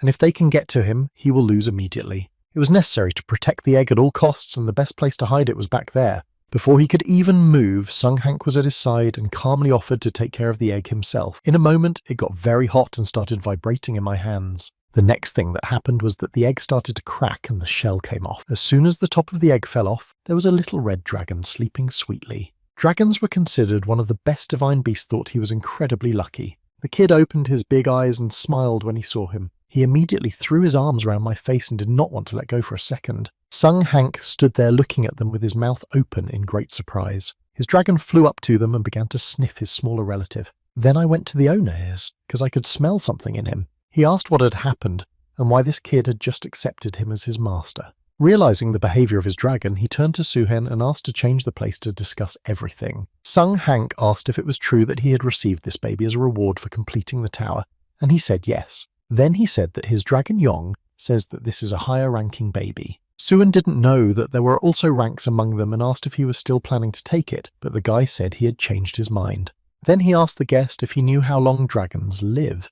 Even if they drink dewdrops, they will become adults in 3 years and live for another 1,000 years after that. Unlike humans, divine beasts are pure. They love and trust purely and choose their masters even before they are hatched. Their properties change depending on the host, so if people are evil, they become demons. And there were even those who use them as a thing, so he collects these eggs. So that these divine beasts do not choose the wrong path, and moreover for their happiness and safety. Suhan asked how old his dragon was, and he replied that he was about 5, although you couldn't tell from his appearance that he was still a child. He believed that he could live to be 100 years old, but Jonah would have to live another 900 years, and it would be better for him if he forgot him. On reflection, Suhan had always thought that he was just an immature rich boy who collected these animals for his collection, but it turned out that he was kind. He was pulled from his thoughts by his new friend, who was looking at him with a curious look. Sun Hank looked at the dragon flattering him and noticed that the dragon had chosen him. The divine dragon would not have hatched if it had not been favourable to a person or to his mana. That's why I wanted to watch him, and if he started to bring him up wrong, I would take him away. I told him to take good care of him and to study the divine beasts. And then I asked him if he had already come up with a name that suited him. He hugged his arm around him for a second and said that from now on he would be called Mir. It was evening when Soo-hyun walked through the evening city and thought about his communication with Sung-hyun because he was nicer in his eyes, or so he thought. I was a little worried too because in his past life he was a rather unpredictable person. I also remember the words before leaving so that the door would be better left open, as he will visit Mir from time to time. I looked at the dragon, which was sleeping sweetly while wrapped up and hidden in a jacket. While he was walking and thinking about his new friend, he was being watched from the roof. The man said that Kim Soo-hyun was returning with the divine beast and asked if he should continue his pursuit. On the other end of the line, an unidentified person said so and reminded them that their plan was far from being finalized. After finishing his report, he struggled to get to his feet because he had been doing his job for a long time. But due to fatigue, the man lost his vigilance and did not even notice that someone had approached him, and it cost him his life. Soo-hyun stopped, wondering what they were going to do next, but the alien presence had completely disappeared. Opening the door to my apartment, I thought for a minute that I really hoped they wouldn't break in. As soon as he closed the door, he went on to take off his shoes and was kicked by a man on horseback. The premonition worked perfectly, and despite the suddenness, he managed to jump to the side. What I was just thinking about happened right in front of my eyes because I didn't want to fight at home. He had nowhere to go and had to do something without waiting for the thief's further actions, so he attacked himself. The enemy managed to get away with it, which made it possible for them to try to attack as well. To throw him off balance, I decided to approach from the side of speed and deliver a series of blows. Soo-hyun noticed that the person in front of him was keeping up with him and was very strong. Even a knee strike from this thief, if it had passed through the body, would have caused quite a bit of damage. As the blow was stopped and they looked at each other, Soo-hyun said that he could understand why he had invaded his house but warned him not to touch the dragon. The thief didn't want to waste time talking, so he quickly swung his leg and tried to seize the moment, but it didn't work. He thought that he shouldn't have any problems fighting since he had restored his mana, and Mira couldn't leave him alone until he figured out the enemy's target. Then, when the enemy was standing under the light of the moonlight, he took a fighting stance and beckoned him with his finger. And finally it became clear why they fought in hand-to-hand combat, but I also wondered why he didn't try to take the dragon from him. This made him smile because his opponent was only here to test his strength against his. To prevent anything from harming Myru, he put him on the battery, wrapped in a jacket, and spoke to the thief, saying that at first he thought he had come here for the second reason. And then I realized that he was so desperate to fight him that he even broke into his house, which was quite strange. Since I was no longer worried about harming Mira, I was able to hold this sparring match normally. But despite this, there was a missed shot and the enemy managed to hit the side. But in order to keep up, he also tried to counterattack and got hit in the neck with a strong elbow. The quick and sharp pain made the thief grimace and even back away a bit. But the thief was well aware that Soo-hyun was such an opponent that he could not relax, so he returned the favour. From under his cap and mask, it was clear that he was losing a lot of strength from this fight, and sweat was showing on the outside.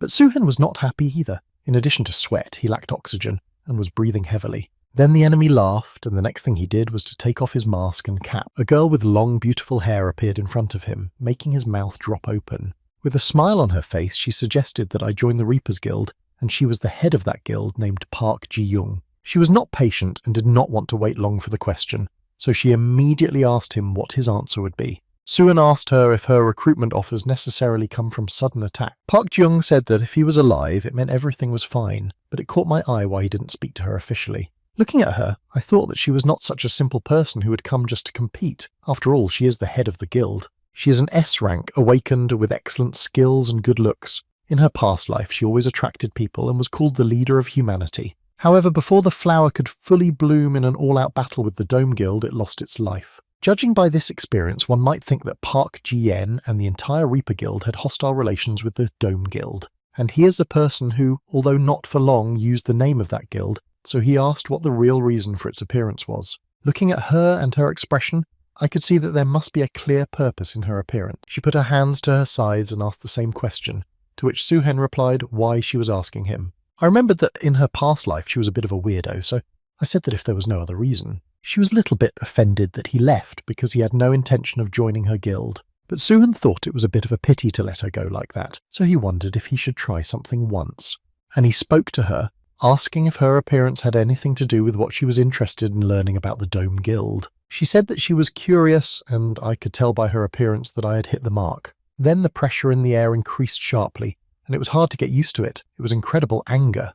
Her eyes opened wide, and she said that she could discuss something with him. So she sat down quietly on the couch, and Soo-hyun made her tea and took a chair and sat down opposite her. She wondered if the fact that he was pretending to be the Dome Guild in Anyan was to bring them to the surface, and she was right. The guild operates in the shadows, so it is very difficult to find them, and above all because it was a separate organisation. Even if you take the tail from the root, it is impossible to get rid of it. Park Ji-young appreciated his knowledge because she realized that he knew better than she thought, and asked if this was the reason for the destruction of the Aries Guild. Suhan smiled, looked away, and said that there was some truth in it, but it was just the guy he wanted to save. And in any case, even if he destroyed the Aries Guild, it was still destined to fall. But Soo-hyun knows that it is she who is hitting all the Korean guilds connected to the Dome Guild. Closing her eyes and taking a sip of tea, she admitted that it was beyond all expectations, and he was right. She had destroyed everyone. And the main goal is to destroy the Dome Guild and destroy everything associated with these Inhumans. The anger in the air was back, and Soo-hyun realized that her emotions toward the guild were running high and she was turning them into magical power. Her momentum and magic were incredible. She was a very capable awakened one. Park Ji-young said that he was correct in his words, that it was she who had broken all the Inhumans hiding in Korea, but they were only tales. There were no clues to either the body or the head, but their number and identities were not known to call them to battle, so it was left to wait for the head to move. Soo-hyun realized where she was going with this, that this was where he had come in the case of Anyan. It was true after that, and that's why the Dome Guild started to move, and it can't miss this chance. He looked at her, smiled, and asked if that was why she wanted to use him. However, she asked us not to think so badly of her, because the enemy of the enemy is considered an ally, and she will actively support everything that is considered to be a resistance against them. Soo-hyun agreed, but he wanted to ask her why she was so obsessed with the battle against the Dome Guild. Park Ji-young put the mug on the table, looked down, said simply, and fell silent. And she herself remembered that terrible day when she was holding the wounded boy in her arms. All she could answer was that she had her own grudge, so the head of the Dome Guild should be hers. As their conversation ended, she began to dissipate and smiled, saying, "Until next time." As if she wasn't in this room, she wished her new business partner good luck in the end. Everything fell into place because that's why the Reaper's Guild was so persecuted by the Domp Guild in his past life. The simpler the target, the clearer it was, and here the attention was drawn to the notification on the phone. After unlocking it and seeing what he called this outrage, she managed to look at his number. The next day, Yoon-sung and Hak-jun came to visit him. It was their first time to visit him, and they thought his apartment was very nice. Finally, the comrade managed to see how he was living, and Soo-hyun replied that he had been busy recently conquering the tower and evaluating his new rank. I also wondered why they were so eager to see him and visit him. Yoon-sung wanted to thank him for everything, since he had helped them a lot lately, and they hadn't had the opportunity to express their gratitude. The girl thought he was a hero who saved her, and Hak-jun's gift was nothing special and asked him to accept it. Although he didn't talk about it, he was very grateful, and it embarrassed him. Scratching the back of his head, he admitted that he often talked about it. Soo-hyun looked at the two of them and just listened, and it was nice to hear them say that. While they were talking, I put my head down into the basket, took one rose and smelled it, then thanked them and noticed that they smelled wonderful. Suddenly Yoon-sung put her finger to his lower lip and pleasantly asked him if he had a pet. He thought that it was hardly natural to call him that and replied that he had a small dragon, but he apologized for not being able to show it to him, because Mia was still small and slept a lot, and the dragon suddenly jumped on his head. He yawned sweetly, and the guests were delighted. Hak-jun even told us that he carried it in an egg. While still quite sleepy, Mia flew over to Yoon-sung and started sniffing her. At first, they didn't realize what he was doing. Soo-hyun said that Mia did not approach anyone but him, which meant that he was very comfortable with her. Hak-jun also wanted the dragon to climb on him and wanted to touch him with his finger. But he began to growl at him and looked at him very angrily and almost bit him. Yoon-sung laughed that her boyfriend was in pain because he didn't go to see him. Then the phone rang and Soo-hyun had to answer it because it was Park Ji-young. Hak-jun heard that she was an S rank and that she was also spoken of as a superhero from movies. He also said that he intended to catch up with them and would do so soon, and the girl asked him not to get hurt and smiled. She immediately started with business, saying that a green dungeon would soon open in Busan. She hadn't seen green dungeons appear so often before, so it was hard for the association to predict its complexity. Soo-hyun realized that even in his past life, there hadn't been many cases of green dungeons appearing one after another, but not now. I thought that this was to be expected, but even during the S-rank assessment, the future was changing. He asked who was the captain of the raid, and she said that she had offered Sung-hyun, but he refused, so now she was offering him. This was great because he needed to see for himself and agreed to her offer. Instead, he had the information she needed because he knew they had to come to the same place on the same date. She liked it and thinks that she will deal with any problems that might arise in the Dome Guild in Korea. In the past, the Dome Guild has carried out terrorist acts simultaneously in the United States, China, Korea, the United Kingdom and France, thus showing who they really are. It all started when the first blue dungeon appeared in the United States.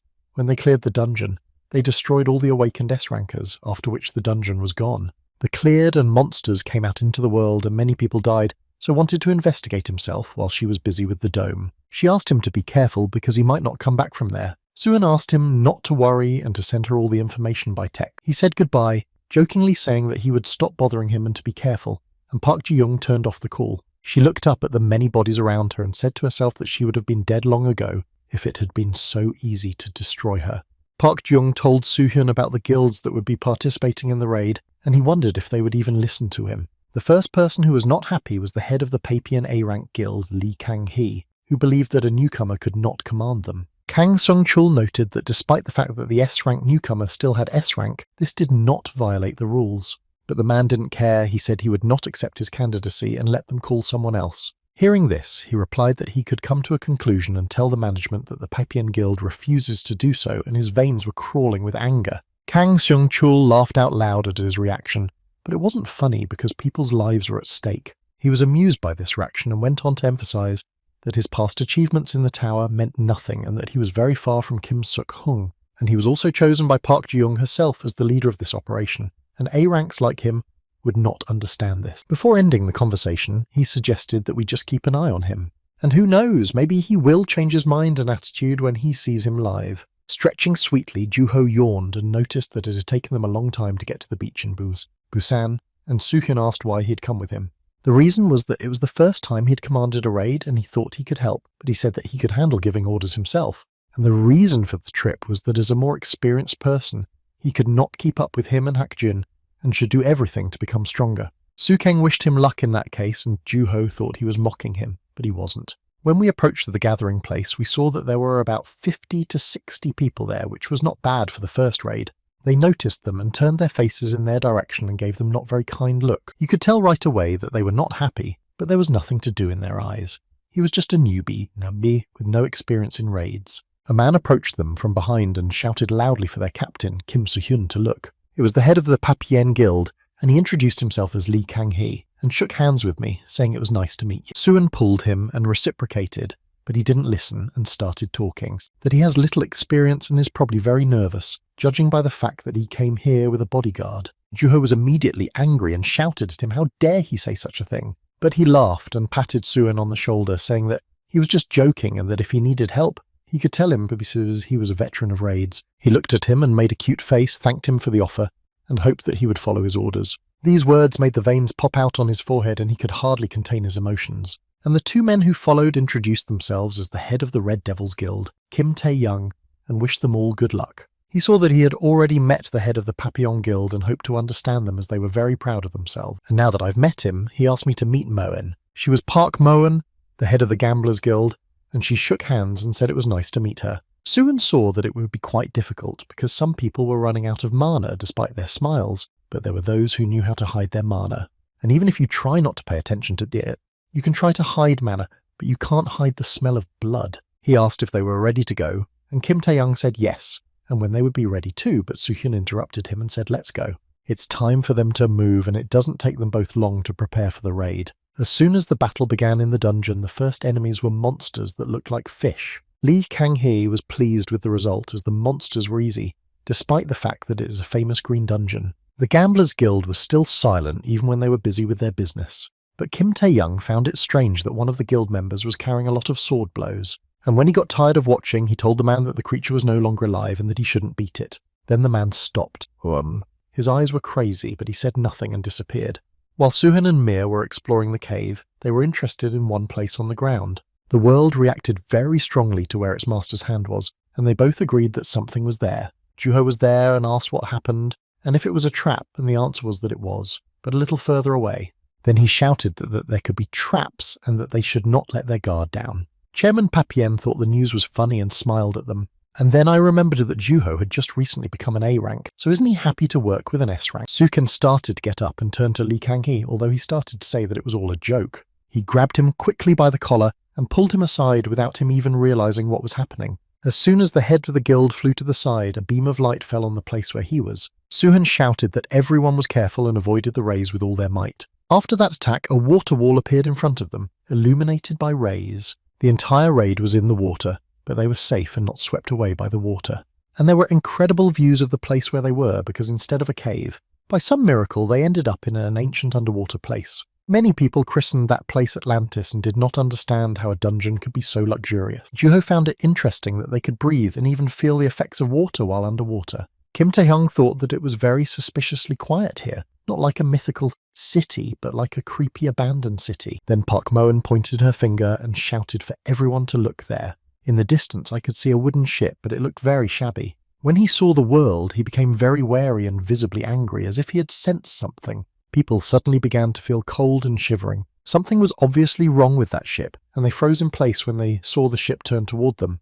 The heads of the guilds ordered their men to immediately prepare for battle. As they approached, they could see many eyes and bodies on the deck looking at them. The skeleton captain laughed and shouted for everyone to wake up because it was time to go hunting. The ship was already right above them, and it was impressively large. As soon as he turned sideways to them, skeletons started popping out of there and attacking immediately. In order not to endanger the entire raid team, Suhan took the first attacks on himself. He jumped in front, drew his sword, and met the enemy with several swings of his sword. At first, he thought that only holy attacks like Holy Flame would work against spirit-class monsters, but fortunately they could be defeated by magic. Li Kangqi shouted to his group that they were not afraid because these monsters could be easily destroyed by magic. They had nothing but numerical superiority, so he threatened to find and kill anyone who escaped. Suhan sighed, for the guilds were working well despite the circumstances, even though one might not expect organizational tactics from them. I had to trust the guild leaders in their ability to lead people, he called out to the Phoenix, who grabbed hold of him and shouted at Juho that he was leaving everything to him. As soon as he approached the ship, he immediately noticed what he was looking at. The captain's musket was aimed and the explosion thundered. It hit the Phoenix exactly. But just before the shot, Suhan managed to jump off the bird and land on the deck. They looked at each other, and then the thought came to me that the captain looked like a boss, and a few shots forced us to run quickly away from the bullets on the deck again. In order not to sit and wait for him to hit him sooner or later, he increased his speed. He activated the Holy Flame, swung his sword, and struck the monster's skull, but he managed to let out a breath and approach his subordinates to take them away.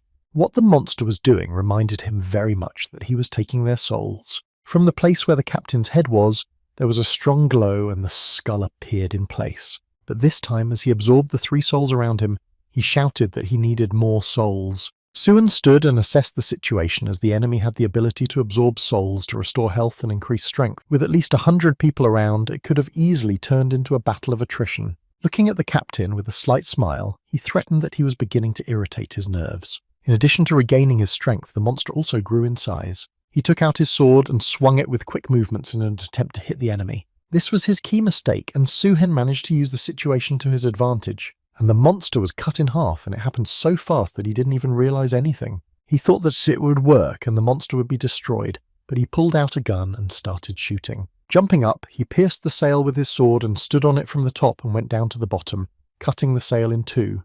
Then he stuck his sword into the bottom of the ship's mast and stopped to think about what to do next. The captain was not very strong, but with his regeneration ability it was difficult to cope with. Prolonging the fight would be a waste of time and effort, and the fight could become dangerous. The monster also used this time to think, as the guy continued to use holy fire, and his attacks did not pass. But he was sure that his mana had to run out before he raised his hand in the direction of his soldiers. All the soldiers the raid team was fighting with began to dissolve and disappear in an instant. The captain no longer looked like himself. His body exuded even more power. Suhan did not think of any other way to defeat him except to attack. The holy flame enveloped the monster and it began to burn in a circle, but the mantra was running out. The captain laughed when he noticed that the battle had stopped being so fast and hot. He quickly jumped up and fell on him while he was still sitting on his sword. Pursuing him, he tried to bring himself victory and good booty with powerful blows. Juho looked up and saw something happening on the ship because it was glowing strongly, wondering if he was okay. Suhan at this time put up a defense, trying to keep a big series of strong blows. Suddenly Mia growled, tired of watching this, and very angry. He opened his mouth and a powerful stream of flame burst out and passed through the monster. The attack was flawless. The fire quickly engulfed his body and he walked around screaming in pain. Then Suhan was surrounded by purple energy and felt that his mana was restored and his physical abilities became stronger. He looked at his dragon and could not believe that it had such power. The monster, engulfed in flames, did not understand how he did it, but it was because he was sure that he had run out of mana.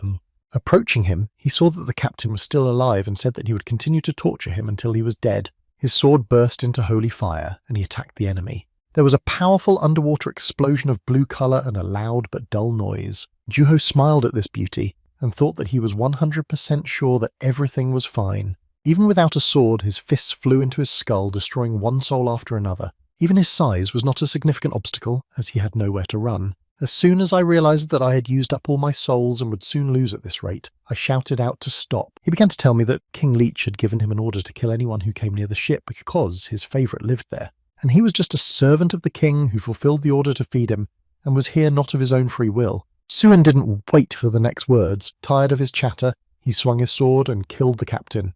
But his information was useful, which meant that in order to clear the dungeon, we had to destroy that thing. Wiping his axe, Li Kanghe was indignant that he knew he had to go to the ship, and before it was too late he urged everyone to go there, otherwise Kim Suk-hee would take everything. But Kim Tae-young objected, saying that first they had to help the wounded, and that without Suken's signal they should not move on. But Chairman Papillon took it as if he was afraid, and instead of going around in circles, he confessed. He replied with restraint that he understood that he wanted to achieve something, but because he had led everyone to insecurity at the very beginning, he could not assess the whole situation. I went up to Juho and asked him what he thought about it, but he couldn't say anything. It was more important to ask if he had seen Park Moen. The problem was that not only she disappeared, but her entire Gambler Guild team did as well. This disappearance was quite strange, and it is not yet clear at what point it happened.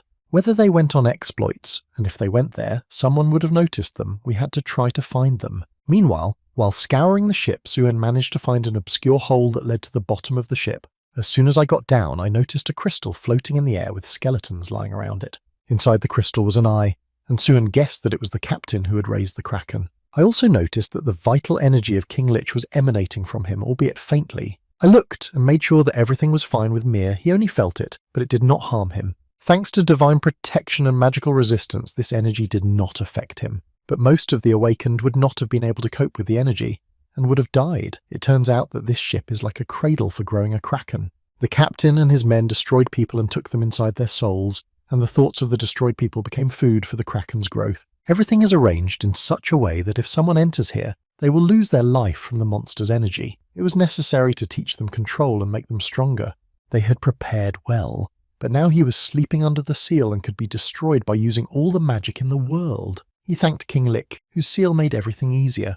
Then, unexpectedly, several people quietly snuck up on his backside and struck him. He stood there without even swaying, and they could not understand how. Their swords stopped before reaching the target as if they were stopped by some kind of barrier. Not going to wait for another attempt, he kicked them to the other side of the hold. But the next two jumped out of nowhere in an attempt to stab me in the back. As soon as they touched the ground, Suhan severely wounded them with 2 swings. I realized that I was wrong when I thought it would be easy, even though I had expected this moment, but now I was not at my best. I was also glad that I had turned the Iron Turtle on the 21st floor into a power. When he asked to see him, the head of the Gamblers Guild, Park Moen, emerged from the shadows with her warriors behind her. He told her that he felt bloodlust but didn't realize it right away, so he asked why they emphasized the Dome Guild in this raid. Pulling off the mask, the man replied that it was to be expected from their target that even S-ranks had difficulty detecting their camouflage. Suan, stretching his neck, said that their tricks are very obvious to destroy the awakened in the middle of the earth. Aren't they tired of attempted terrorist attacks to cause an invasion of monsters?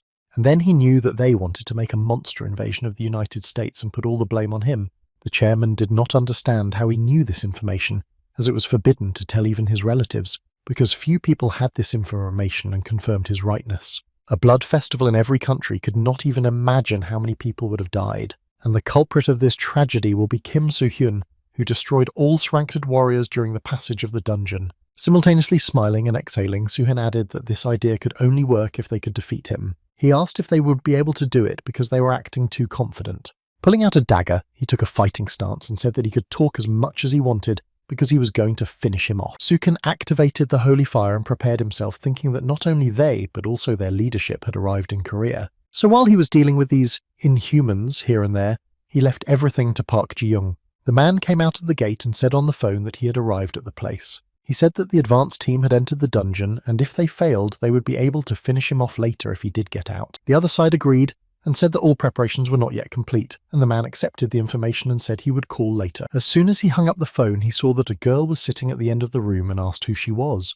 I saw that the floor near her was covered with bodies and asked if it was her trick. The answer was not long in coming. She gave me a sly look and said, "Who else is it but my uncle who was passing by?" Taking off his jacket, he was annoyed that they were pathetic and lost to some girl. She stood up and said that everyone who came in here said the same thing. They all had no idea what the future held for them. The man kept saying that there are annoying insects in Korea that interfere with Kim Suk-hee, so he had to crush all these insects first, so he took out his brass knuckles and put them on. Park Ji-young was tired of this conversation and grabbed her dagger, deciding to attack first. The dungeon was also a fierce battle, despite the fact that there were many enemies. However, he was not alone. The world helped him all the time by giving him its blessing. This restored all mana and provided a powerful force that made it easier to push enemies, and the turtle's defense prevented opponents from suddenly punching it from the back, and those who had the courage to attack from behind were immediately retaliated with a sword to the body. The head also almost lost his life. He ordered him to behave stealthily and hit the weak points whenever possible. The rest of them used the ability to disintegrate in the room. Suan was well aware that a surprise attack from them would be much more dangerous than a massive frontal attack. But he had one ace up his sleeve, Mir, because to some extent he was sure that he could sense the danger. So he had no choice but to rely on his dragon again, and he asked him to warn him before the danger from which side they would attack. Closing my eyes, I felt the sensations of a dragon completely, since due to the energy of the kraken they could not be felt by the smell of blood. It worked. Mir indicated that the first enemy was on his left. He then pointed his sword in the direction of the dragon, and the first one was destroyed. All the guesses were that Mir's ability to sense danger was better than his. The head of the gang began to worry since even their equipment was not working, and one of them suggested retreating to disguise himself and then attacking again. He realized that this trick would not work because he had noticed it when he was fighting with the captain. This guy exceeded all his expectations. He was too strong for them. From the very beginning, he was not someone they could beat. In addition, it was not known when it could go crazy from the evil spirits of this energy, and the idea came. They decided to go with invisible technology. Suhan didn't understand why at first. He even shouted them when they started attacking that they could not defeat him in a direct fight. In order to overcome the first one, he took the lead and used his speed to get behind them. But they didn't turn to him. Instead, they ran onto the crystal. The target of these Inhumans was not him, but the Kraken, and this was a very bad situation. He put all the speed he had into his legs just to get there and stir them up. But the head of the gang managed to swing his dagger and smash the crystal. By doing so, he caused the seal of Kinglich to be destroyed, and the Kraken had to wake up. The next thing that happened was that everything shook sharply and a powerful explosion occurred on the ship. The ship broke into pieces and the survivors were scattered all over the place. What he created with his actions made him laugh and proud of himself. He was falling down looking at the huge monster, shouting that victory was his. But in a moment, the Kraken's tentacles wrapped around him and squeezed sharply, and nothing was left of him. At that moment, Suhen was on the other side and tried to swim higher to look around. He stopped and whispered that he hadn't seen him for a long time. They looked at each other, and he thought about what he should do next to win. In order not to sit for a long time, he asked the dragon to give him his blessing once again, and quickly heading for the monster's eye, he paused in front of it and swung his sword. His swing instantly caused a severe and very painful wound to the creature. He knew that thanks to this, the monster would not be able to gather himself for some time, and during this period of time, he had to deal with him. Looking at the sword, he saw that the additional power that Mir had imposed on it began to disappear. It was expected that Mir would die when his abilities had only recently been revealed and were not stable, so he could not constantly provide strength. He was also almost out of energy because he used all his magic to stop the explosion when the seal was broken. As soon as they disappeared completely, he began to fall down, holding the dragon tightly in his hands. The only thought he had was that he had no choice but to regain his strength thanks to the immortal hero. At this time, Juho, who saw his friend falling down, tried his best to get to him. He showed up on time and quarreled with him because he was making him nervous all the time. As soon as he picked it up, the huge tentacles didn't grab him and passed him by. He sailed on with him, grumbling that he probably didn't even realize how valuable his life was. He insisted that he finally get rid of his bad habit of doing everything himself, and Suhan asked him how he ended up here. Juho replied that the Gamblers' Guild had disappeared, and he had no choice but to board the ship. There was nothing to do downstairs, but because of the explosion on the ship, everyone evacuated to a safe place and he started to worry, so he came. Suhan thanked him, acknowledged that he should have acted as a leader from the beginning and said they would discuss it later, and was concerned that the monster was not chasing them. He reassured him, saying that he had managed to disable it for a while, so he would restore his eyesight, but he also had to destroy it. The heads of the two guilds looked at the monster and realized that the situation was dire. Behind them was Suhen, who said that he would explain everything to them in a moment. He said that the Gamblers' Guild were traitors and that people in disguise on the ship attacked him. And because of the actions of their chairman, the Kraken was released. So that's how it was. Everyone had different opinions. Juho understood their strange behavior. Chairman Papillon blamed his independence for what had happened. And Kim Tae-young thought of a plan. and Suin had a plan ready since the disadvantage of the Kraken is obvious. If they work well, they can easily destroy it without any damage. But he warned that if they continue to show disunity, they do not need any plan. Because of their silence, he thought that it was safe to assume that everyone would follow his plan and began to explain. They were divided into squads, and the first squad was ready to start the action. His magical abilities flew to the wounded creature, and he could barely notice it. The bulk of the attack was aimed at his eye, and this long-range attack prevented him from getting close to them. Juho saw that Suken's plan was working and shouted to the second squad to get ready. Then he said that the disadvantage of the Kraken is its speed, and you need to have a lot of strength to use it. It was obvious that the monster could not get to them, but its resistance was impressive, and I thought that they could not defeat it on their own. But it didn't matter. Their task was to hold out until Suin recovered, and they were only blocking the Kraken's approach. Juho watched them all, and encouraged them because they were all good and kept them in a good fighting spirit. Then one of the people noticed someone running to the side of them toward the monster. He turned around, hoping that Suin had recovered quickly and was running to fight. But what he saw there made him change his mood, and he thought about what those people were doing. The head of the guild, Papillon, and his men bypassed everyone and ran toward the monster. As they ran, they asked him if their actions were considered normal, since Suhen said that they should never approach the Kraken. But he stopped, grabbed him by the shirt, and asked him a counter-question. If he had gone down from the roof, he would have gone down with him. The man was still trying to point out that he had said they couldn't defeat the monster because of its high endurance and regeneration. Likanki let him go, emphasizing that he just wanted to take all the awards for himself, and if he didn't want to be kicked out of the guild, he should have followed him. He was confident in their abilities, and it was the Papillon Guild that would destroy the Kraken. They rushed into the attack, each taking his own body parts, the head shouting that they would not give the creature any chance of survival. Kim Tae-young could not believe his eyes what was happening there. The man behind him warned him that they could get hurt because of their attack. He shouted to everyone to stop the attacks and just observe the situation. Li Kangyi was waving his axe and shouting what he was going through, and he didn't care that the guy had more strength because in the end he would destroy the monster. As soon as he stopped a little bit, his expression changed and anxiety appeared in his head. He looked at the tentacles and did not understand how, because he felt his axe chopping at it.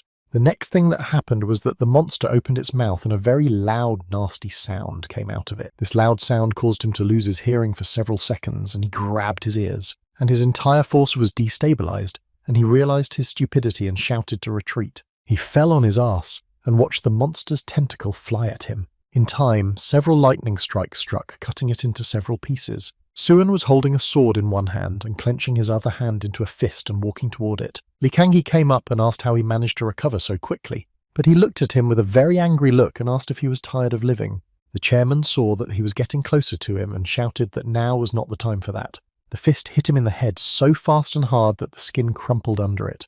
He flew away with such force that he did not even touch the ground and was unconscious. Those who remained asked what they should do now, and he ordered them to return to the raid zone. Otherwise, he could have accidentally hurt them and activated the holy flame. Then he summoned the phoenix and ordered him to shut the Kraken's mouth. The phoenix's blow almost turned the monster over and everything around it glowed blue. The Kraken again saw the enemy approaching him with his big eye.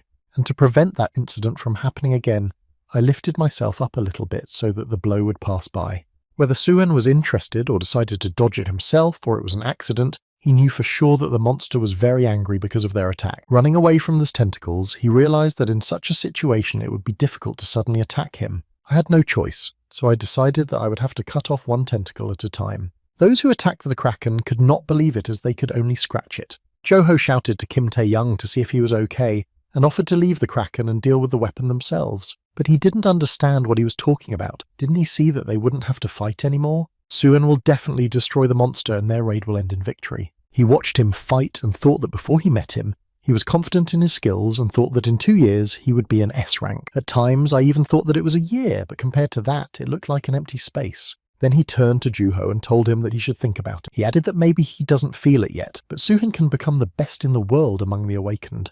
Therefore, in his opinion, if she continues to follow him, she may simply break down. All because of the bright light that burned everything around it. And he suggested that if he felt that he could not cope, he should come to their guild, as he thought that he was very capable among people like them. Juho didn't say a word. He turned to the battlefield thinking that he knew it perfectly well. Suin finally finished chopping all of the Kraken's tentacles and stood in front of him and shouted that he was finished. And as soon as he opened his mouth to try to scream again, he flew inside. My mouth immediately closed tightly and swelled like a bubble and my eyes opened wide. The next thing that happened was that a line of holy flame was visible, which the sword left behind. As soon as the Kraken's body split into two, Suhan looked at it and breathed a sigh of relief. All that bothered him was the disgusting smell of the Kraken's blood that remained on his face. After the monster's body collapsed to the ground, all the raid participants were delighted and rejoiced at this victory. This Juho was talking to Kim Tae-young all the time, wondering what he was getting at, and didn't even hear Soo Hyun coming up behind him. As soon as he asked what they were talking about, he exploded and started screaming that he had scared him. Then he put his hand on his head and talked about his business, and we talked about whatever else we could. Sukan still looked at his friend and suspected something. Juho congratulated everyone on the end of the raid and praised them for their good work. I asked him where Lee Kang-hee was, and he pointed to the stone where he had been unconscious from a blow to the head. He crunched his fists and looked at him menacingly, and said that he needed to finish what he had started. Papilyonov's head had not yet fully recovered. He was holding his head and could not see who approached him. As soon as he came to, he saw Suhan looking at him and asked him if he had anything to say to them all. Ignoring the question, I looked around and saw that the monster was finished. He realized that their raid commander had handled him and said it was time to determine everyone's contribution. With a smart look, he began to reason that his guild had suffered the most compared to the Red Devils, but they were not interested in that. Lee Kang-hee did not understand what they wanted from him, as they always distributed the rewards after the raid was over. Already gritting his teeth, Suhen growled his question again, whether he really had nothing to say to them. Frightened by him, he took a fighting stance and reached for his sword to get it. But his sword was shattered by the impact, and another question was asked whether he really did not realize what he had done. Without waiting for an answer, I shouted at him that people could have died because of his pride and selfishness. Not wanting to listen to his lectures, he decided not to give in, and since he had lost his sword, went into hand-to-hand combat. Due to his lack of speed, Suhan easily intercepted the blow and gave him one last chance to apologize. But he shouted even more that the team leader had used force and asked if he would cope with the consequences, because as soon as he was released, he would immediately join the association. His words sounded empty, and he was also wrong about something because the team leader is responsible for strategy. But his rights do not end there. He was responsible for the lives of the people in the detachment, so he has the right to do something else. If one of the raid participants was blinded by ego, it could endanger the entire team. So how can the head himself take measures to punish him and swing the sword? Therefore, the punishment he chose for him for this act was to pay with his life. As the sword swiftly struck at Lee Kang-hee's head, the people around him did not even have time to react, but the blade stopped a few millimeters from the neck of the fool, who almost fainted from fear. Juho himself was shocked, saying that he was well mocked, but Suken intended to scare people so that they would avoid such nonsense when they went on other raids. And because of this situation, he is likely to lose the trust of the guild and will not stay in his position for long. After finishing the conversation, he wiped his hands of the dirt and announced that it was time to get ready to leave. I learned a lesson in this raid, learned how to use the abilities of this world, and understood how to use the abilities of King Lick. He also had to check out dungeons that he hadn't known before, and he remembered Park Ji-young because the people from the Dome Guild are quite strong. A few hours before the successful completion of the Suken raid, the battle was fierce. The man with brass knuckles was not a simple awakened one, and had quite strong skills. Even though she was quite agile and faster than the enemy, she still had to try hard to hit him. She even resorted to tricky skills such as assimilating darkness, which allowed her to avoid taking damage for a while. It also added speed so that we could get behind enemy lines and attack from behind. As soon as his feet touched the floor, the hand with the dagger passed with a precise blow to his neck. Just to be safe, I jumped back immediately after the impact, and not in vain. He managed to quickly put up a defense with his hands, and the blade passed through his brass knuckles. But he praised her. He was surprised that she had such skills and that she had wounded him. Park Ji-young shouted at him to stop talking so much. Since she had not changed her plans and was still going to destroy him, she quickly attacked him.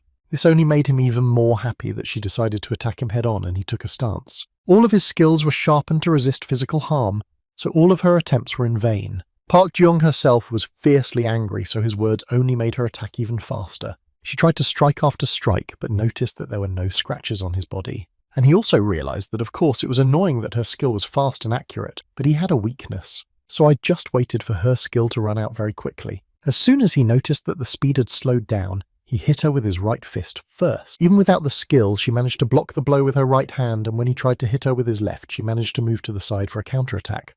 And since she realized that he had a very high level of protection, she had no choice but to do so. How to get her special blade, and it worked. She managed to wound him, though not significantly. He just laughed that she was hiding one blade and wondered what she was counting on anyway. A strong blow from the left almost hit her, but she managed to bounce back and a hole formed in that place. He really liked this fight because he hadn't fought so interestingly for a long time, and he wanted to fight again. But Park Ji-young hid the daggers and stood kneading her neck, looking around the room, and he shouted at her what she was doing. When he heard that their fight was over and she did not want to waste her strength, he shouted that it was all nonsense and to attack. But she shrugged her shoulders and said she wasn't going to listen to him. Her actions drove him crazy because how dare she not listen to him?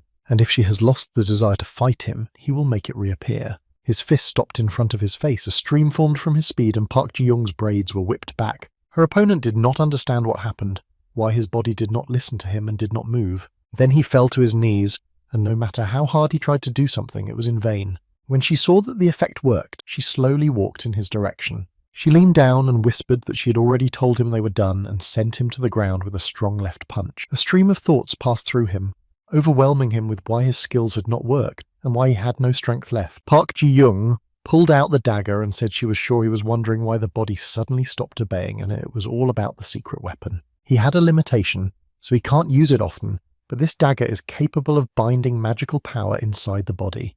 And as soon as he wanted to use it, the body collapsed at the exact moment of the injury, and the winner was determined. So now it was her turn to ask questions, and the first one was who their boss was. He was hit in the face a lot, and no matter how much she screamed, he remained silent. Being beaten, he still smiled and said that someone might know his boss, but not him. But he was even more interested in whether she wanted to join the Dome Guild, and together they could destroy many people. She pulled out a knife and waved it at him, saying that she would start with him. Suddenly, her deputy appeared, put his hand up to stop the blow, and asked her to calm down. He fully understood her feelings, but he was not the last man in the Domp Guild and had some more information. And if they destroy it here, they will not achieve their goals, so I asked them to cool their heads a bit. She caught her breath and apologized as her anger got the better of her. Judging by the circumstances, I asked him if he was convinced of the accuracy of the information, and he replied that it was necessary to hurry up with the pre-pursuit. The opponent recovered a bit and asked the man why he had taken the policy, and they spoke very nicely.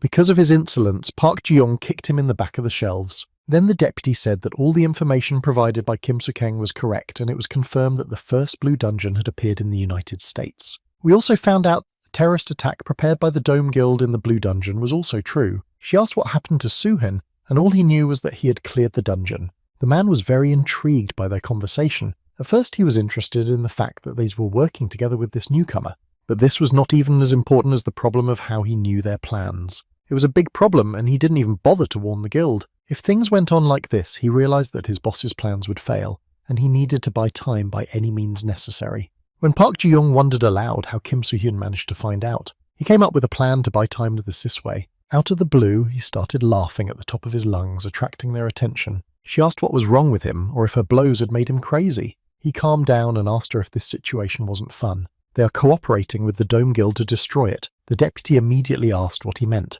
He shouted to them to think with their heads a little bit, as not many people from the guild knew about their plans, because they think it looked strange that he knew everything. While they were talking, I thought that Kim Soo-kang was very dangerous to them, but if the two of them were to be pushed head-on, they could both be eliminated, and he offered to sign a contract because otherwise Soo-hyun would continue to play for two teams. First he had to deal with him, and then tell them everything he knew about his guild. The assistant took out a machete and put it to his throat and ordered him to shut up. They would not believe his words. Their opponent called them fools because he was a traitor to his guild, so where were the guarantees that he would not do this to them? The deputy warned me not to listen to him. He clearly wanted to create a conflict and take advantage of it. Park Ji-young looked at her uncle and told him to tell Kim Soo-hyun to come here and to gather the guild members. She understood what he was thinking, but even without this fool, they needed to find out his informant. He laughed that it was a different matter, and that if they destroyed him, he would become their friend. But she quickly calmed him down, saying that she could see that he didn't get it, and that she would rather die than work with someone like him. If Soo-hyun was a member of the Dome Guild, she will simply destroy it and start over, because her goal is to destroy their guild. As soon as the assistant contacted Soo-hyun, he got in the car and arrived at the specified place. When I got out of the car, I greeted him and asked what happened that they called so late, and he asked me to go inside. As I followed him, various thoughts came to mind, one of them being that perhaps Park Ji-young was injured.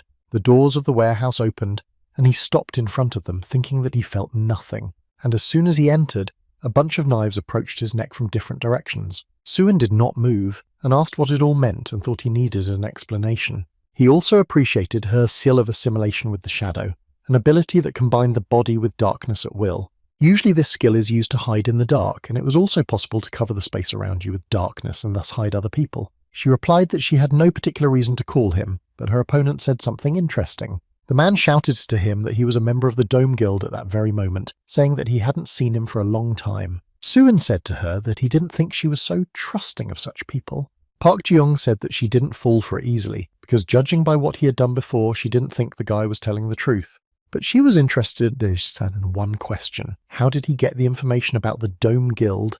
And the fool said that a couple of people knew about the operation, so it was all very strange. That's why she needs to make sure he's not connected to the guild and asked him to reveal his informant. Suin thought about it. He knew that the man's name was Ethan, and he was a goddamn fanatic from the guild leadership, but he didn't know the details. It was very obvious that he wanted to quarrel with Park Ji-young, and his answer would solve all the problems. The problem was that his informant remembered a past life, but she wouldn't believe it. The situation was not the most pleasant, and Ethan is now inciting everyone, and getting away with a lie is not going to work now. In addition, if we get away with lying now, sooner or later this topic may surface again, and if it plays into Ethan's hands, it could ruin all his plans, so Park Ji-young asked for an answer as soon as possible. To begin with, I realised that I needed to seize the initiative and told her that I would prove that I was not connected to the Dome Guild, but would not reveal the source of the information. Since their relationship was built on trust and mutual understanding, he had no reason to let her in on everything. Isn't she curious about his possible past in the guild? So Dom tells her to go to his house and he'll show her, but only he and she.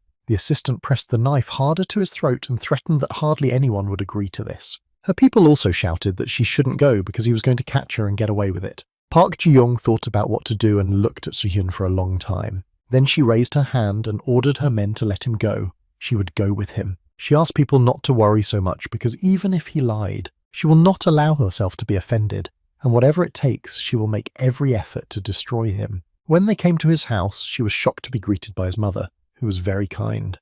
My mother was very happy to see him because he hadn't visited her for a long time. The attention turned to her mother, who asked who it was, and Suin replied that it was his friend. But she thought they were dating, so he brought her to meet them. She was also very delighted that the girl was very beautiful, and asked why he hadn't introduced them earlier. It didn't take long for my mum to cook a bunch of food and serve it to the table. They confessed to her, but only because she was nervous and managed to make enough. But I thought that I hadn't put anything special onto the table and let them eat as much as they could. Park Ji-young began to eat while keeping a close eye on the two of them. My mum and he were very nice to me, and I could tell right away that they cared about each other. This was enough for her to realise that Soo-hyun had not caused her any harm and calm down. After we ate and moved to his room, she immediately said that she and her mum had a great relationship. While drinking tea, I asked her if she still thought he was from the Dome Guild. Park Ji-yoon realised that he was trying to say that he had someone dear to his heart, but it didn't prove anything. If so, Soo-hyun put the mug on the table and got to his feet and began to take off his t-shirt. She shouted what he was doing, or did it mean that the arguments were over and he decided to show his true colours? But he asked her what she was talking about, and she said that all the members of the Dome Guild had a mark on their bodies, and he just wanted to show that he didn't. I joked with her, asking if she should take off her pants and show me her pants, and she covered herself and said that it was impossible to talk to him. She added that she believes him because if he were in the guild, he would not have dear people because those non-humans do not care about others. Suin wanted to ask another question, perhaps inappropriate, but still what happened between her and the Dome Guild. But she answered him by saying that their relationship was based on trust and mutual understanding and she had no reason to let him in on everything. But he noted that they did get a little closer, so he hopes that over time their relationship will change completely to one of trust. This made Park Ji-young laugh a little, but her mood changed immediately, she thought, and she began the story with the events that took place 2 years later before entering the dungeon. At that time, she did not have a guild, but before that I wanted to tell you some details about her childhood when everyone praised her for her beauty and calm nature. Perhaps the problem was in this image, because people placed their expectations and fantasies on her. But when they learned about her strange nature, their attitude changed immediately. People who were disappointed in her immediately left her, and even eventually her parents did too. But she always just wanted to be herself, and then she realised that she couldn't fit in anywhere, and as time went on she became awakened. Returning to the initial point of the story where she was in front of the dungeon, she said that a guy approached her and said hello, saying that his name was Kim Gi-hyun. But she walked by and did not hear him make excuses that he was not going to recruit her, but only wanted to unite in one team. It was free to participate in the dungeon, so there were many awakened people and no leadership system. That's why he suggested that joining together was better than being alone. But she answered him calmly, saying 2 words, That's enough. He did not get upset for a long time because his friends called him and he ran to them. In the dungeon, it was like he said, some people fought alone and some people were in a team and beat the monsters together. Even though Kim Jong-un was considered strong, even he had a little difficulty there. She was not far from him again, and he was fascinated that she alone managed to defeat a bunch of monsters. The team came closer and also saw a picture of a girl standing with lifeless bodies next to her. A blonde girl who was on the team with them asked him if he had asked her to join them, and he said yes, but she rudely refused. The girl added that judging by the picture she saw, she was fine, and would also like to go with her instead of with these fools. Shik saw that the guy was looking at her and was thinking about something, so he decided to ask. He said that when he talked to her, and now he sees that she's very sad.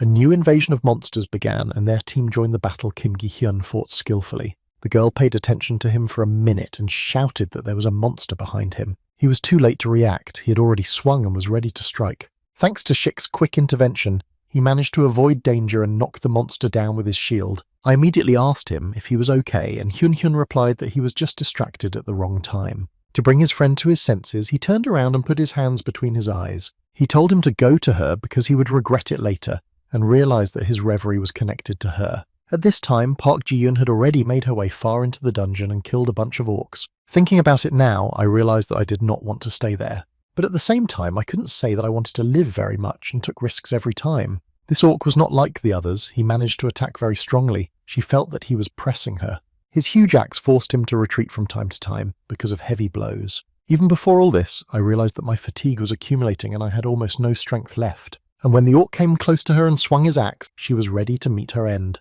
To avoid looking, I closed my eyes as I had long since accepted it and had no self-pity. Because of the noise, I opened my eyes and could not believe what I was seeing. When half the monster was gone in a second, a familiar voice sounded, because it warned me that it would be difficult alone. She will never be able to forget that moment and the meeting with the one who gave her the desire to live. He asked her again to join him, but she remembered smiling and walking past in silence. I could not leave her alone and ran after her, keeping up with her proposal. She didn't know that they were being followed by a man, which would bring a lot of problems. After they went through the dungeons together, they met again by chance and he again begged to join, but not the team, but the guild.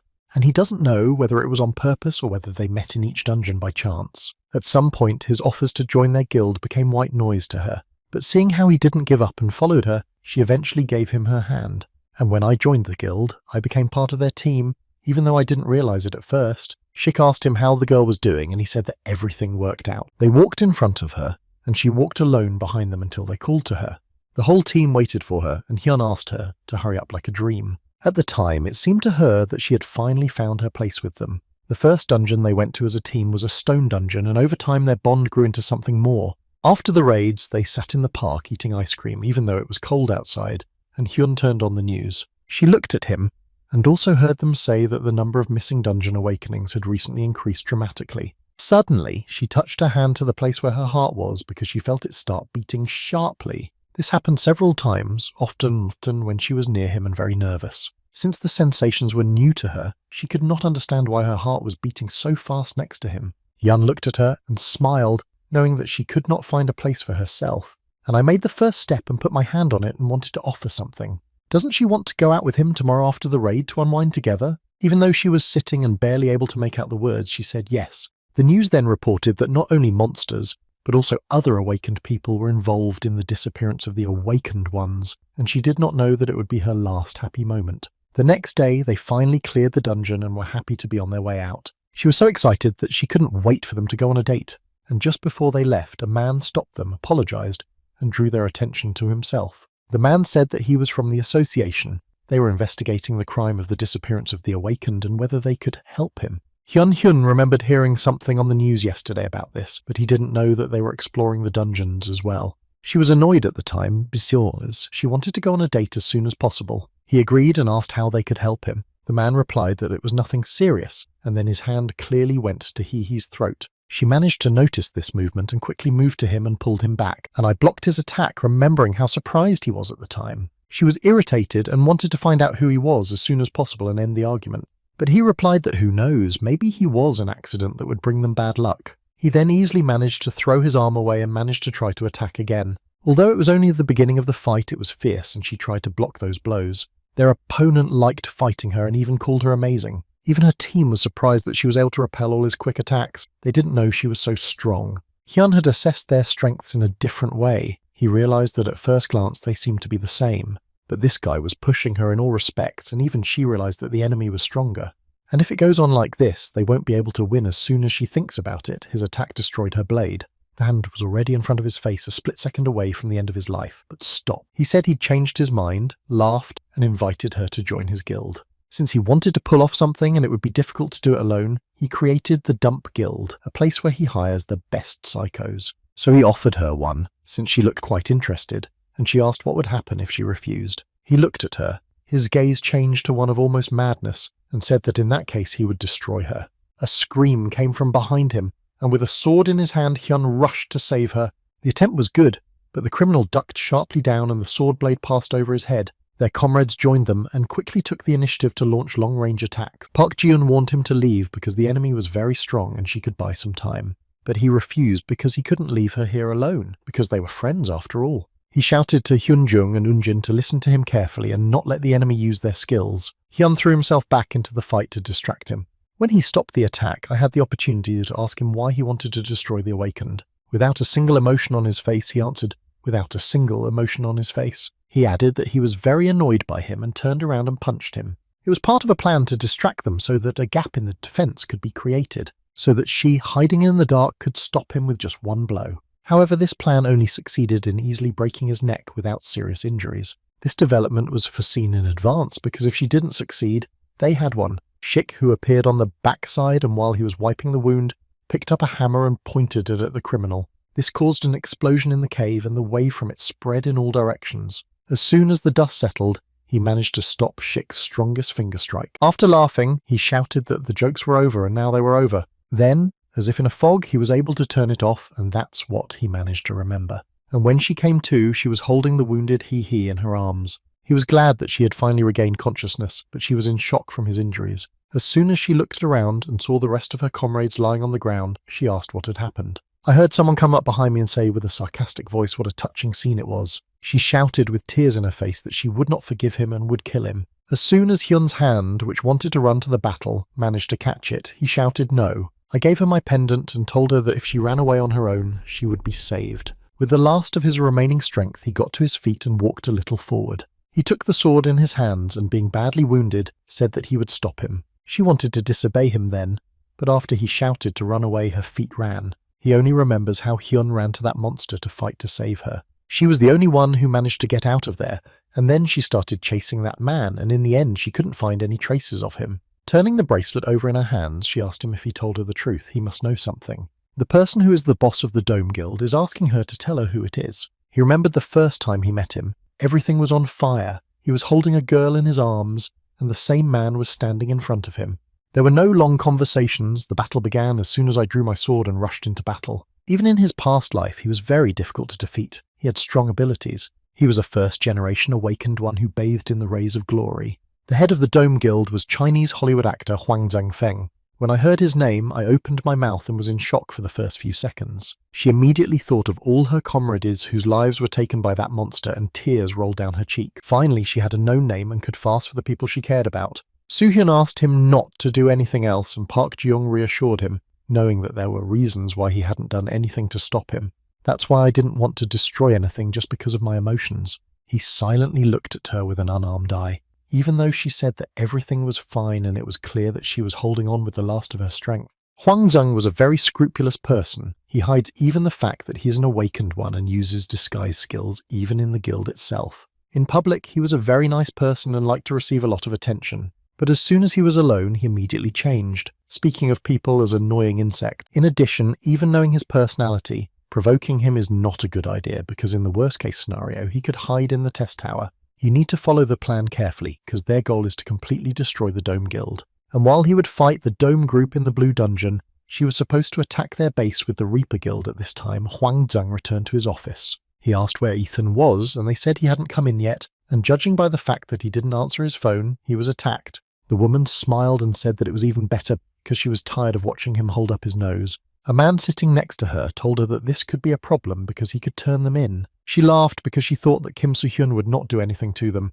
He was just a little fish. Even after destroying Ethan, she didn't think they would lose to him. Her name was Chloe Lefort, and she was the head of the Star Guild and a member of the Dome Guild leadership. And the man sitting on the side of her was Mac River, who was also a member of the leadership of the Dome Guild. Huang Zheng said that Chloe was right. Of course, it was a pity that they did not manage to destroy Kim Suk-hung, but it was not a problem for them. With their methods and efforts, they could remove all obstacles in their way. I asked them to look out the window and think about whether the moment when this shining city will fall down is not exciting to them. At dawn, the private jet was flying in the sky toward the United States. Hak Jun was sitting in his chair, worried about something, and he flew only because Suyun called him. But he was concerned that the atmosphere between them all was oppressive and uncomfortable. This man was not trustworthy, and could not even talk to him, and the girl was silent, and it was not clear what he was looking at on the phone. He checked the information from the association about the dungeon, and the green dungeon was the only thing that had changed from his previous life. The fact that the future hasn't changed much pleased him, but he still needs to check the information constantly. Hak Jun asked him why they were going to America, and Soo-hyun was embarrassed and asked him if he hadn't told him. Seeing that he really did not know anything, he replied that there was a blue dungeon. As soon as they got off the plane, his friend asked him if he had been here before, and he almost said that he had, but quickly corrected himself and said that it was the first time. And then he thought the blue dungeon appeared for the first time, then why he didn't know it would have become a precise discussion. Soo-hyun replied that this is a US norm, guided by personal goals in the purge, and therefore controls Hak Jun's information, which was alarming because there could be an outbreak because of it. But he added that it's a little harder here, to put it lightly. In the United States there are the most awakened people, but most of them are in the B rank and below, and they are evaluated differently. They want to show other countries that they are winning not only in quantity but also in quality. Hak Jun did not realise what if people suffered because of their pride. But Soo-hyun took me by the shoulder and reassured me that yes, pride is bad, but as he said earlier, there are many awakened ones among them, and many of them are capable. While they were discussing how everything was organised, Park Ji-young tried to call one person. The man picked up the phone, it was Robert, and she greeted him, so as not to have to explain why she had come and arranged a meeting.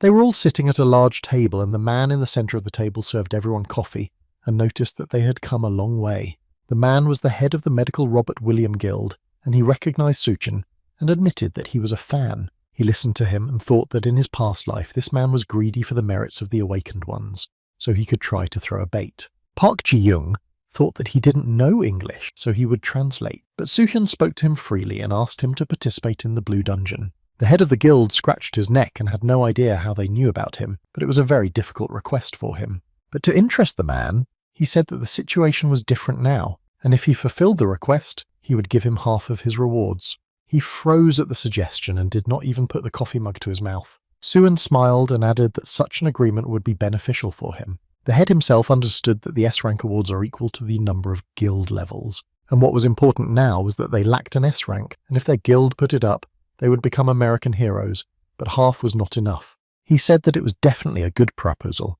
but he did not know how the society would react. Soo-hyun then added that he knew that only 2 S-ranked people were going on this raid. Therefore, if they include him in the raid in such a shortage, the medical guild will become national heroes. Robert's face twisted as he said it, even thinking that he was reading his mind. Without relenting, he asked if he still considered his offer unfair, and saw that he had put him in a difficult position. In this case, there was nothing to do, and I would have to forgive the other guild. He could not let him go. He jumped out of his chair, caught him by the arm, and shouted at him to stop. He agreed, but thought that such a reward would not be enough. For a moment, Soo-hyun thought, though he only pretended to think. He immediately came up with a new contract. If at least one more S-ranked player went to this raid, he would give him all his profits. Otherwise, if no one joins, he will give everything to him. This condition suited him perfectly. A high risk should always be justified by a good reward. Then he stood up and went to the nightstand to quickly draw up a contract with Park Ji-young as their intermediary. Soo-hyun had to cover his mouth with his hand, through which he could see a smile, and could barely contain his laughter. In fact, he knew he would win the case, given that he knew the future. After signing the contract, time passed quickly before the raid into the Blue Dungeon. Just like last time, none of the awakened S-rankers entered the raid again. Even the leaders of the Dome learned that Kim Suk-hung was going to go on the raid and believed that he had signed his own death warrant. With only 1 day left before the raid, they worked hard to implement the plan to destroy the Dome Guild. Soo-hyun didn't waste any time either, and spent all those days trying to train Hak Jun until the big day came. The raid began in the forest on the edge of the Los Angeles border, led by the deputy head of the Maximum Awakened S-Rank Guild, Jordan Rogis. He asked his fellow soldier if he had seen Kim Suk-heng, as he had heard that he was a genius and wanted to meet him as soon as possible. Here, From the side, he was told in a not pleasant voice to be patient and not to expect much from him. It was Chloe and her friend McRiver who had just arrived at the entrance to the dungeon. He told her that if she didn't know, he would tell her that Suhen was the only one who passed the levels in the tower at the 10th difficulty level. But Chloe called him a wimp and asked if he was worried that he would take away his bread. Because they were about to face a serious test, she quickly picked up on his words, pointing her finger at her friend and saying that's why the strongest had come here. He came up to him, put his hand on his arm, asked if he was talented or if he was forced to come by threats, but added that everything would be fine because he was with them. Chloe thought that Jordan had called her a grandmother and activated her ability, threatening that if he called her that again, she would destroy him. Since she was the first to activate the ability, he also did so for his own safety. People around them wanted to find a brave man who could stop them, but there were none.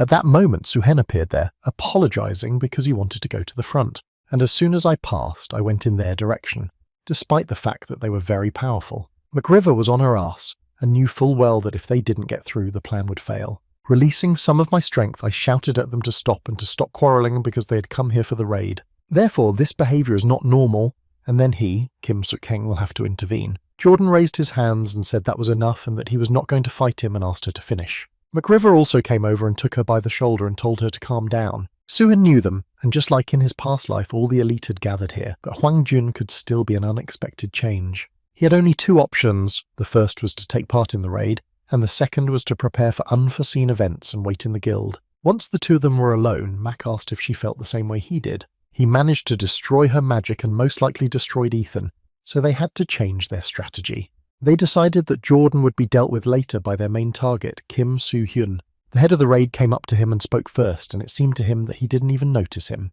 I introduced myself as the deputy head of the Maximum Guild, Jordan Rogers, and he responded and introduced himself. The chairman asked to take care of them as they planned to finish the raid calmly and without injury. Suhen called them all too much of an optimist for going through the blue dungeon, then ferried himself, saying that their task was at least to come back alive. Jordan asked us not to worry. He was forming this team from the best and was betting his pride that they would be successful. He thought that it was his pride that was the problem with Hakjung's run, and he was ready. He noticed that they were talking, and he heard that he was considered in the world to be the strongest awakened one who'd conquered the Green Dungeon. It was incredible to go there with him and knowing that the Ice Witch, Chloe, was with them. At first, I was even worried that they were going to the Blue Dungeon, but they became calmer. Suhen knew that they were all unaware of the danger of this dungeon, in addition to the fact that they expected the Dome Guild to attack it. If it did, the raid would fail and the monsters would come out. I asked Hakjun if he remembered what he said and added that there are always unpleasant problems in dungeons, and the battle would begin as soon as they entered the dungeon, and I had to remember that. They made a lot of noise as soon as they entered, and Hakjun tried to look around at once. Jordan came up to him and asked if he and Kim Soo-hyun hadn't come with him. He panicked because he did not understand English and asked a friend to translate. But when I looked at him, he wasn't there at all. The chairman began to worry about it because the two people disappeared at Kim Suk-heng and Mac River, and there was a high risk that the strong would disappear. I even saw that Chloe was also confused, but it was not clear whether it was because her friend was missing or Kim Soo-hyun. But no matter how much time there was left to think, the monsters were close. Leaving the raid behind, McRiver quickly made his way through the dungeon jungle. He managed to feel that someone was following him and thought that Chloe or the boss would not. So he stopped and Suhen appeared behind him. He did not expect him to be so fast. Mac asked what he needed and was given the task of exploring the dungeon as soon as they entered. This made Suhen laugh, and he also asked him if he had many mistakes in the word terrorist attack. I also knew that he was the second best after Hwang Junfeng in terms of skills and wanted to evaluate him. The fact that he mentioned the name of his boss really focused attention on why he knew this and was aware of their plan. As expected of a terrorist, he was good at controlling his emotions and playing the fool who knows nothing. McRiver shouted that he didn't know how he knew, but it didn't matter. He would just finish him off and tear him to pieces with his skill. And all those who came here and all those who were in Los Angeles had the same fate. Having finished with the threats, he quickly jumped into the attack. Suhen pulled out his sword and apologized to him for since he had entered the dungeon, their plans had not been realized. The fight was over before it even started, as I tracked his movement and determined when to swing my sword. Meanwhile, the raid was fighting monsters, and in addition to the flying ones, there were also healthy and fast ones that looked like gorillas.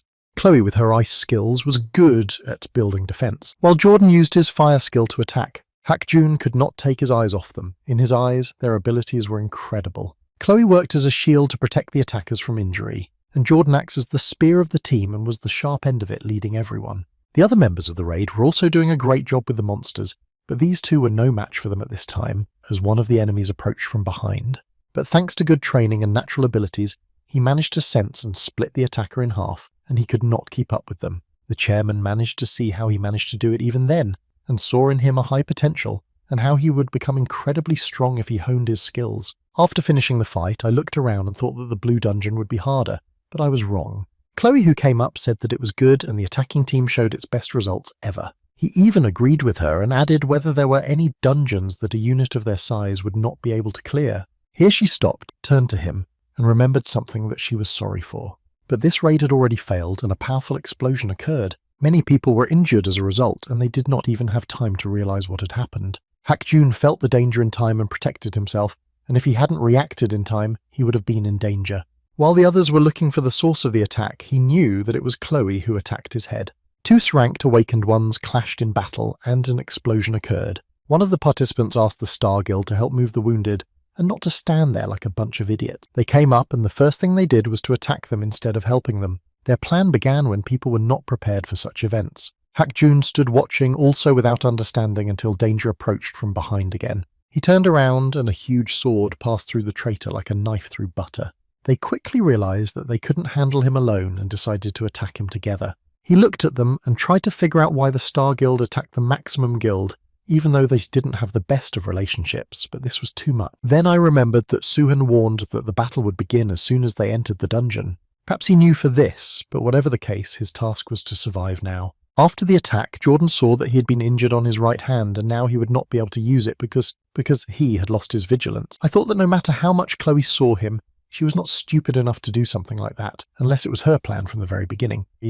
I asked her what she was doing, that she could do this because of personal disputes between them, and what her goal was. She just laughed at him because he was talking nonsense and didn't understand anything, and he didn't even realize how much he wanted to destroy him. As soon as she attacked, I realized that it would be useless to waste time. She kept increasing the pressure and shouted that he could not cope without one arm, and no matter how much he didn't want to admit it, she was right. Due to the sudden attacks, a protracted battle was not favorable for him.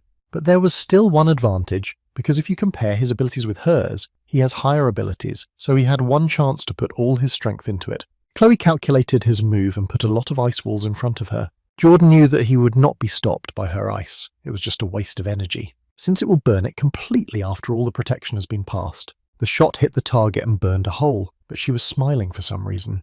And in a second it became clear that it was not her, but an ice-cold copy of her. She came up behind him, touched him, and ice surrounded his body.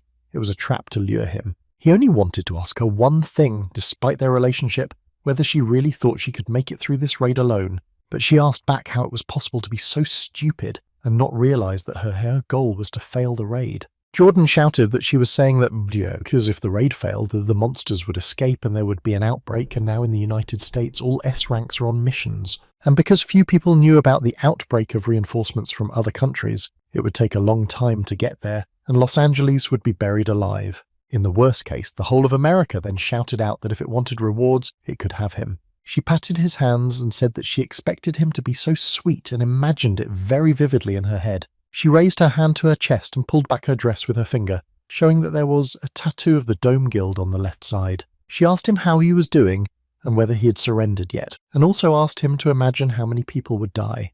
When the ice was almost on his face, I looked at him and realized that his face was getting more and more beautiful. Jordan couldn't believe his ears at the way she treated people's lives. She was no longer a person, but a monster. She shouted that she loved beautiful faces that were distorted by despair and planned to show him the destroyed America. I've already imagined how much more beautiful his expression will become than it is now. She liked the idea so much that she has now changed her mind about destroying it. At that time, Sun was moving very fast through the jungle because he was hurrying to get to them with all his might. Chloe looked around and saw that they had done well, and judging by the fact that there are few opponents left, they are almost done. But I didn't see where the boss was, and I even asked my subordinate, who didn't see it either. They were almost done, so as not to have to scream for him to come out. After no one showed up, she thought she was tired of it. She follows him because it's fun, and the fact that he was constantly hiding his identity was very annoying, and there was no guarantee that if something went wrong, he wouldn't leave them. Chloe felt someone appear behind her and thought it was McRiver, even getting angry that he was taking too long. And when I heard him apologize for being late, I was stunned because it was Kim Suk-hyun's voice. When he saw what was happening, he thought he was done with it quickly, but as it turned out, He was a little late. The Ice Witch did not believe that her friend could lose because even she recognized his talent. But Kim Soo-hyun's magical power made her very nervous and doubtful. She shouted to her subordinates that they would deal with the rest later. At first, they had to destroy him. But Hak-jun blocked their way, and if they wanted to move on, they had to defeat him. Since they had already fought, they realized that they were not a simple boy, and it would not be easy. All levels of Chloe's defense were easily destroyed by Soo-hyun's sword, and the holy fire melted the ice before his eyes, and even some powerful blows passed her very close. Panicked, she wondered where their boss had gone and recognized that she could not defeat him alone.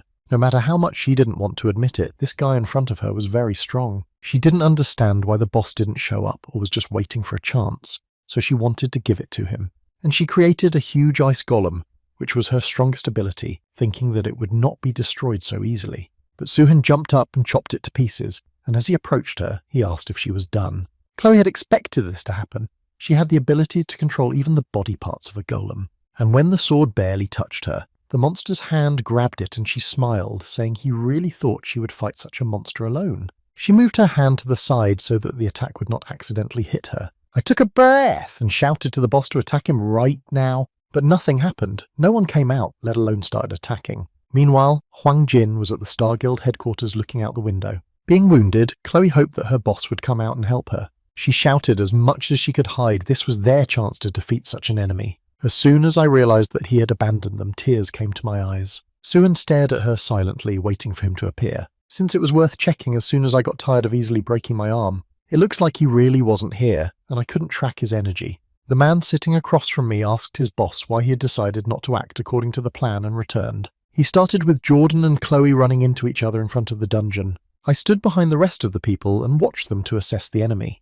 When I was stretching, I didn't pay attention to where Kim Soo-hyun came from, because I only heard him shouting at them to stop. When I focused my attention on him, I saw that a strong magical energy was emanating from him. I didn't know why or how, and I still felt shaky and had a bad feeling about it. As soon as the feeling let go a little bit, I thought that he shouldn't have taken the risk. The man did not like his answer at all and could not say anything to him. Their conversation was interrupted by a worker who burst into the room and shouted that they had a problem. He was informed that terrorist organizations created outside the United States were found in all countries. The man shouted that he was talking nonsense as the authorities were already aware of their plans. Juan grabbed his head, said that they knew everything and laughed hard. They asked him why he was laughing, and he confirmed their words and decided it was not the right time to laugh. The man with the beard was already angry. He did not understand what his boss was talking about, and in one quick movement he moved to him and hit him in the neck with his hand, taking his life. The second one, before the same participation, managed to say that he was sorry about it because it was fun to create the dome. They could have revealed his identity,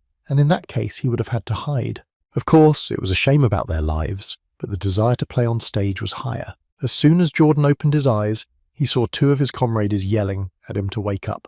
As soon as he fully recovered, he shouted out where Chloe was and what happened to the raid team, and they immediately calmed him down because it was over. He saw that she and her accomplices were tied up on the ground, but he did not understand how it happened, and they said that it was all thanks to Kim Suk-heng. Meanwhile, Soo-hyun was explaining to Hak-jun that he had to run fast after the guy, and didn't have time to explain, but he was a little offended, and he grumbled that he believed him and followed him into the raid, feeling as if he had been betrayed. Then Jordan came over and called him over, and he was happy that he had finally woken up.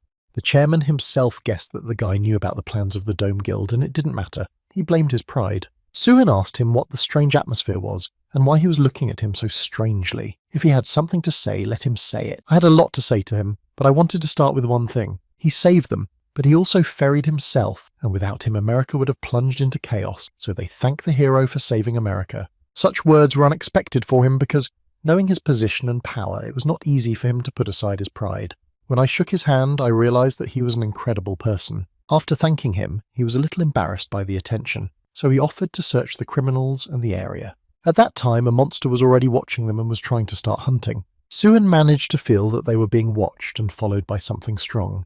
And it was very timely because that monster launched an incomprehensible, dangerous projectile at them. Apologizing to Jordan for not saving America yet, he activated the Holy Flame and summoned the Phoenix. There was an explosion, the monster's attack failed, and Soo-hyun recalled what he had said before the raid that their main task was to return alive. Of course, he told him that at the time because he was referring to the Dome Guild, but he was also referring to the Blue Dungeon. Monsters began to come out from all sides and attack them with fierce rage. The head noticed that there was no end to them, and Suhan said that in such dungeons, monsters often take in numbers. Then Jordan came up with an idea to stand with his back to him and suggest a trick. Use your fire powers to unite and burn them all at once. Hak Jun and the rest of the participants were happy that they were able to use this moment to take a break. They also regrouped to defend the wounded and captured criminals. The main monster managed to notice this and realized that there were weaklings there. Jordan saw the next attack and decided to run to meet them, but they just jumped over because their main target was the wounded. Those who guarded them could not cope, and some of them, frightened by their size, sat there doing nothing out of fear.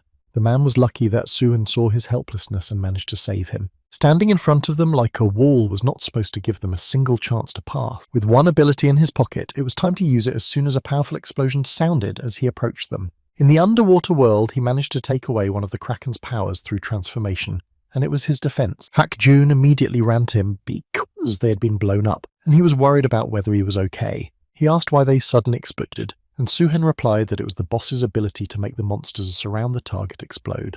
This boss was a troll druid who controlled monsters in animal form. He had intelligence and magical power, so he was an enemy with different skills, and if you really evaluate their position, it was not the best one, as they had to constantly fight against the monsters while guarding the wounded. So I decided that I would deal with the boss, because if I destroyed him, the monsters would not attack in bunches, so I asked him to hold out until then. Jordan put his hand on him and said that if he followed him, he would throw monsters at him for his defense.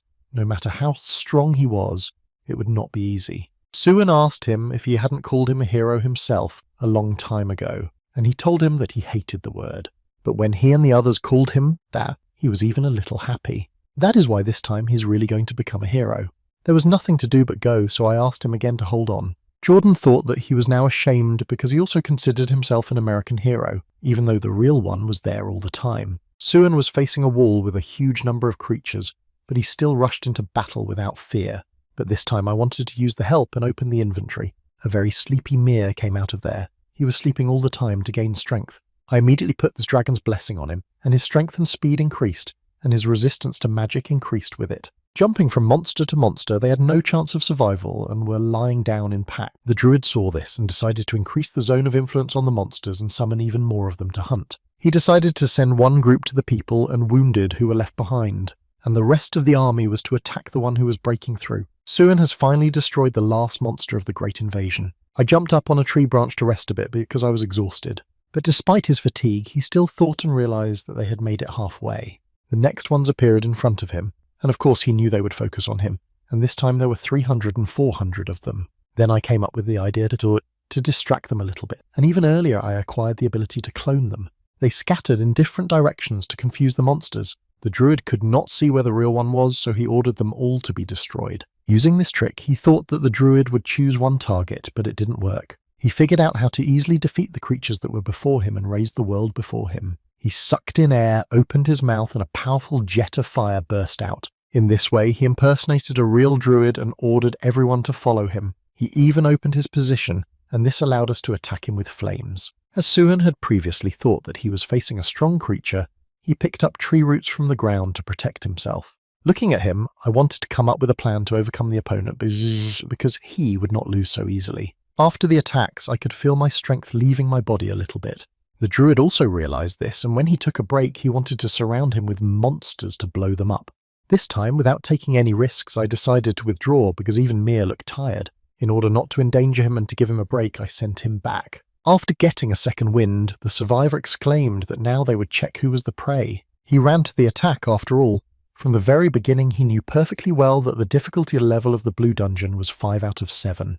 The peculiarity of the dungeon was that the level of complexity increased with the size of the area. But the dungeon in Los Angeles was one of the most difficult among the blues in his past life, and an outbreak began due to the failure of the raid. Then high-level awakened ones from all over the world came together to destroy it together. Suddenly, while he was thinking about it, he didn't notice how one of the monsters managed to get up from the side and bite him on the neck. The druid used this chance to gather energy in his hand and release it at him. The explosion was very strong while I was lying on the ground thinking about it. That the likelihood of conquering such a dungeon by yourself is close to 0. Then I lost consciousness and could not understand what was happening, and whether it was a memory from my past life. And yes, it was them. He clearly began to see them, and even then he was unable to do anything. Even after I stopped the outbreak in the blue dungeon, I couldn't protect anyone. But he was tormented by one question. He could not protect anyone but himself, so why was he called a hero? At some point, even the impersonal screams and people dying before his eyes stopped bothering him. He had only one thing left to do, and that was to save the world. Kim Sung-il failed to become a hero, but Kim Suk-heng was the second. The immortal hero ability was activated, and when he came to, he finished his words that he would now become a hero. The druid stood stunned that the boy had managed to recover, and felt that he had gained more strength. Suhan asked him what he had said about hunting, and now it really begins. In an instant, he was out of his seat and his fist was already in front of the boss. Due to the increased physical strength, the blow to him was quite powerful. When he sat down on the ground, Suhan told him that the hunt was over. The druid did not want to lose, and being cornered, used almost all his strength to summon more monsters. But no one came at all. He could not believe why this was happening to him. The raid team dealt with the rest of the monsters and finished off the remaining ones. Then all he had to do was take on the fight himself and use magic, even though he knew he was weak one-on-one. Suhan approached him and swung once, and his hands fell to the ground. Then he took the sword to another position, grabbed the handle with one hand and pressed on the end with the other. He couldn't forget what he saw when he was unconscious, so he thought it might be a chance to correct his mistake. Having stabbed the druid with his sword, he decided that this was not enough to finish him off and struck a critical blow to his torso. When he walked away and stopped, he continued to talk to himself, saying that he was alive because of Kim Suk-heng because he saved him, and he will never forget the chance he gave him by giving him a second life. Meanwhile, the Reapers Guild was on the roof right in front of the Dome Guild, and people were looking forward to the battle and didn't understand what they were waiting for. The enemy was right in front of my nose, but my head was standing and looking at the skyscraper. She recalled Su-heng's request that since she knew he would go to the dungeon and she would attack the Dome Guild, there would be only one person to fight Huang Jun. So he asks that the Reapers Guild attack the Dome Guild after he leaves the dungeon. Then she grabbed him by the shirt and shouted at him how he could offer such a thing knowing about her plans. It was she who was supposed to destroy Huang Jun, and if she interfered, she would never forgive him. Suhan warned her that he knew she was very strong, but that she couldn't handle him alone. We had to remember that he was one of the first generation of the Awakened, and had been accumulating his power for a long time, and if he appeared there, they would lose, and he really doesn't want her to lose something more valuable because of revenge. She thought her life was not that important, but his words about her people were convincing. Suddenly there was an explosion of a skyscraper in front of it, and its debris flew in all directions. Park Ji-young wondered if anyone else knew that the Star Guild was a front for the Domp Guild. On the roof, Hon-jun was slowly approaching his subordinate, who was begging for mercy. She could see that he was the one she needed. He himself could not leave witnesses because he could not trust anyone but this person. It would not be fair to those whom he destroyed first. Of course, it was a pity, but as of today I have officially announced that the Dome Guild has been disbanded. Then someone shouted at him, and he slowly turned his head to see who it was. And then he saw an attacker coming at him and managed to put up a block. After that, he hit the attacker back, making her fly away. She said in a trembling voice with anger that she had been waiting for this day for so long, and that her entire journey and goal was aimed at destroying him, so today it will happen. Hon-jun looked at her and seemed to be trying to remember, and in order not to torture himself with guesswork, he asked who she was. In the dungeon, Suhan was looking at a beautiful crystal, and he didn't even think that the boss was hiding something like that. Kim's Uncle Daeho will be very happy to have such material for his work. Mir also liked the shine of the thing, so he decided to taste it and swallowed it. He was just found by the raid team. Hak-jun opened his mouth and could not believe his eyes. Suhan tried to make Mir spit it out by all means. How was it possible that he killed them all, including the boss, by himself? They gave a sign that they had approached, since the dragon had not noticed them because he was asking the dragon to spit out a crystal. Jordan was also very impressed. He didn't even think he could do it. Suhan smiled and said he was called an American hero and had to do it. And nothing is over yet because we need to find a way out, Hak-jun interrupted him as they found a way out. While they were chasing the monsters, they managed to find it and the exit, so they were late. If everything is so good, you had to hurry up because they need to hand over the court members of the Dome to the authorities. He also asked Jordan to give the entire share of the medical guild for this raid. In fact, he did not want to take everything away, but he could not stand being manipulated. He put down his hand and said that he would also refuse his rewards, and in truth he admitted that he had gone through this dungeon himself. But Suhan refused and asked me to listen to his request instead. There was still one person who needed help, and as soon as possible. They fought very vigorously, repelling and attacking each other, and Huang Jun managed to ask how she could still show feelings. But Park Ji-young was too focused on winning and tried not to listen to him. But he didn't care about her silence, and the next thing he asked her was that she'd come here for a strong reason, which meant she knew him. Her skills were also starting to get annoying in the dark. She not only increased her speed, The force of the blows increased significantly, so we had to be careful. If I hadn't dodged her blow, I could have been seriously injured.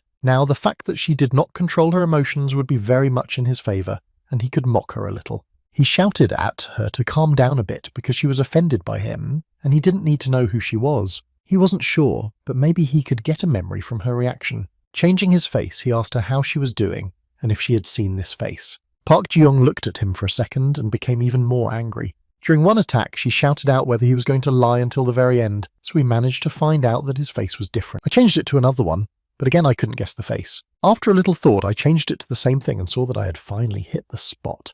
The mana of anger escaped even more and distorted the atmosphere around her. It still didn't give any result because I used this face often. More importantly, he asked if she really wanted to destroy him. I noticed that she didn't even notice that her skill was coming to an end. As soon as the darkness disappeared from her, he struck her with his right fist. However, she managed to catch him with her hands and stop him from reaching her.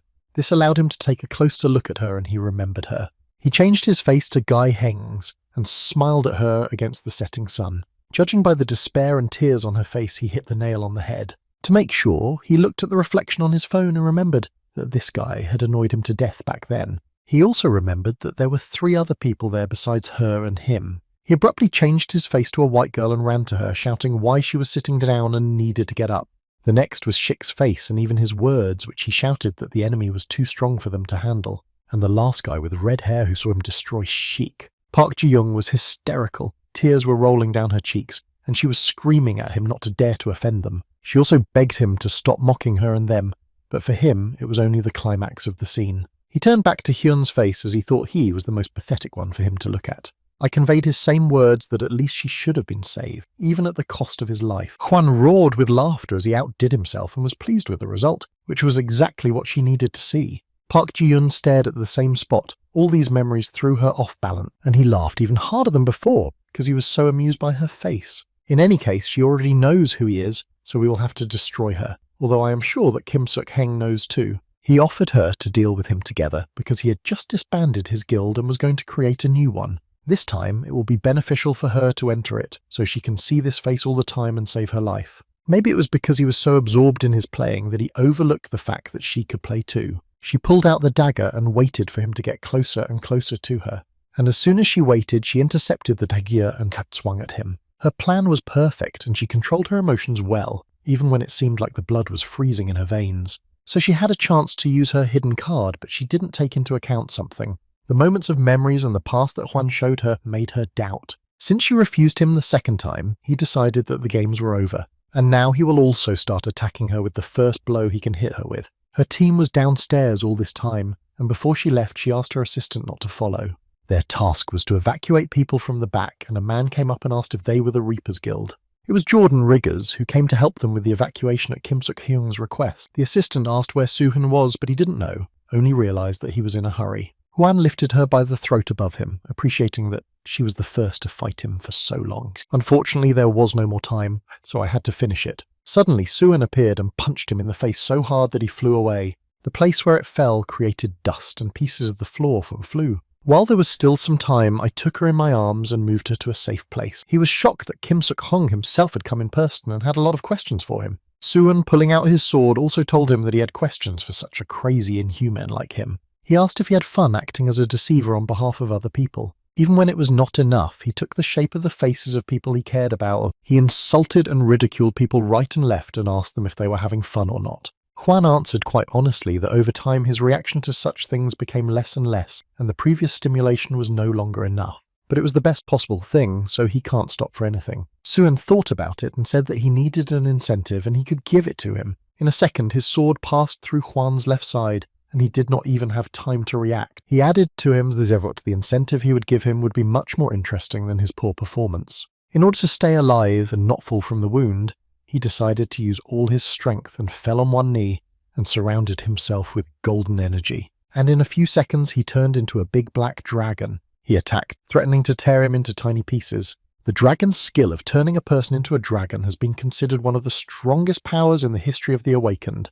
Soo-hyun activated the holy flame and said that he was lucky to have such power, and the sword was proportioned along his bottom. It did not hurt him, so he quickly turned around and pawed at it. In order to get away, Soo-hyun summoned the phoenix to attack him. Huan laughed, amused at who he was playing with fire in front of. He added that he didn't seem to know what really hot meant, and to find out he breathed in the air, opened his mouth and threw out a stream of flame. To escape from him, he quickly opened the inventory room and called Mia to him. He immediately appreciated what was happening and decided to show what a real dragon flame is. When they collided, a very bright light was formed at first, and then it disappeared altogether. For the first time, the little dragon was able to compensate for his fire.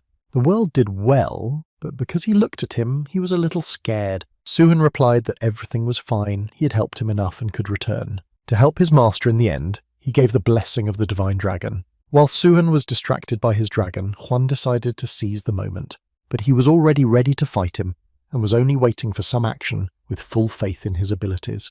They met again in battle, and this time Suhan had the advantage in strength and speed. Huan could not believe that even in the form of a dragon he was losing to him. Finally he realized that the feeling of danger that had been shaking him could have been simple fear. But his pride could not let him go, and he growled, shouting at him not to laugh at him. Suhan wanted to tell him something. He hadn't done anything even though he knew his identity, simply because he could get lost in the Tower of Trials. Otherwise, he could have destroyed it at any time that suited him. Hearing this, Huan went crazy and released a black substance from his mouth. Downstairs, people wondered what the hell was going on. The Star Guild building was all in flames, and one piece of the skyscraper seemed to have been cut and collapsed. Suhan stood over Huan's motionless body, now in human form. He wondered why he was doing this to him, if he didn't already have a reason not to like him. He just looked at him and didn't take long to answer, saying that he just didn't like him. When Park Jian stood up, he told him that the last preparations were complete. Of course, he was sorry, but even though he caught him and had to keep his promise, he wished him good luck from now on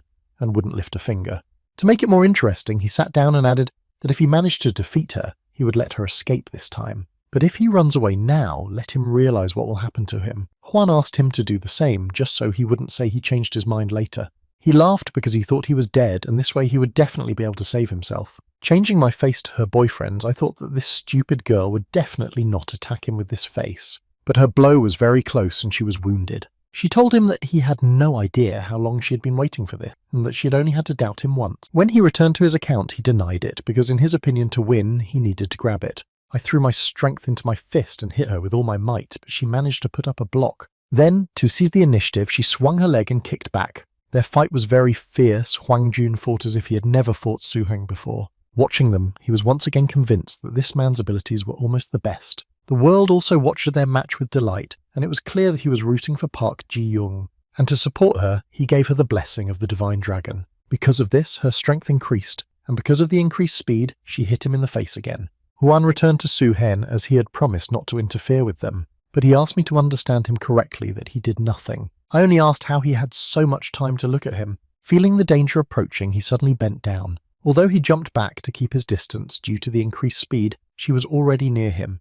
Park Ji-yoon's dagger passed through him, causing critical damage. In order not to leave him a chance, she continued to attack until she achieved her goal. With only a few centimeters left to his throat, he even saw the blade shine. But he still managed to direct the force into his hand and stop the dagger. Huang Jun shouted for them to stop and stop pressuring him. Remembering that this person had taken away her dear ones, she was not going to stop. The closer the blade was to his throat, the louder he screamed. His voice could be heard until she pressed all the way down and his head flew off his shoulders. As soon as the dust of the battle settled, Park Ji-young fell to her knees. Suan wanted to approach her right away, but one thing caught his attention. The pendant she was holding was lying on the ground at his house. I picked it up and handed it to her, saying that she had done well. She took it away, and then the feelings got the better of her. She screamed and cried. He looked around and thought it was time to leave, but his body stopped moving, and he remembered the effect of the immortal hero and fell to the ground because of fatigue and lost consciousness. After this incident, Jordan and Reaper's assistant were interviewed,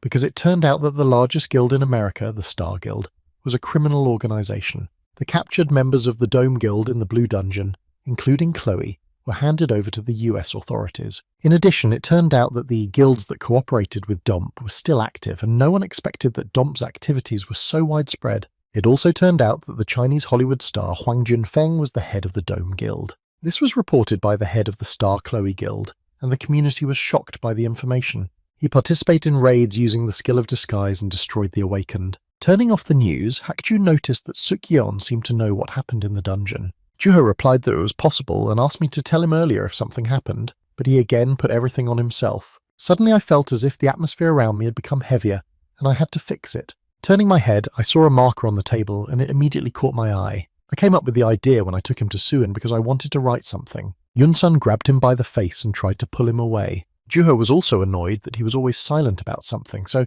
he decided to write something as well. They laughed that even an all-powerful hero would not forbid them to draw something. After giving both of them a good kick in the head, Yunsun was pleased with herself. Still, they managed to write some words on it, and after receiving it, they decided to go out to eat. As soon as they got to his room, Park Ji-young moved in. She couldn't help but come to him after everything, and especially after he sent her the rest of the Dome organization. She perceived that he wanted her to take revenge on them with her own hands, because if the Americans found them, they would simply go to prison. She didn't understand where he got this information and really wanted to talk to him. But today I wanted to say something else, but decided to write it down and smiled. His face said he was a hero, a fool, a wolf, a loner, and a simple word, thank you. Meanwhile, an interesting dinner was held in the Gordon Tower under the cover of the evening. A man and a woman were sitting opposite each other, and he asked her how she felt about dinner in heaven. But she replied that there was nothing usual. Dinner is dinner and wine is wine.